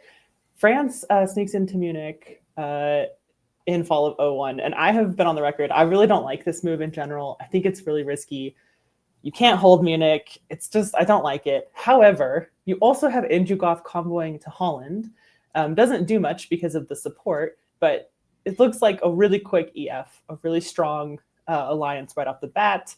And in the north, you've just got Russia and England putting their fleets in Norway and Sweden, and then that's most of the movement we're going to see up there for the next couple of years. In the south, we did have Connor move into Trieste, so we are seeing conflict between Austria and Italy, and the move to builds. Builds are fairly standard. Yep, we could South Coast. Oh yeah. Oh no, they're not standard. I even have a note. They're not Army standard. Liverpool. What the hell are you talking about? Okay, sorry, they're not standard at all. I have a note. I think Army Liverpool is fine, right? Andrew is declaring war on Germany, but Fleet South Coast with St. Pete from Shane is not standard. I'm sorry. I apologize to everyone. That's really fun. It's really weird. This board is just like, let's kill Kyle. I don't know what Kyle did on the previous rounds, but nobody wants him in this game. It's reminding me of how Andrew started the broadcaster brawl, trying to just kill Germany immediately. There is not a single build in the north, unless you count that Spain South Coast fleet. I mean, two armies from France. It's really wild. Germany's going down. We've got convoys into Holland. Italy and Austria are fighting. Austria has a really tragic NMR, doesn't get orders in. Oh, this is tragic. It's really sad. I will say, I think it only makes the inevitable happen sooner. Quicker, yeah. It's almost. I mean, we've got Ionian and Aegean fleets occupied. There's Austria and Italy are both closing in around, or sorry, Italy and Russia are both closing in around Austria. I don't think Tristan is long for this world, and it's a race between Kyle and Tristan to see who can last longer. All right, in the fall, this is one of the things that I feel like happens a lot with Italy and Austria conflict earlier in the game. Austria says, Italy, you stabbed me early on. I'm fighting you. I'm not worried about what's happening behind me. And we'll see this continue. So right now it's Shane walking into Budapest fairly easily. In the next couple of years, it'll be Max walking into things. Tristan's just turning around and fighting Italy. Meanwhile, the attack on Germany continues, and there's a lot of DMZing up in the north. Norway is empty.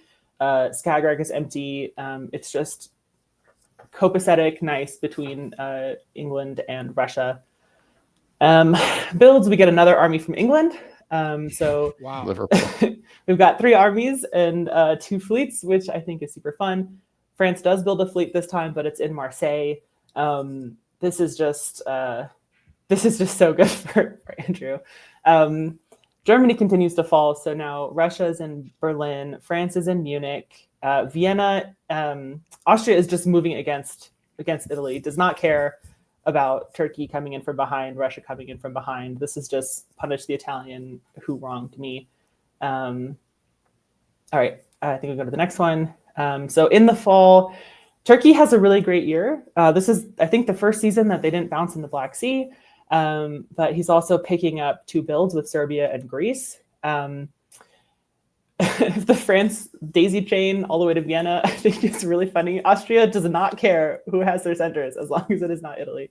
I think Germany, this is Germany's last year. England gets Kiel and France gets Munich and etc. We've got another build in Marseille. This is just like France ready to take over Italy. And I think it's going to go very well, and nothing will prevent that from happening. Definitely not English. Definitely not this, exactly.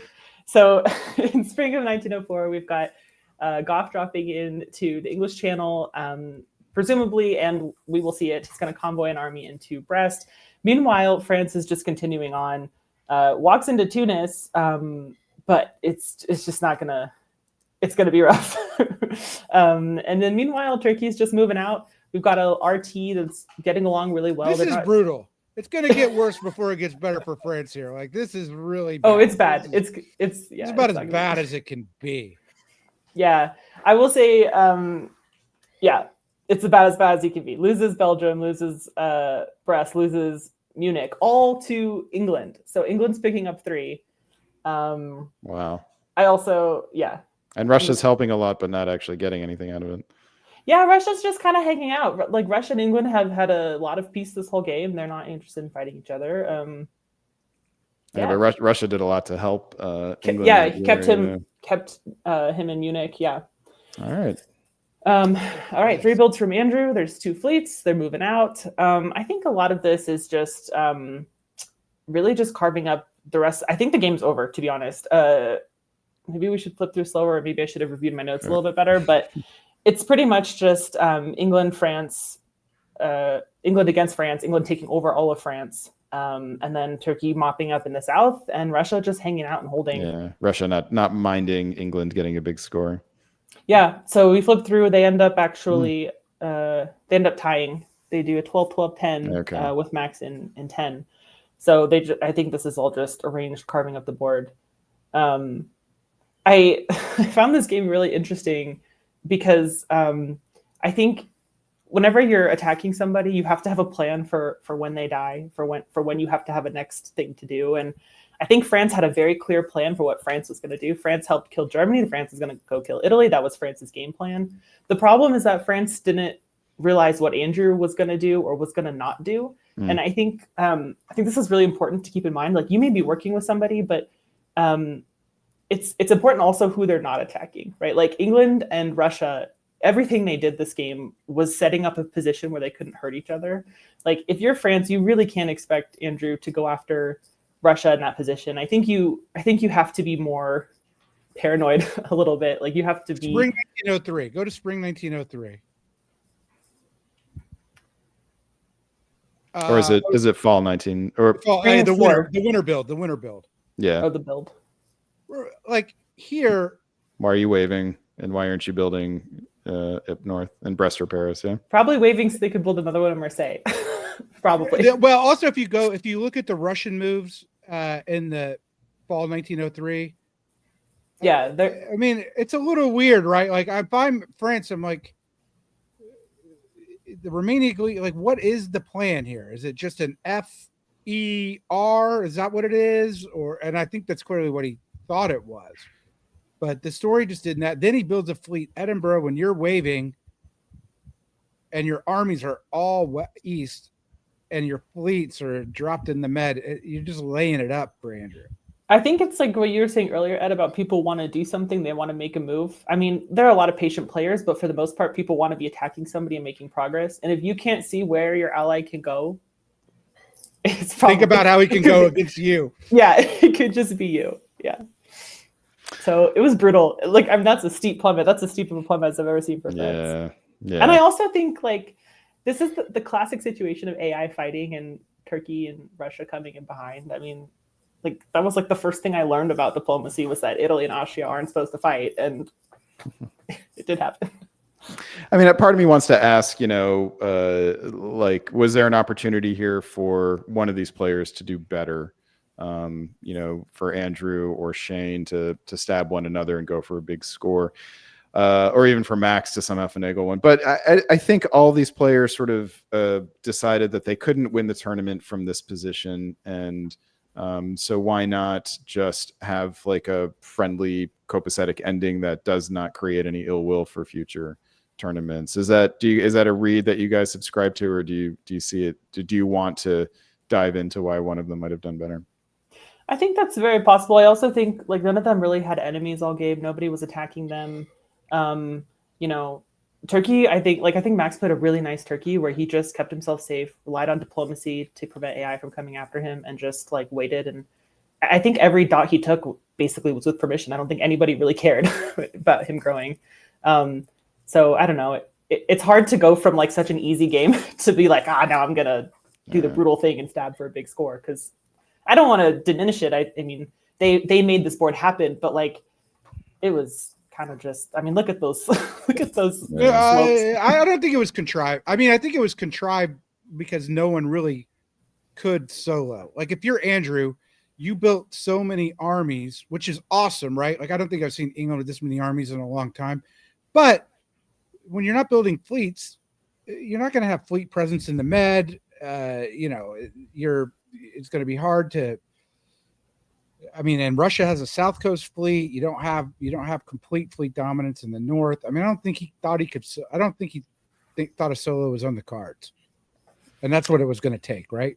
Yeah, well, and that may not even have done it just because of the scoring system. He's got 16 here guaranteed if he wants to, but he doesn't even have 17 guaranteed or 18. All right, let's let this one drop in the books here, and we'll bring back to the stream Mr. Michalis Kamaritas. Michalis, welcome back. Hello. And Michalis, you're going to tell us about another board here. We're going to give Katie a quick break before we bring her back to help summarize board D. But Michalis, you're going to tell us about board C. So this is the third level. If I can find the right window. Brian Pravel, Ghost of Brian Pravel, where are you? There we go. Players on the third board of round 3, Darcy Morris in Austria, Stuart Barton in England, Jacob Lear in France, Robert Hillier in Germany, Gus Cowan in Italy, Alan Thompson in Russia, and Dominic Stevens in Turkey. All right, Michalis, tell us what happens on this board. AT. I mean, I guess.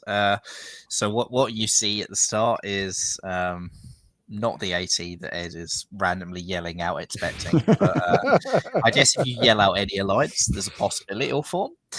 You see a pretty standard opening, though. You see maybe a broken fist bump by Russia, maybe not. Other than that, I think everyone moves as you'd sort of expect. If you go to full, turns out maybe it wasn't a broken fist bump. Instead, we're seeing a sort of slingshot-esque juggernaut move with Armenia being convoyed into Romania by the Russian. There's a bounce in the GNC, the Trieste loan, Russia forcing Galicia, basically everything except an AT in the east. Meanwhile, in the west, it's all pretty standard still. If you go into builds, Turkey builds 2 fleets, which could be a sign they want to take Black Sea back, or could be that this was all a deal with the Russian hand. If you go, I mean, the rest of the builds all make sense. So if you go into the next turn, this is Juggernaut. Let's do a Juggernaut. So the 2 fleets come out, take a GNC, Ankara slides across. Russia attempts to flank into Bohemia, which is actually bounced out by the German, which is quite funny. And it's an EG in the west. So Germany going for France and England coming with them. Going to fall, though. Germany doesn't have a lot of patience. Germany decides that that EG 1 year, 1 turn, that's enough of it. So instead, they take Belgium, turn it around, and stabbing Stuart, who is nonetheless building because they've walked into St. Petersburg, because that's an EG move that why wouldn't you do? And the plan to tap North Sea to help something didn't do anything because it was convoying, but France is up into Irish Sea. Pretty bad reverse for Stuart nonetheless. Meanwhile, Russia... You're really happy you didn't make it to Norway. You're really happy. Yeah. And Russia is getting into Bohemia now. Germany's into Tyrolia for reasons. Cool. Going to 1903 and... There's all these holds. Austria holding everything. Turkey holding everything. Yeah. So you go into 1903, and this, you've heard of a tale of 2 cities. This is a tale of 2 implosions. And in 1903, England and Russia both collapse. So spring doesn't look too devastating. The North Sea and Channel are lost, but fall is... So Edinburgh successfully convoyed to, Wales successfully convoyed to, France gets devastating position everywhere. But Sweden falls to the English, who are taking the Russians down with them. Russia also loses Sevastopol to a Turkish retreat Oh whilst my taking Vienna. Yeah, tale of two implosions. This Wow. could not have gone any worse for Russia and England Wow. than what happened there. So you go into 1904 and basically, only one build out of all of that change somehow. Sorry, I was But still digesting that. Please continue. It was an interesting turn. But yeah, 1904, England's now turned janitary. They've realised that they've lost all of their fights. So Germany convoys them across to Scandinavia, and France takes Liverpool, and Germany moves on Russia as, Meanwhile, we've seen two implosions, and having had two implosions, let's raise you a third. Let's add Austria to the collection. Everybody decides that Austria's got to die now. So Italy is in Vienna, which might be friendly, but Turkey's in Romania, and Germany is still moving east. England's janissarying, whatever. 1905, basically France pulls down. Italy sort of sees it coming. Italy is maybe hoping that Fourth Fleet Turkey will let them deal with France. Spoiler alert, the Fourth Fleet Turkey does not let them deal with France. Other than that, it's kind of as you were. Austria is continuing to suffer, and Turkey is doing okay in the corner.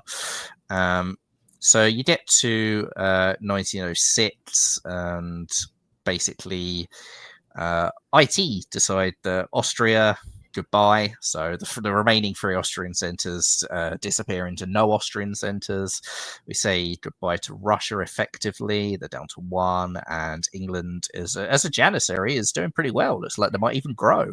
So full 1906. Grow with nowhere to build. Slight problem. You like an IT with 4 Turkish fleets if you're Italy, McCall? No, you're calling it the IT.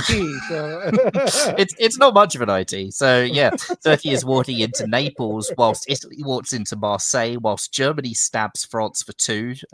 Positionally taking Gascony and Burgundy, but France stabs for Edinburgh whilst England moves back in position in the north.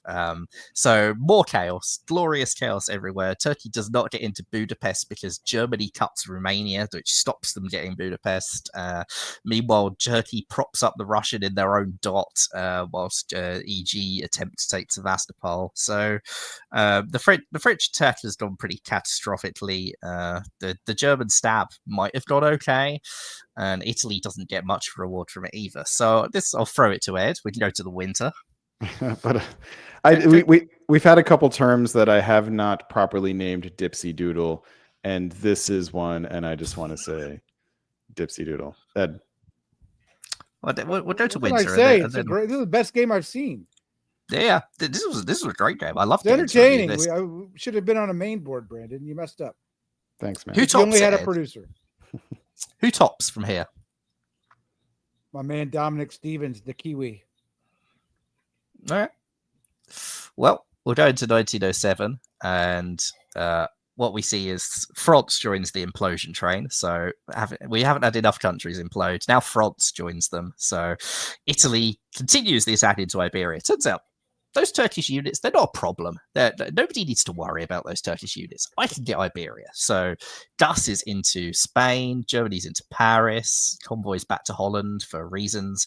England is now moving up to North Atlantic and Norwegian and getting some position in the north. And IT putting the band back together that was never really there in the first place. But you go to full, and looks like there's more agreement. So you give up Naples, trade it for Budapest, so Turkey can get better army position on you. Brave. And England's helping Germany into Edinburgh. So Robert's got a good friend with the English. Go into winter and still think that it's Turkey. What about the German position?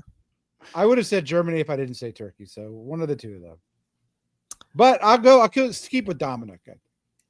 All right. So what we see in spring 1908 is Germany gets Brest. Turkey plays patiently, doesn't take anything else, even allows Italy to blow up Tyrrhenian Sea. So maybe this is an IT. It's taken most of the game to form a sort of sensible IT position, but the IT is there now, and Fleet Armenia is there as well, because why not? Go into fall of 08. England retakes Liverpool. England's not a home centre back. Like, so screw everyone else. England's growing again, and cool. Why not? Wait, so England is at 5 centers with 2 units on the board. That's beautiful. They've got Moscow. That army in Moscow. Thank you. 3 centers. Yeah. Okay, please continue. All right. Yeah. So there's a bit of a trade between Brest and London. Germany's still in decent position. Turkey's gone nowhere for a little while now. Is Italy going to talk? Yeah. I don't see Turkey doing it. About Italy. Yeah, Italy's going to top this board. Italy's there on moving up. So, into the final year, Turkey's got into Galicia and has finally decided that actually maybe I do need to stab Italy, who has moved everything back to try and defend it. Meanwhile, England is moving up and might take Edinburgh, might take London, maybe Germany takes London. You go into the fall of 09. Honestly, the thing that I wanted most of all was for England to top this board. I don't think it's going to happen. Sadly not. They do, however, get a second home centre back. They take Edinburgh whilst putting Germany into London. Turkey does get into Vienna, but does not get into Trieste. And as a result, Germany, I believe, tops it by 1. Congratulations to Robert Hillier for topping this board, broadcaster, guest host. Ed, is this what should have happened? Is this the right result for this board? I wasn't paying attention to know too well, but it seemed like they kind of gave some. I thought Germany played great. Like this getting England on board as a Janissary was fantastic. So props to Robert here. I thought Turkey had a lot of opportunity, but it kind of all closed for him. McCallus, I think you have an opinion about this. Should Turkey have topped this board? I think Turkey could have been more aggressive against Italy. I don't know whether it would have led to them topping, because it might have led to Germany getting more growth on the other side over in Iberia or whatever. So I don't know that the opportunity was necessarily there for Turkey either way. I think Germany had a better position and diplomatically had it with England as that sort of reliable Janissary. Like, Turkey tried to make the deal with Italy, but the whole problem with that IT was that the centres Turkey needed to top were owned by Italy. So I don't know. Maybe if Dominic had stabbed a turn earlier and had got Trieste as well, you could have got the shared top. So maybe Dominic just left it a little too late to stab Gus. But I want to give a lot of credit to Gus, actually, because great job. Was in a really squeezed position as Italy. Took a lot of chance by advancing west and then staying west when Turkey was there, and pretty much made it work. Like, got knocked down a centre at the end, but 8 centres is almost certainly better than what he would have had if he hadn't gone west at all. So I think Gus threaded the needle to a respectable result very, very nicely. I'll give him MVP. I thought he did a great job. So this game closes with Robert Hillier getting a 10-9-8 board top. That's good for 339 points, which is decent. Decent to pretty good in the scoring system. That does mean, however, that it is time for us to switch up the team a little bit and bring Katie back to the stream. Welcome back, Katie. Hello. And Ed Sullivan, we're going to give you a little bit of a break. See you in a bit for the final board. So, Katie, you are going to tell us about board D, the 4th board in round 3. Here are the players from that board. In Austria, we have Kieran Gill. England, Simone Bixio. France, Henry Fitzpatrick. Germany, Sean Coleman. Italy, Marcus Lone. Russia, Stella Walter. And Turkey, Jonathan Morris of the House of Morris. All right, what happened in this game? All right, the opening moves are really fun. You have both of the witches coming out of their corners very aggressively with what I assume are breaks of DNZ. Oh, wait. No, sorry. There are breaks of DNZs in both corners, but Turkey doesn't break the DNZ. Turkey has a DNZ broken. Simone moves into the English Channel, though, which is what I wanted to point out. Right from the get-go, England is going after France. A lot of fairly standard stuff. Kiel moves to Holland, but I assume that's just something Jamal's been preaching in Australia, so maybe that's just normal these days. I think it's just a great opening for Russia. They're in the black. They have a DNZ and Gal. Nobody's coming after them in North. They're getting Sweden. Can you imagine a better opening than Russia on this board? I just love it. All right, in the fall. Why does that feel ominous? Please continue. It's actually maybe not. I don't know. We'll see. In the fall, we have England making the right guess over what Picardy's going to do. It goes into Belgium. Kind of standard stuff all around.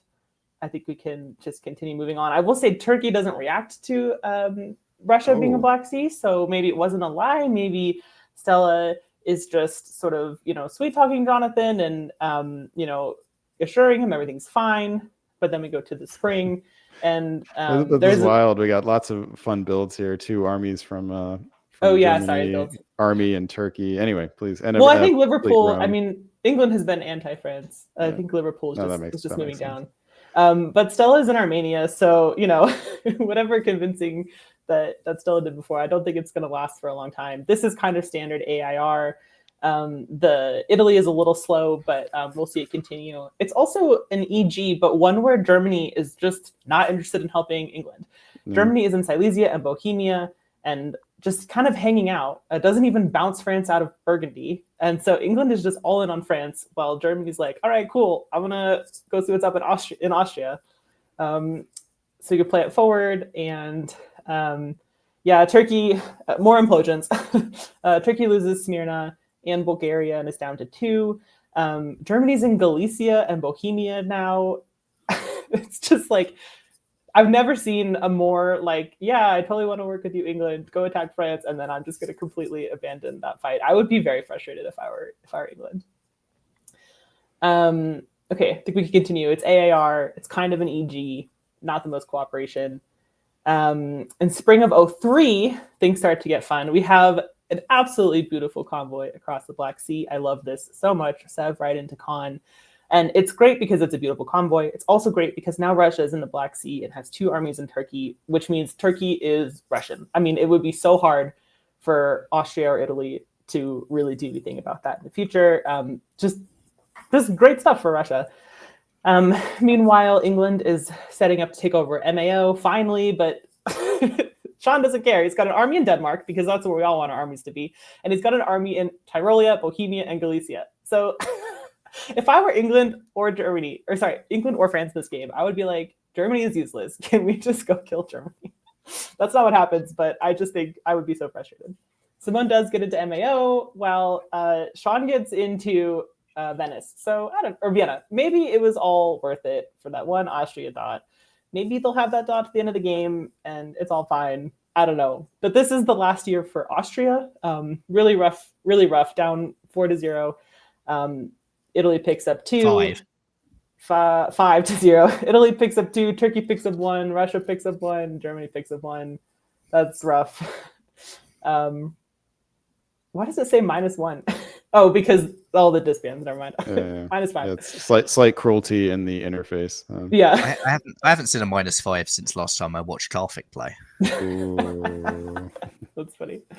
In the spring of 04, Simone finally has some progress against Henry, takes Brest.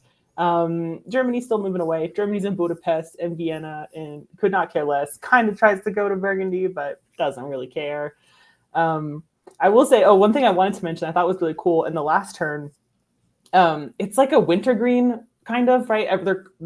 Russia and Turkey are closing in on Austria, but none of their units supported each other. They both went up like 2 or 3 dots, but they're not actually like working together, which I just thought was kind of fun. Okay, sorry, back to 04. Germany and Budapest, that's what we want to see. Finally, this is now where Italy and Russia are sort of working together a little bit more, maybe saying, why should Germany have all the fun? But Germany still keeps Budapest and still keeps Vienna and is just kicked out of Galicia. And we takes Belgium. And takes Belgium. Possibly with consent. I feel like this was just a bad guess on Simone's part. She, I think, played assuming that MAO was going to take Brest and was moving to brace it because Brest goes to MAO with support, and it was the wrong guess. So Picardy just walks into Brest. I will say, if that's what you're playing for, don't cut Picardy, right? But because it would have been 3-on-3. So I think that was just like the wrong guess of tactics there. But it is unfortunate. You finally make progress against France, and then you lose it. And finally, Germany's in Burgundy, but also in Belgium, and this is very frustrating. and France is in North Atlantic as well, so it's worse than it was at the start of the year. Yeah, it's not great. All right. A lot of these players, I think, are fairly new players.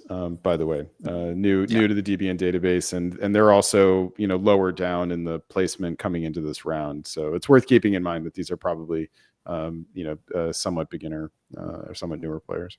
Yeah, that's true. Why care about efficiency when you're like, well, at least I'm not being attacked.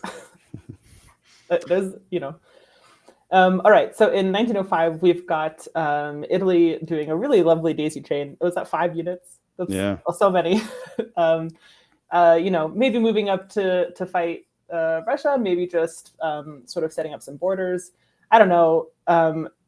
England's got Portugal, but now there is a German fleet in North Atlantic and a French fleet in Norwegian. So, yeah, I don't know. It's not looking great. We've got Germany, 2 more beautiful convoys. We've got Germany convoying into Edinburgh. It does let France take back Belgium, which I think is a little funny. And then we've got Brest convoying into London. So nice convoys, but not really so great for England. Italy takes Smyrna from Russia, but does it from Aegean. And this looks very much to me agreed, very much like we're about to draw the game. We're going to kill England and move on with our lives. And that's what the game looks like to me right now in 05. Pretty peaceful in the West, in the East, we got a bunch of holds. In the West, we're mopping up England. In 06, the wintergreen is back on. They say, this is ridiculous. Why is Germany not allowed to keep Budapest and Vienna this whole game? We're taking it back.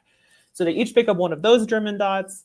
And now sort of all of a sudden the game is back on. Like it's an IR versus an FG. There's only 4 powers left. And I mean, I would have expected the game to draw, but maybe Sean is like, I am not going to draw now because you just grabbed 2 dots for me and you broke the draw condition. I mean, I'm guessing it's something like that. But now we've got German and French fleets working together against Scandinavia. We've got France in the Med, and this is just like 2 powers rushing at each other.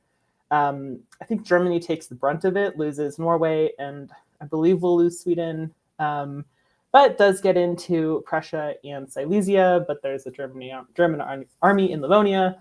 It's not looking great, but they do take Vienna. Also, yeah, slips into Vienna. That's fun. I mean, very easily could have been agreed, but which I think it was, because there's still cooperation. And, Russia says, okay, you took St. Pete, you're taking Sweden. I'll just take Warsaw, or sorry, I'll take Munich. That's fine. What do I need that for? Maybe I'll take Berlin in the fall. France will top this game. We'll just trade. I don't know. Very much could. And you see the unfortunate problem with building this fleet north coast St. Petersburg. It has nowhere to retreat to when the inevitable happens, and now Moscow's at risk. So build an army next time. Probably realized that. Yeah. All right, fall 1908. Fall 1908. We've still got Russia in Munich. Russia's taking Berlin, loses St. Pete and Sweden, but we'll just do some trading. It's fine. Standard stuff. Continuing, and I have to point out, the double retreat here that causes both of these to get blown up. You don't see that all the time, so it's fun to. That's actually so good it's pretty good for Russia though. Better for Russia, I think, to remove a unit from there. All right, so I don't know. Getting rid of that fleet's quite big for Germany and their chances of maybe taking Berlin back. All right, there is just a maximum of 1 year left. So if I can, and it doesn't happen. 1909, the game ends right here with Russia holding on to an 11-8-7 board top. That maximizes those bonus points at the top, which gets Stella all the way up to 440 points. A very good score in the scoring system. Well done to Stella. McCallus, to you. What? How did Stella do it? What was the key here? Probably that middle point in the game when Marcus lined up everything against her. She convinced Marcus in Italy not to follow through and keep attacking her. So I think it's probably a diplomatic win more than a tactical one.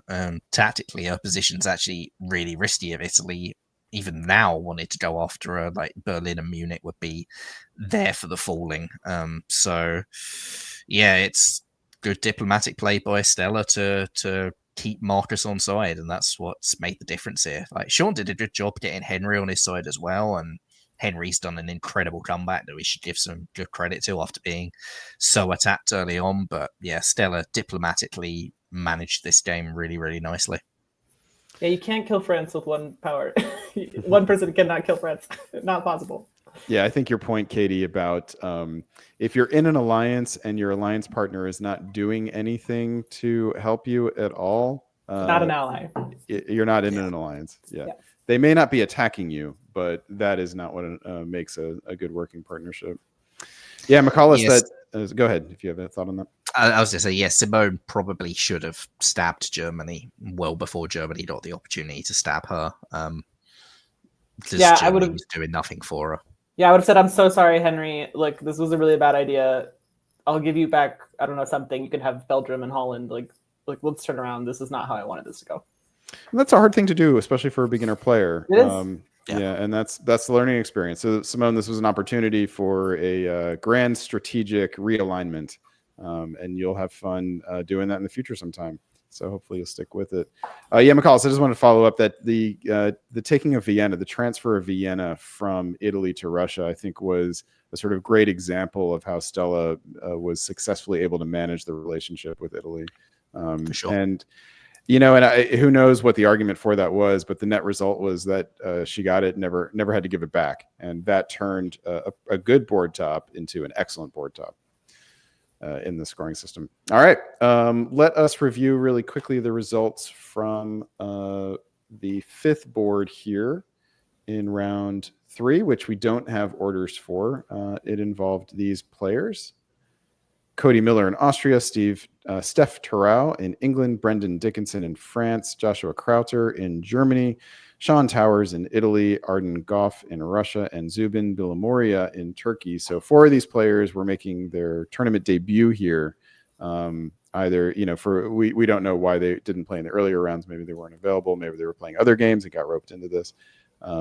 But you see the other 3 players here, didn't have great results. Joshua Krauter is the player that, let's say, shepherded Jamal to the board top in round 1, or Board top. I guess it was a board top. He did top the board, right? I mean, he got more. Yeah.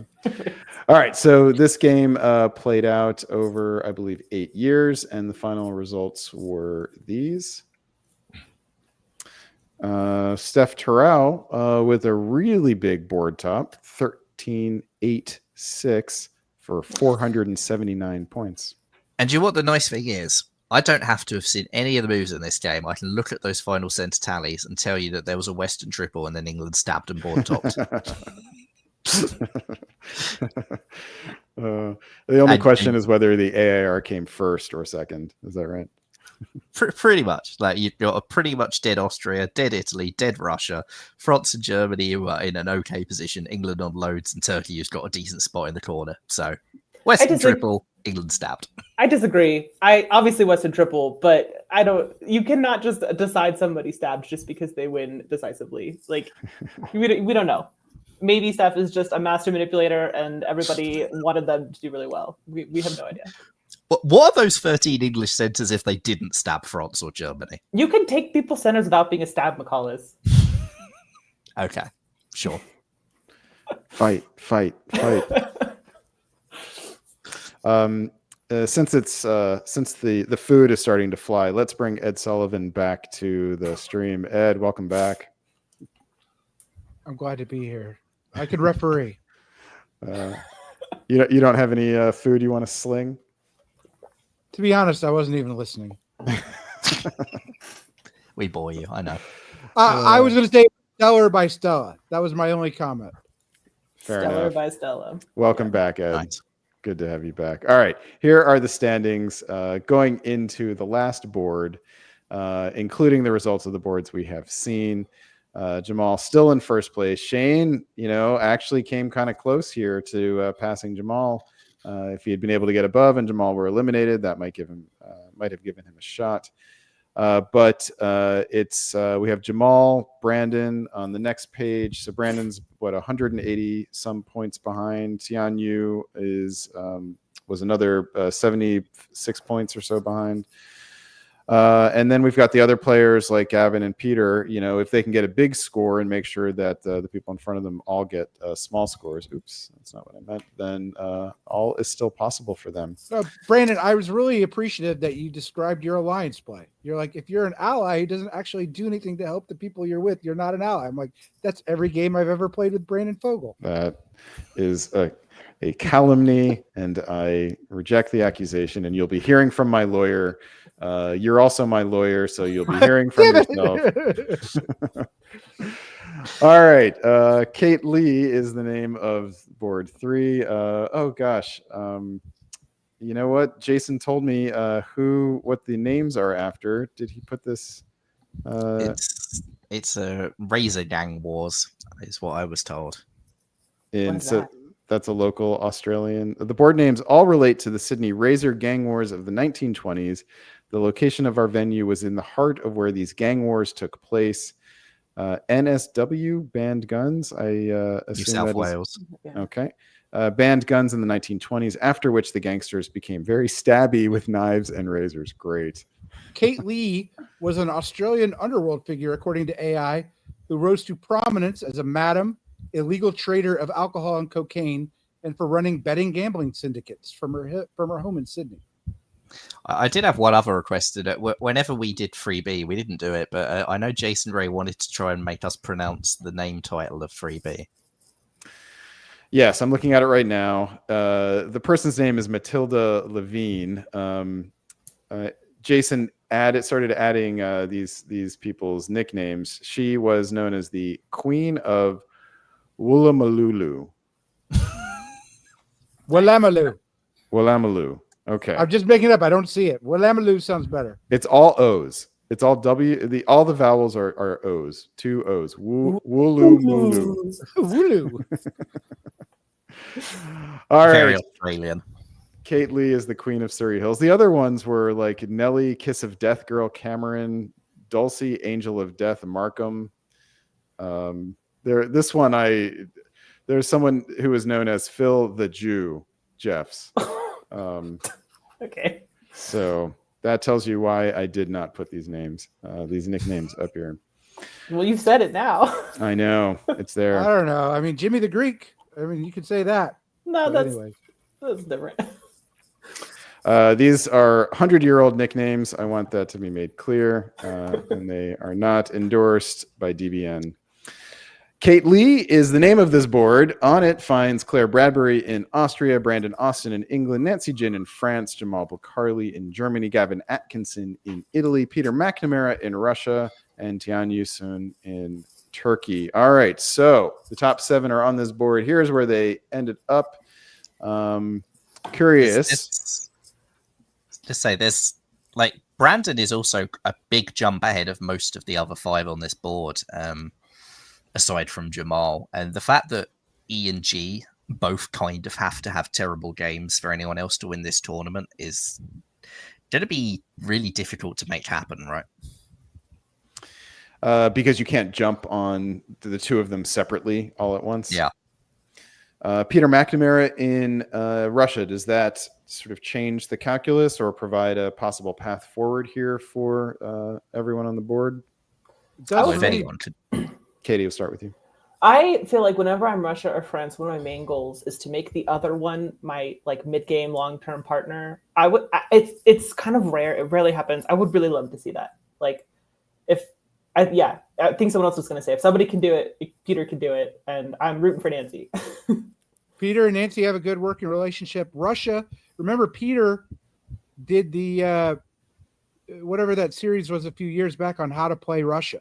Not that he doesn't know how to play every game, but he's got a really good idea for how to play Russia. He's got come on, it's Peter, but still, he's going to do great. All right, let's dive right in here. We've got all 3 of you on screen for this. So in order to keep the game from taking us an hour, we'll have one person doing play-by-play, and please only jump in if it feels like an important comment. and we'll see how it goes. All right, spring of 1901. Katie, we'll start with you. You're at the top of the list. Tell us about spring of 1901 orders. All right. Well, Brandon says, Nancy, you're target number 1. I'm opening to the channel. And yeah, I'm sorry, Jamal did not move to Holland. What is all of this pro-Holland propaganda he's spreading? And then he just goes to Denmark like a normal average person, like just a regular one of us everyday people. No, Jamal's special move is go to Helderland, not Holland. It's even worse. Okay, well, whatever. He went to Denmark like a boring person. He wants to bounce Peter. He's worried about Peter. Nancy moved up to Picardy and Burgundy, which is kind of interesting. And then Gavin moved up to Tyrolia and Venice, which could be anti-Jamal. I would be pretty worried if I were Claire. I really don't like that. You got to bounce in Black Sea, bounce in Galicia. It's the most standard opening for Peter. Real quickly, I mean, I know I just said let's keep the comments judicious, but better be important, Brandon. But Brandon Austin, had a choice here whether to try to go after Jamal directly from the outset. Clearly chose not to, or at least wants the appearance of choosing not to. Didn't follow up Liverpool to Wales, but do you guys like that, Jamal? We've seen Jamal repel frontal assaults. Do you like this move from the outset from Brandon? Ed, go down to you. I would have just moved Edinburgh to Norwegian and London to North. I don't think he needed to.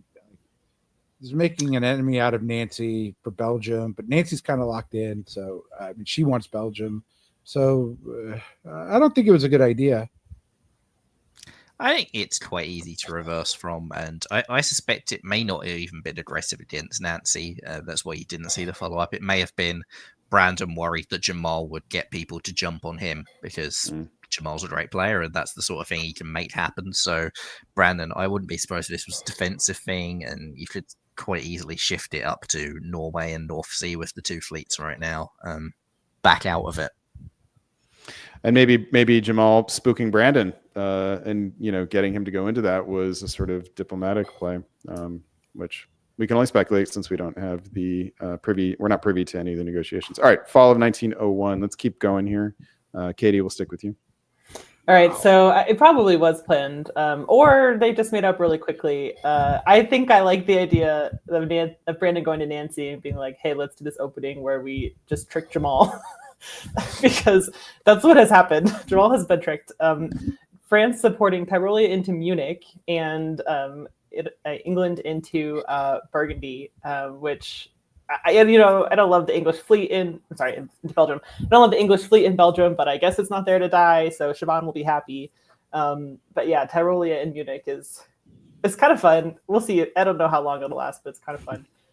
In the east, I think that's just Albania going to Greece and Russia, Peter supporting himself to Romania, and is allowed to take Sweden. So, yeah, I mean, Nancy brought claws here, right? So doesn't care about her own builds, only gets one of them, puts England into Belgium, puts Italy into Munich. Like, if anyone's targeted Jamal, Nancy absolutely is. You can be damn well sure of that. Best one build France ever. yeah. Got 2 friends. Wonderful. What do you build, Ed, if you're Nancy? Wave.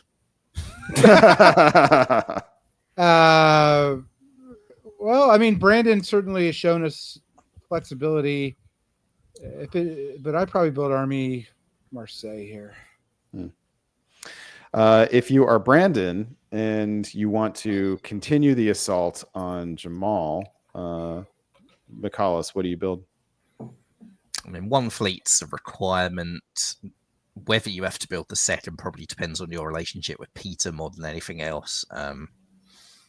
I think there's a good case for Fleet Eddie, Fleet London, but if you have a good enough relationship with Peter, you'd like to build maybe Fleet Eddie, Army London, and keep one back while you convoy the other over next year. And Katie, if you're Peter McNamara, what's the strategy moving forward here? It's always tricky to know if you should sort of jump in on something or prop up a dying person. I feel like Jamal's the kind of person who is not going to go down without a fight. You could just say, let's get this threat off the board. If you prop him up too much, all of a sudden he's like back in the game and you have to worry about him now because he's very flexible. I really don't know what I would do. It just depended on the vibes I got from Brandon and Nancy. I have an important comment. Bring it. I played Media Wars with Gavin, and he really pitched this idea of going to Munich and then slingshotting towards France. Mm. So I would not be surprised to see that as a working relationship here. So maybe Jamal supports him into Burgundy here. Correct.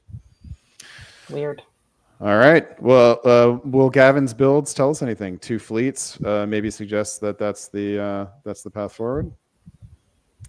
The answer is a fleet and an army from Gavin. We get 2 armies from Peter McNamara. So I think one possibility that we didn't discuss was a fleet South Coast St. Petersburg. We do get 2 fleets from Brandon Austin in the ambiguous locations, or at least pointed eastward. Elsewhere, we don't get a fascinating fleet build in Trieste from Claire Bradbury, unfortunately. And Tianyu Sun puts down a fleet. All right, let's move forward here in spring of 1902. McCallus, you are up next on the play-by-play. And Ed called it correctly. So Italy's in Burgundy with German support. Very old-fashioned move that. Like, it's in a lot of articles written about it, and almost never has it actually worked out. Might work here though, because Italy's got Piedmont and Western Med as well. Decent chance of getting Marseille. France actually has to make a guess on how to brace it or not brace it. Also, Brandon's come to English Channel, which doesn't bode great for Nancy either. So Nancy might have claws, but so does everyone else. Peter takes Norway, which looks quite reasonable in that position. Kind of doesn't do a lot in the south, but gets knocked back by an AT who take Romania, get into Armenia, bounce Black Sea. So the AT or AIT, depending what Smyrna does now that it's in the Med, whether they're going to be anti-Italian or not. But yeah, decent enough turn for Jamal. All right, Ed, you called it on this support into Burgundy. Do you, and it should be said, Nancy has some tactical, so Picardy probably should be supporting Paris into Burgundy here, but clearly just missed the diplomatic picture, didn't see this coming, probably was convinced by Gavin. Do you like this for Gavin, for Italy? I think it's good for Gavin. I know when Gavin pitched it to me, I said, stupidest fucking idea ever. So I didn't do it. But I think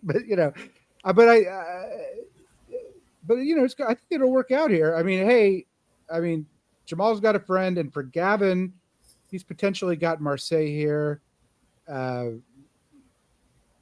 I mean, I guess he's going to have Marseille or Spain, right? Like it's there's a guess. The other. No, there's definitely a guess here. What Gascony?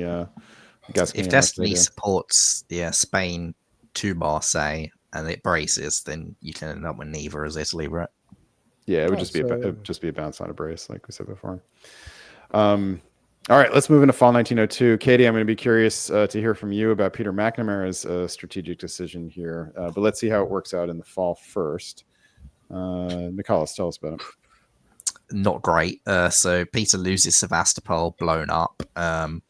AT keep progressing, and it is probably AIT as Turkey puts that fleet into Bulgaria now, makes Italy happy, lets Italy go west.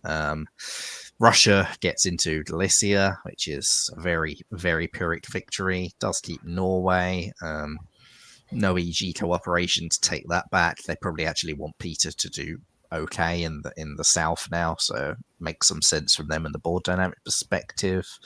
Meanwhile, France does do the move to defend Marseille from Spain, but Italy correctly sees it coming, walks for free into Spain, which is nice because you even get to walk up into Portugal next turn. So, Katie, let's focus for a second on Peter McNamara's decision to move against Brandon Austin. Did you like that move?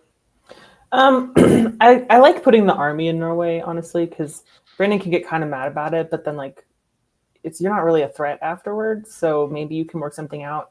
I do think the complete lack of even trying to take it back is kind of interesting. I mean, maybe he just knew that, Sweden wasn't getting tapped or something.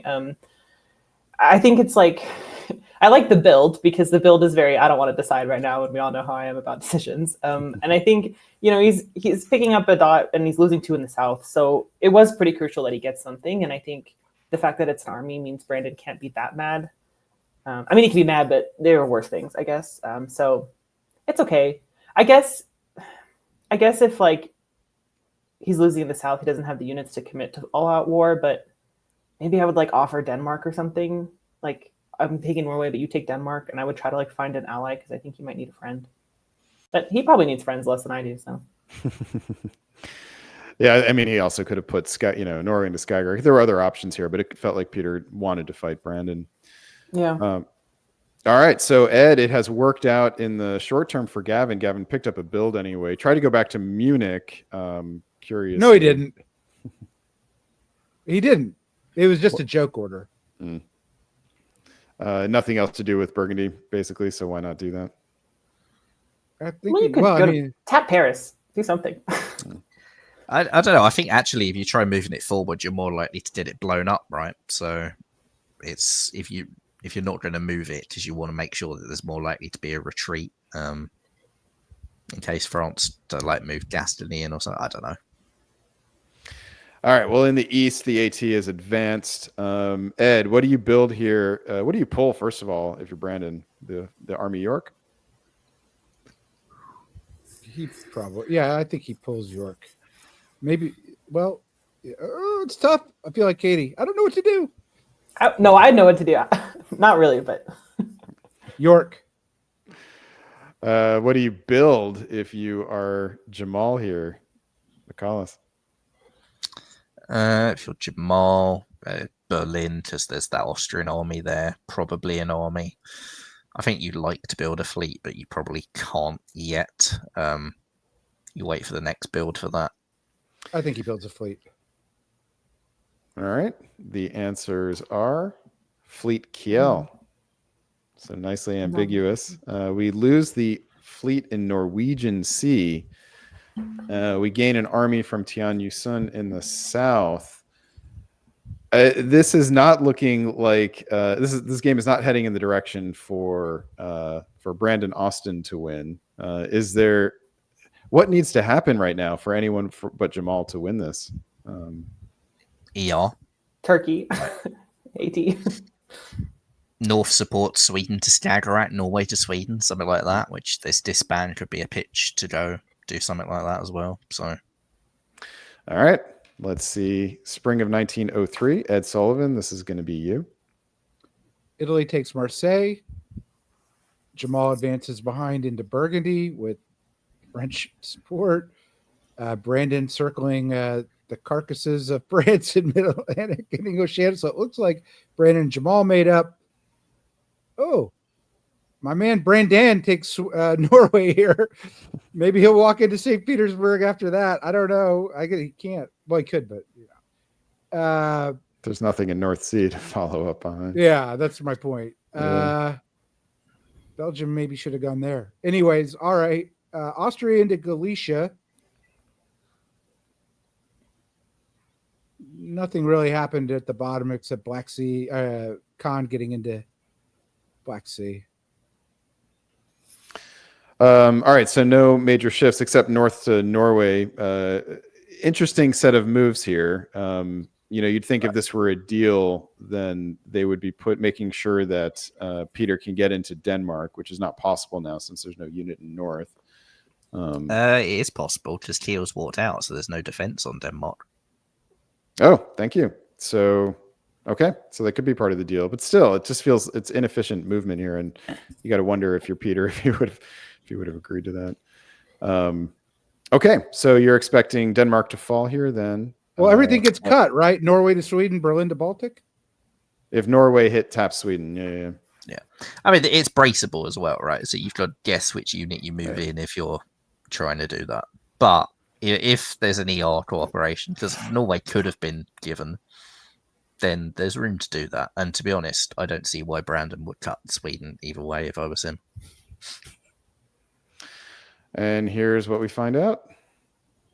All right, so Brandon didn't intervene, but a guess was made correctly. Ed, tell us about it. So Peter, desperate, does get Denmark. Bad news, Jamal, but Jamal gets Belgium from England, I guess because he was mad that there wasn't going to be a tap. Or that, let's see, Brandon tries for Brest, doesn't get it. Man, look at Italy. Look at Gavin, my man Gavin. Picking up Marseille and Portugal here. Good unit cohesion, good AI. Meanwhile, Turkey gets into Ukraine, which, well,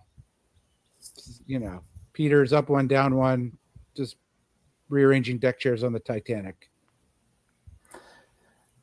I just think this is the weirdest AT that I've ever seen. I mean, they're working together, they're in lockstep, and they're just allowing Italy to just go west and build. I guess it is an AIT.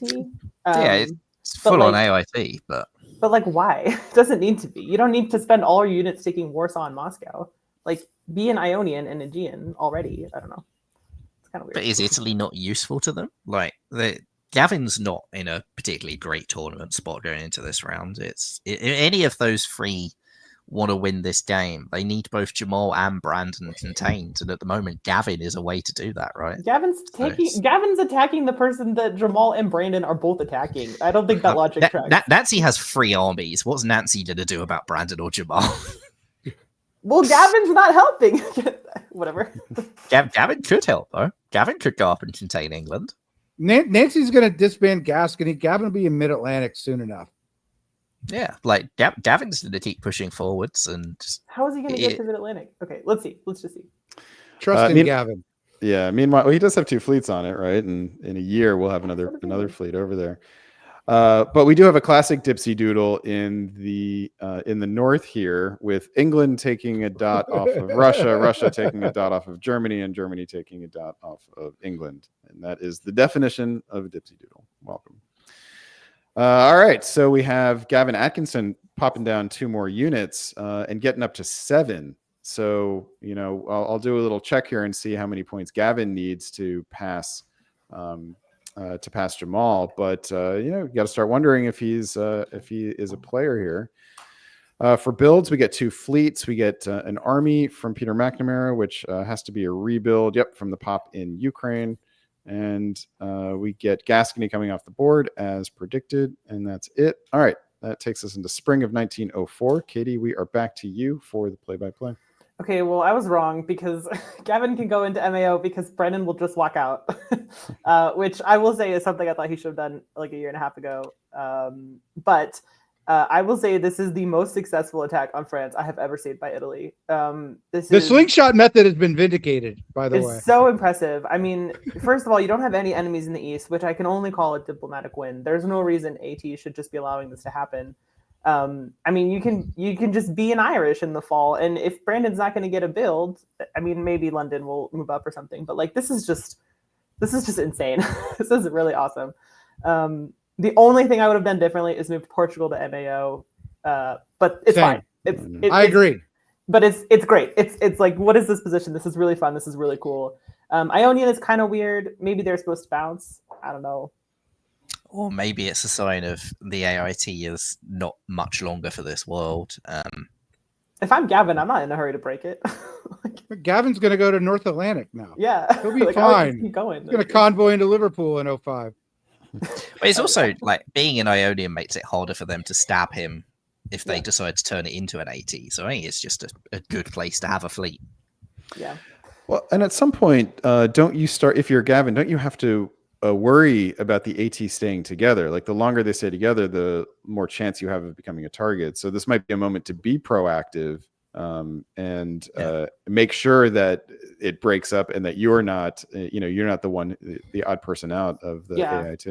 I'm not sure he would have moved Piedmont. He shouldn't have moved Piedmont, I don't think. Or if he did to Tyrolia, right? That'll help. It's a big deterrent. The division of centers in the east is looking slightly troublesome for AT right now, because like, if Turkey is going to take Warsaw, what's Austria getting? Like, it kind of, Turkey is almost surrounding Austria, so either Austria is about to jump up to Bohemia, Tyrolia, go for Munich, or this AT or AIT is going to break in some fashion, whether that's breaking against Austria or Austria is about to stab Italy. This doesn't work as a stable partnership going forward because Austria is getting nothing at the moment. All right, let's move Can forward. I say one thing about Yeah. diplomacy instead of like the tactics? Sure. I think if you're in a three-way alliance and you're two people are working together a lot and you're basically leaving each other alone, it's kind of what we were talking about before. Like, if you're not working with your partner, like how much of an alliance are you in? And I would be worried if I were Gavin that Austria and Turkey are working together so much. They're building up rapport. They're building up trust. They're probably talking to each other more because they're talking about tactics. I just feel like it's really easy to be like the odd person out in that kind of situation when you have two people who are working together and you're working with them kind of, but you're sort of on the sidelines. My quick riposte to that is what's Turkey actually doing for Claire? I don't know. I mean, I thought that they should have been attacking Italy together, but I'll weigh in on Katie's side here because Gavin is a bit of an Icarus.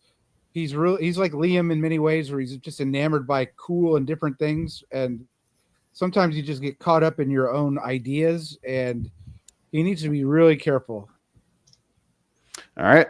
With that warning in the sand, let's see what happens in fall of 1904.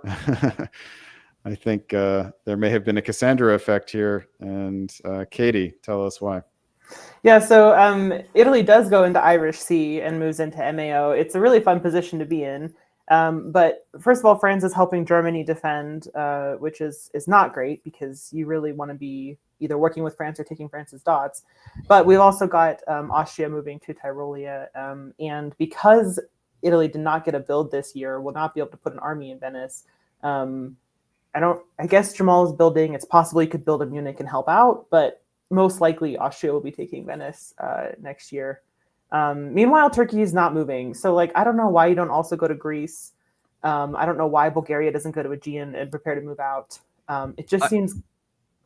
Go ahead. I was just to say, I only into Naples instead of to Apulia is just such a bad. 100% had to go to Apulia. Yeah. It's the same effect. It just protects Venice. Yeah, so Gavin got talked into that. We do have Brandon Austin taking Belgium, so Brandon's going to get the. Jamal's not building. Yeah, Brandon's going to get the build here, and not Jamal. But Jamal has the nice position of not really being set upon by a lot of people. Although the Austrian units have the potential for it. All right, when 04 finds a brand new fleet in Liverpool and a brand new fleet in Smyrna, and lots of regret spread around the board. Helgoland and Smyrna, Sweden are the obvious symbols of that. Let's move into spring of 1905. We are down to you, McCallus. Tell us what happens here. All right, so Italy pushes up into Burgundy because offense is the best form of defense, or at least I can be replacement France even if I lose at home.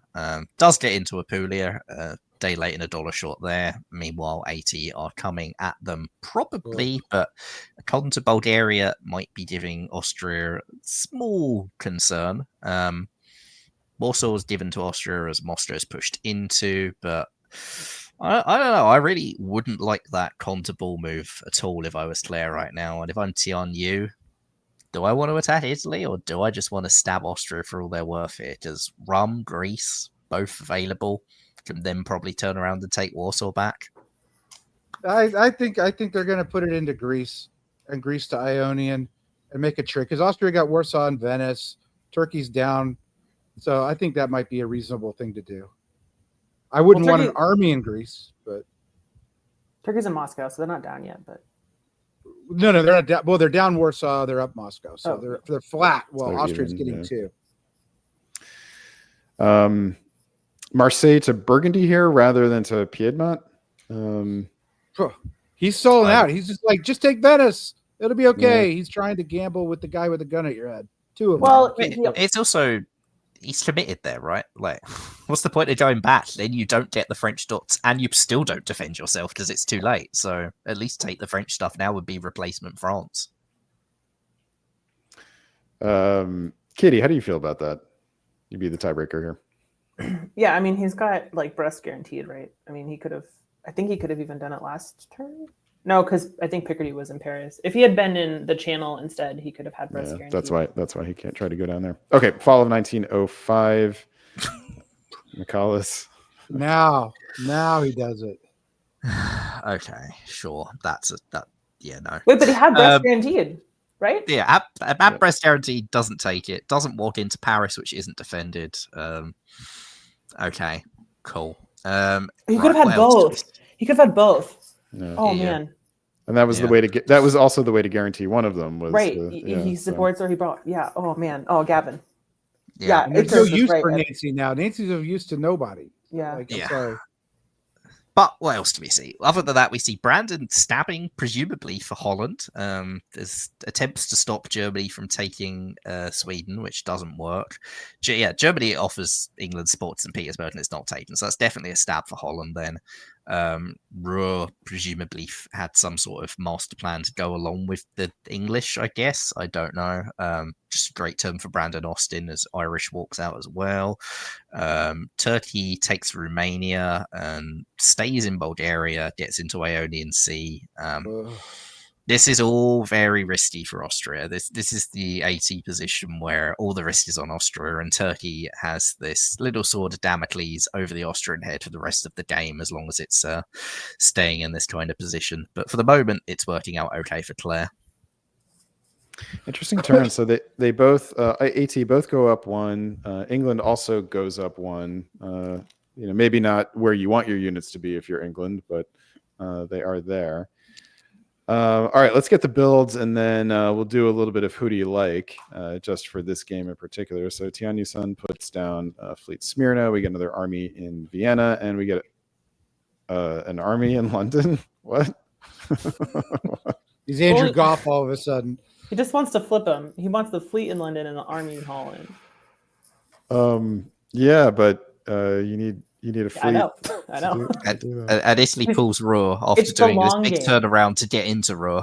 They pull it off the board. Yeah. I mean, just going like Brandon, if you're going to do this, and you just take the risk and put Belgium into Holland, and also go back in time and do some things differently. But anyway, please, let's move forward here. So who do you like? Who's got the best chance to top this board? We'll go from the bottom up. So Ed, we'll start with you. It's hard to count Peter McNamara out. He's a one daughter, so he's still alive. He's a big threat. All right, Peter's your choice. McCallus? Turkey's my choice. I'd rather be Turkey. No. Tianyu is hard to look past on this board. I think Brandon Austin's got yes, Army London's weird, but I don't rule it out. Nancy can't do anything against Brandon, which means that Nancy can do things against Jamal. So if you can cut some sort of deal there, you've got a path to take some more dots, and it's from your direct rival who you have to overtake to win this tournament. So there's good reason to take centers from Jamal. That's what I was going to say. Jamal needs to die. I mean, and honestly, every player here needs to think that. He has to. Yeah, we're playing who do you like this board, but who's going to win the tournament? Katie? I would like to pick Gavin last fall, and I would like for him to go to Paris and Brest, and also move the army in Rome to Naples, because you have to know you were going to lose Ionian, and you had to cover Rome, and then, well, I would have hoped it blocked, but it still wouldn't have worked because I wanted to build an army there. Anyway, I would have picked him a turn ago. All right. What was it? The Icarus effect that we heard a little bit ago, related to Gavin. All right. Spring of 1906. We are down to you, Ed Sullivan, for the play-by-play. I like it better when I'm not calling these things.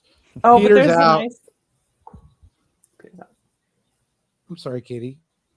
Katie was going to. I was just trying to really nice convoy to Apulia. I was just trying to cheer you up. There's something fun happening. There's a nice convoy to Apulia. It's not as cool as a convoy to Marseille, but it is pretty good when you get a convoy to Apulia and you're Turkey. Really good cooperation here, and bad news for Gavin that it's already been filled with bad news. Jamal, I think, sees Brandon move, and Brandon walks out of Holland. I don't get it. Oh, because he wants the army down there now. but Jamal's got time to try and recover.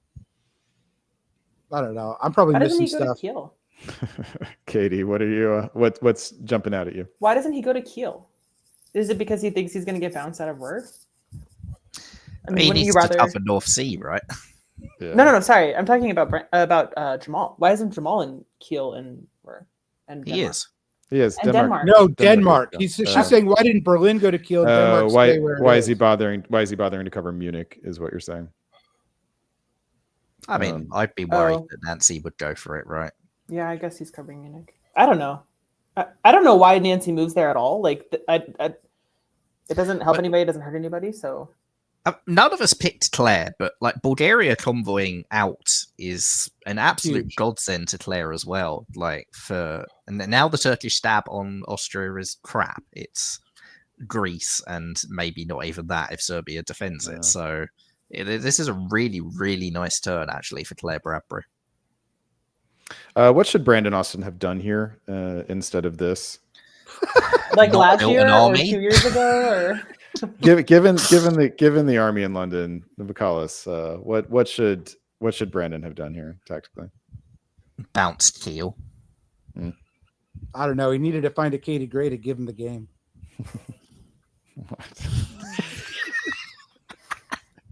That's what he Now needed. he's Jamal, frying food. I didn't give anybody a game. Well-known thrower, Katie Gray. I didn't throw. I just didn't take it. I didn't throw anything. All right, fall of 1906. We are still with you, however that may be. Ed Sullivan, tell us what happens. North Sea can't do any convoy to Holland here because it's got to protect Norway from German attack, although it didn't really because Peter. Oh, yeah, I guess it did. Kiel back to Denmark. Brandon gets nothing from his position. Oh, this seems significant in the east. Turkey has taken Rome. That's really good. And is in Adriatic. What did Adriatic I guess it was do? just tapping. It was just tapping Adriatic, right? But Adriatic goes to Apulia. It was trying to tap Apulia. Yeah. It's really good for Turkey now. Now there might be a bit of a stab on Austria, Michalis, but I don't think it'll happen. But maybe. Tianyu's done some very curious stuff at first putting Jamal into St. Petersburg and then helping him hold it. Meanwhile, Brandon didn't support Peter into Sweden, which would have worked. Tianyu might be playing to top this board, but Tianyu's not really playing to win this tournament. There really was no reason for. There's really no reason for Brandon not to support Finland into Sweden here. Strategically. Yeah, Brandon's made some curious, I think, strategic choices here. Tianyu, I think, was further back, but it does seem like Claire and Tianyu have targeted Peter McNamara from the beginning and have prospered from it. So maybe that was. Well, just now they better target Jamal. Because, like, if you want to win the tournament, Jamal cannot live. I don't know why they don't. Brandon doesn't seem to see it. No, I don't know why you know. Well, Nancy saw it, and look what it got her. Yeah. Jamal Bulkarli puts down an army, so grows from 5 to 6, along with Brandon Austin. No, Brandon Austin is staying even. Tianyu jumps up to 8 here. So, but with the fleet, definitely not increasing the stab opportunities on Austria. Spring of 1907. Let's keep going here. Katie, you are up on the play-by-play. With AT, we've got attempting to progress fleets further. I don't know why they didn't. Oh, because you can't dislodge your own fleet. Okay. Yeah, so there's really nowhere for Ionian to go, which means I guess they can't move forward unless they take Naples. I don't know. We'll see. But Italy is putting up defense. And in the north, we've got Jamal in Norway and in Holland. We're going up 2. And then I think Brandon did the same attempt to convoy into Belgium. You have to know that's not going to work, right? You have to know you're not going to walk into Holland. Like, Belgium's not going to leave. That's very strange. I mean, the good news for Brandon is that although he's going down Norway and Holland, at least he's got 2 armies that have never gone anywhere he can disband. So his defensive position won't be harmed. Look, I have an important comment. This is tragic. Why is Warsaw not in Livonia? Why is Warsaw not like they need to be trying to take St. Petersburg now when they can? They need to be putting pressure on Germany right now. They have the units to do it. Instead, like, I mean, Warsaw, Galicia, Serbia, Ukraine, Bulgaria. I mean, like, what the fuck? Like, no, you got to kill Jamal. Jamal's a nice Even guy, if it's but just to that's not take more centers for yourselves, like whether you think you can stop Jamal winning the tournament or not, AT just go in and take Munich, Berlin, St. Petersburg. That's just the right move for AT in this position. So, I mean, do we just credit Jamal and his clearly considerable diplomatic skill for not having that happen? The question are also what Claire and Tian Yusun's goals are at this point. Everyone has different goals that they approach diplomacy with. Would you like to see why don't we move forward here? Fall of 1907. Katie, back to you. So we've got a trade where for some reason, because I don't know if Naples was guaranteed, but regardless, Turkey does give Austria Bulgaria. I guess it's possible they were supposed to bounce, but I don't really see that happening. Turkey picks up Naples, so the AT is sort of making some progress slowly, but at least the fleets can go somewhere now. But yeah, still no movement towards Germany at all. Still no movement of England. Now 2 builds for Jamal. 2 builds for Jamal. Yeah, I mean, this is just it's kind of weird that the game is even still happening, I guess. I mean, we can safely say Jamal's won the tournament, but they're probably playing for the other places at this point, right? Yeah, but AT can, if they're not going to fight each other, then maybe they're wanting to. Maybe this is just the Brandon Fogel. I don't know. Hey. Yeah, there's possible still time to do an 11-11-11 here. It's not a Brandon Fogel. So Let's just be the clear Fogel. about that. I'm sorry, just the Fogel. Let's be 100% clear about what the name of this is. All right, so we do have 2 builds from tournament leader Jamal Bulkarli. Puts him in a 3-way tie for first with the AT. And we get a fleet and an army in Vienna. Does the game continue from here? The answer is no, it does not. So this game ends after 7 years of gameplay with Jamal Bulkarli and Tian Yusun and Claire Bradbury tied for the board top. That nets each of them 274 points. And that means that the final standings of this tournament are as follows. Jamal Bulkarli in first place by nearly 300 points over Brandon Austin. Claire Bradbury gets all the way up to third place. One more center would have gotten her into second place. Shane Armstrong manages to get up into fourth place with a stronger performance on the third round. Tian Yusun with that AT gets all the way up into fifth. With another center would have gotten into fourth, and with another couple, might have gotten up into third as well. We finish out the top seven with Max Wanjiro Banks and Nancy Jin. Andrew Goff with that nice score in round 3 gets all the way up to 8th place. All right. We have to congratulate Jamal Bulkarli for yet another tournament win. It is not easy to succeed at all, let alone coming into a tournament knowing that you are the target. And Jamal continues to do that. So I'd like to hear from you guys what you think it is that enabled Jamal to win this tournament. And Katie, we'll start with you. We know you didn't see all of the games, but from what you witnessed, what stood out to you? Yeah, I mean, I think Ed's exactly right on that last board. Like, they had to kill Jamal, and there was not ever a concerted effort to do that. I thought at the beginning there would be, and then Italy wanted to do this fun thing, which I applaud. It was fun, and it looked like it was going to work for a while until it didn't. But it just meant that like Jamal had momentum. He could always find somebody to sort of back off at the right time, right? Like, he never had a concerted effort against him, and I think that does speak to his diplomatic ability. I think it speaks to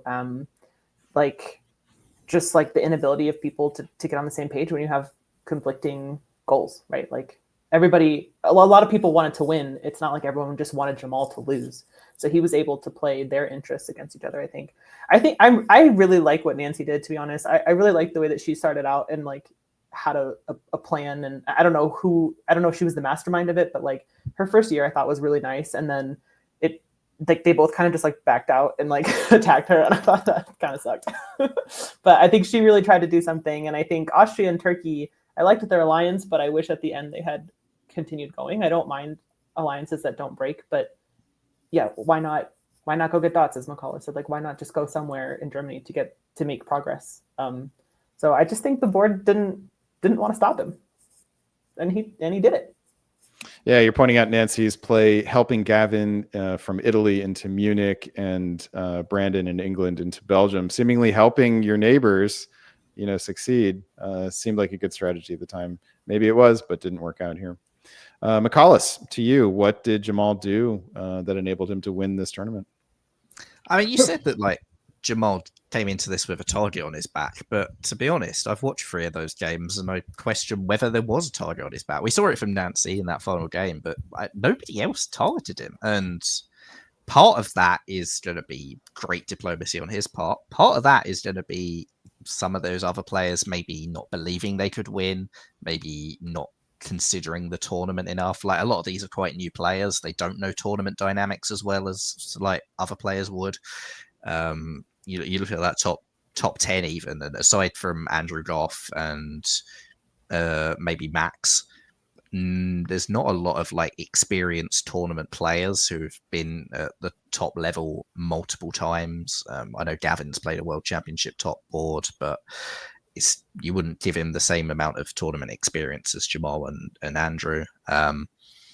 So yeah, it may just be that it's a cultural thing. A lot of those players haven't really worked out how to win tournaments yet. They've worked out how to win individual games. We saw a lot of great individual games from them, but how to win a tournament is still maybe a bit beyond some of those players, and it's going to take more lessons like this for them to work it out. Like, kill the leader, kill second place. Like, it wasn't just Jamal who went into that game with a score well above the others. Brandon did as well. They're still 1 and 2. So the suggestion you're making is that the sort of recent explosion of the Australian hobby has left it in a slightly immature state, and that may be what with more experience, players may be able to sort of have more competitiveness at the top, and it won't just be Jamal winning every time he plays. Yeah, like we could expect these people to do tournament style behavior because we've been in tournaments a lot. Like, all of us have been there at the top end of tournaments year after year after year. A lot of these players, they've barely been playing year after year. Like, a lot of them have been playing year and even less than that. So expecting them to have the same level of know-how on how to win a tournament is probably unfair on our part. And it's not a huge surprise that the players who know how to win tournaments will put that into action and that the others are still learning it. It's something that takes time, and at least if you're getting the platform at the moment, you win your individual games, sooner or later you work out how to string that together and win the tournaments as well. But for the moment, maybe some of them haven't got there yet, and maybe this will be a learning experience. Maybe it'll take a couple more times. They'll get there eventually. We've already seen it from Max. He worked out how to win a tournament, putting it together at APAC, and I expect others to make the same kind of jumps in future.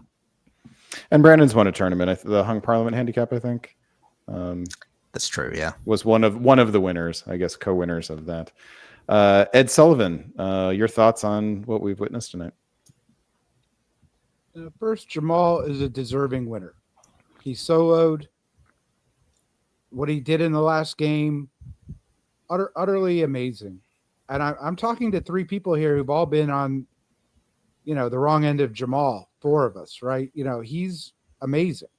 His diplomatic skill right now is the best in the game. And yes, these are newer players, but and Brandon, I really want to commend that second game for Brandon for he almost soloed, and I see it, but only at WDC in Milan did Jamal really have problems because Nicolas Sauguet, Jan Clouet, Peter McNamara, they're not here for the fun experience that Jamal can give other players. They're there to win. And I think the killer instinct will occur with a lot of these Australian players, to McAllister's point. But my God, I mean, we need to sit back and just realize, like, Jamal's accomplishments. I don't care versus newer players, experienced players. I mean, he's won a WDC. This guy can play. And the more the Australians play against someone like Jamal and emulate him, I wish I could play Jamal every week and let him just kick my ass every week until I could figure out, the secret sauce, because that's the only way you're going to get better. He doesn't have to really try, at least in the first few times. So I'm more than happy to have Jamal win. For me, the other thing is, don't underestimate this. I could say kill Jamal. They tried to kill Jamal at Broadcaster Brawl. They tried to kill Jamal early here. Maybe Gavin did it or didn't and changed his mind. We don't know. But now Jamal's developing that greatest level of diplomacy, which is when you're an Andrew Goff, when you're a Brandon Fogel, when you're Katie and McAllis. People do want to kill you early, and you're set on the back foot, and he's still coming out and doing well. As Germany both times, which is a power that can just go crater. How many Germans we see end up in 03, 04? But not Jamal, because he is a hard worker. He is spinning everything. So all credit to him. All credit to the Australians for having such an exploding hobby. I wish we had it here in America. We got a lot of really avid players, but is it growing like Australia? Not yet. I hope it is. So anyways, congrats to Jamal. With that, we'll wrap up our coverage. It should be said, DBN's own Jamal Bukharli has won this tournament, the first Sydney Cup in 14 years. Congratulations to Jason Gray for running what is, by all appearances, a very successful tournament with a bunch of new players. So congratulations to you. Congratulations to everyone who is making the Australian hobby such a vibrant and expanding place. We, everywhere else in the world, I think, want to emulate the success that you're having in that regard. All right, Ed Sullivan, I want to thank you for your commentary tonight. Entertaining and provocative as always. Provocative, indeed. McAuliffe, I want to thank you for your commentary tonight, as insightful and pugnacious as always. Maybe not always. The pugnacity only sort of showed up once Katie appeared on stream. Yeah. So. I noticed that too. Not on the board. Watch these two on the board. Oh, we're going to work together. We never fight on the board. We just kill Ed. I don't think we've ever killed you. I've never killed you, Ed, I don't think. That would just have been a service to the hobby. Ed's just predicted the future, and I'm happy to put that into action. Isaac, out there, hopefully getting some good Z's. Thank you for joining us early. And Katie, thank you for joining us late and providing some, grist for McAuliffe mill. And also another paddle to send the ping pong balls back in his face. All right, I'm going to stop with my meta commentary, and I'm going to say to all of you out there watching, stay safe and stop.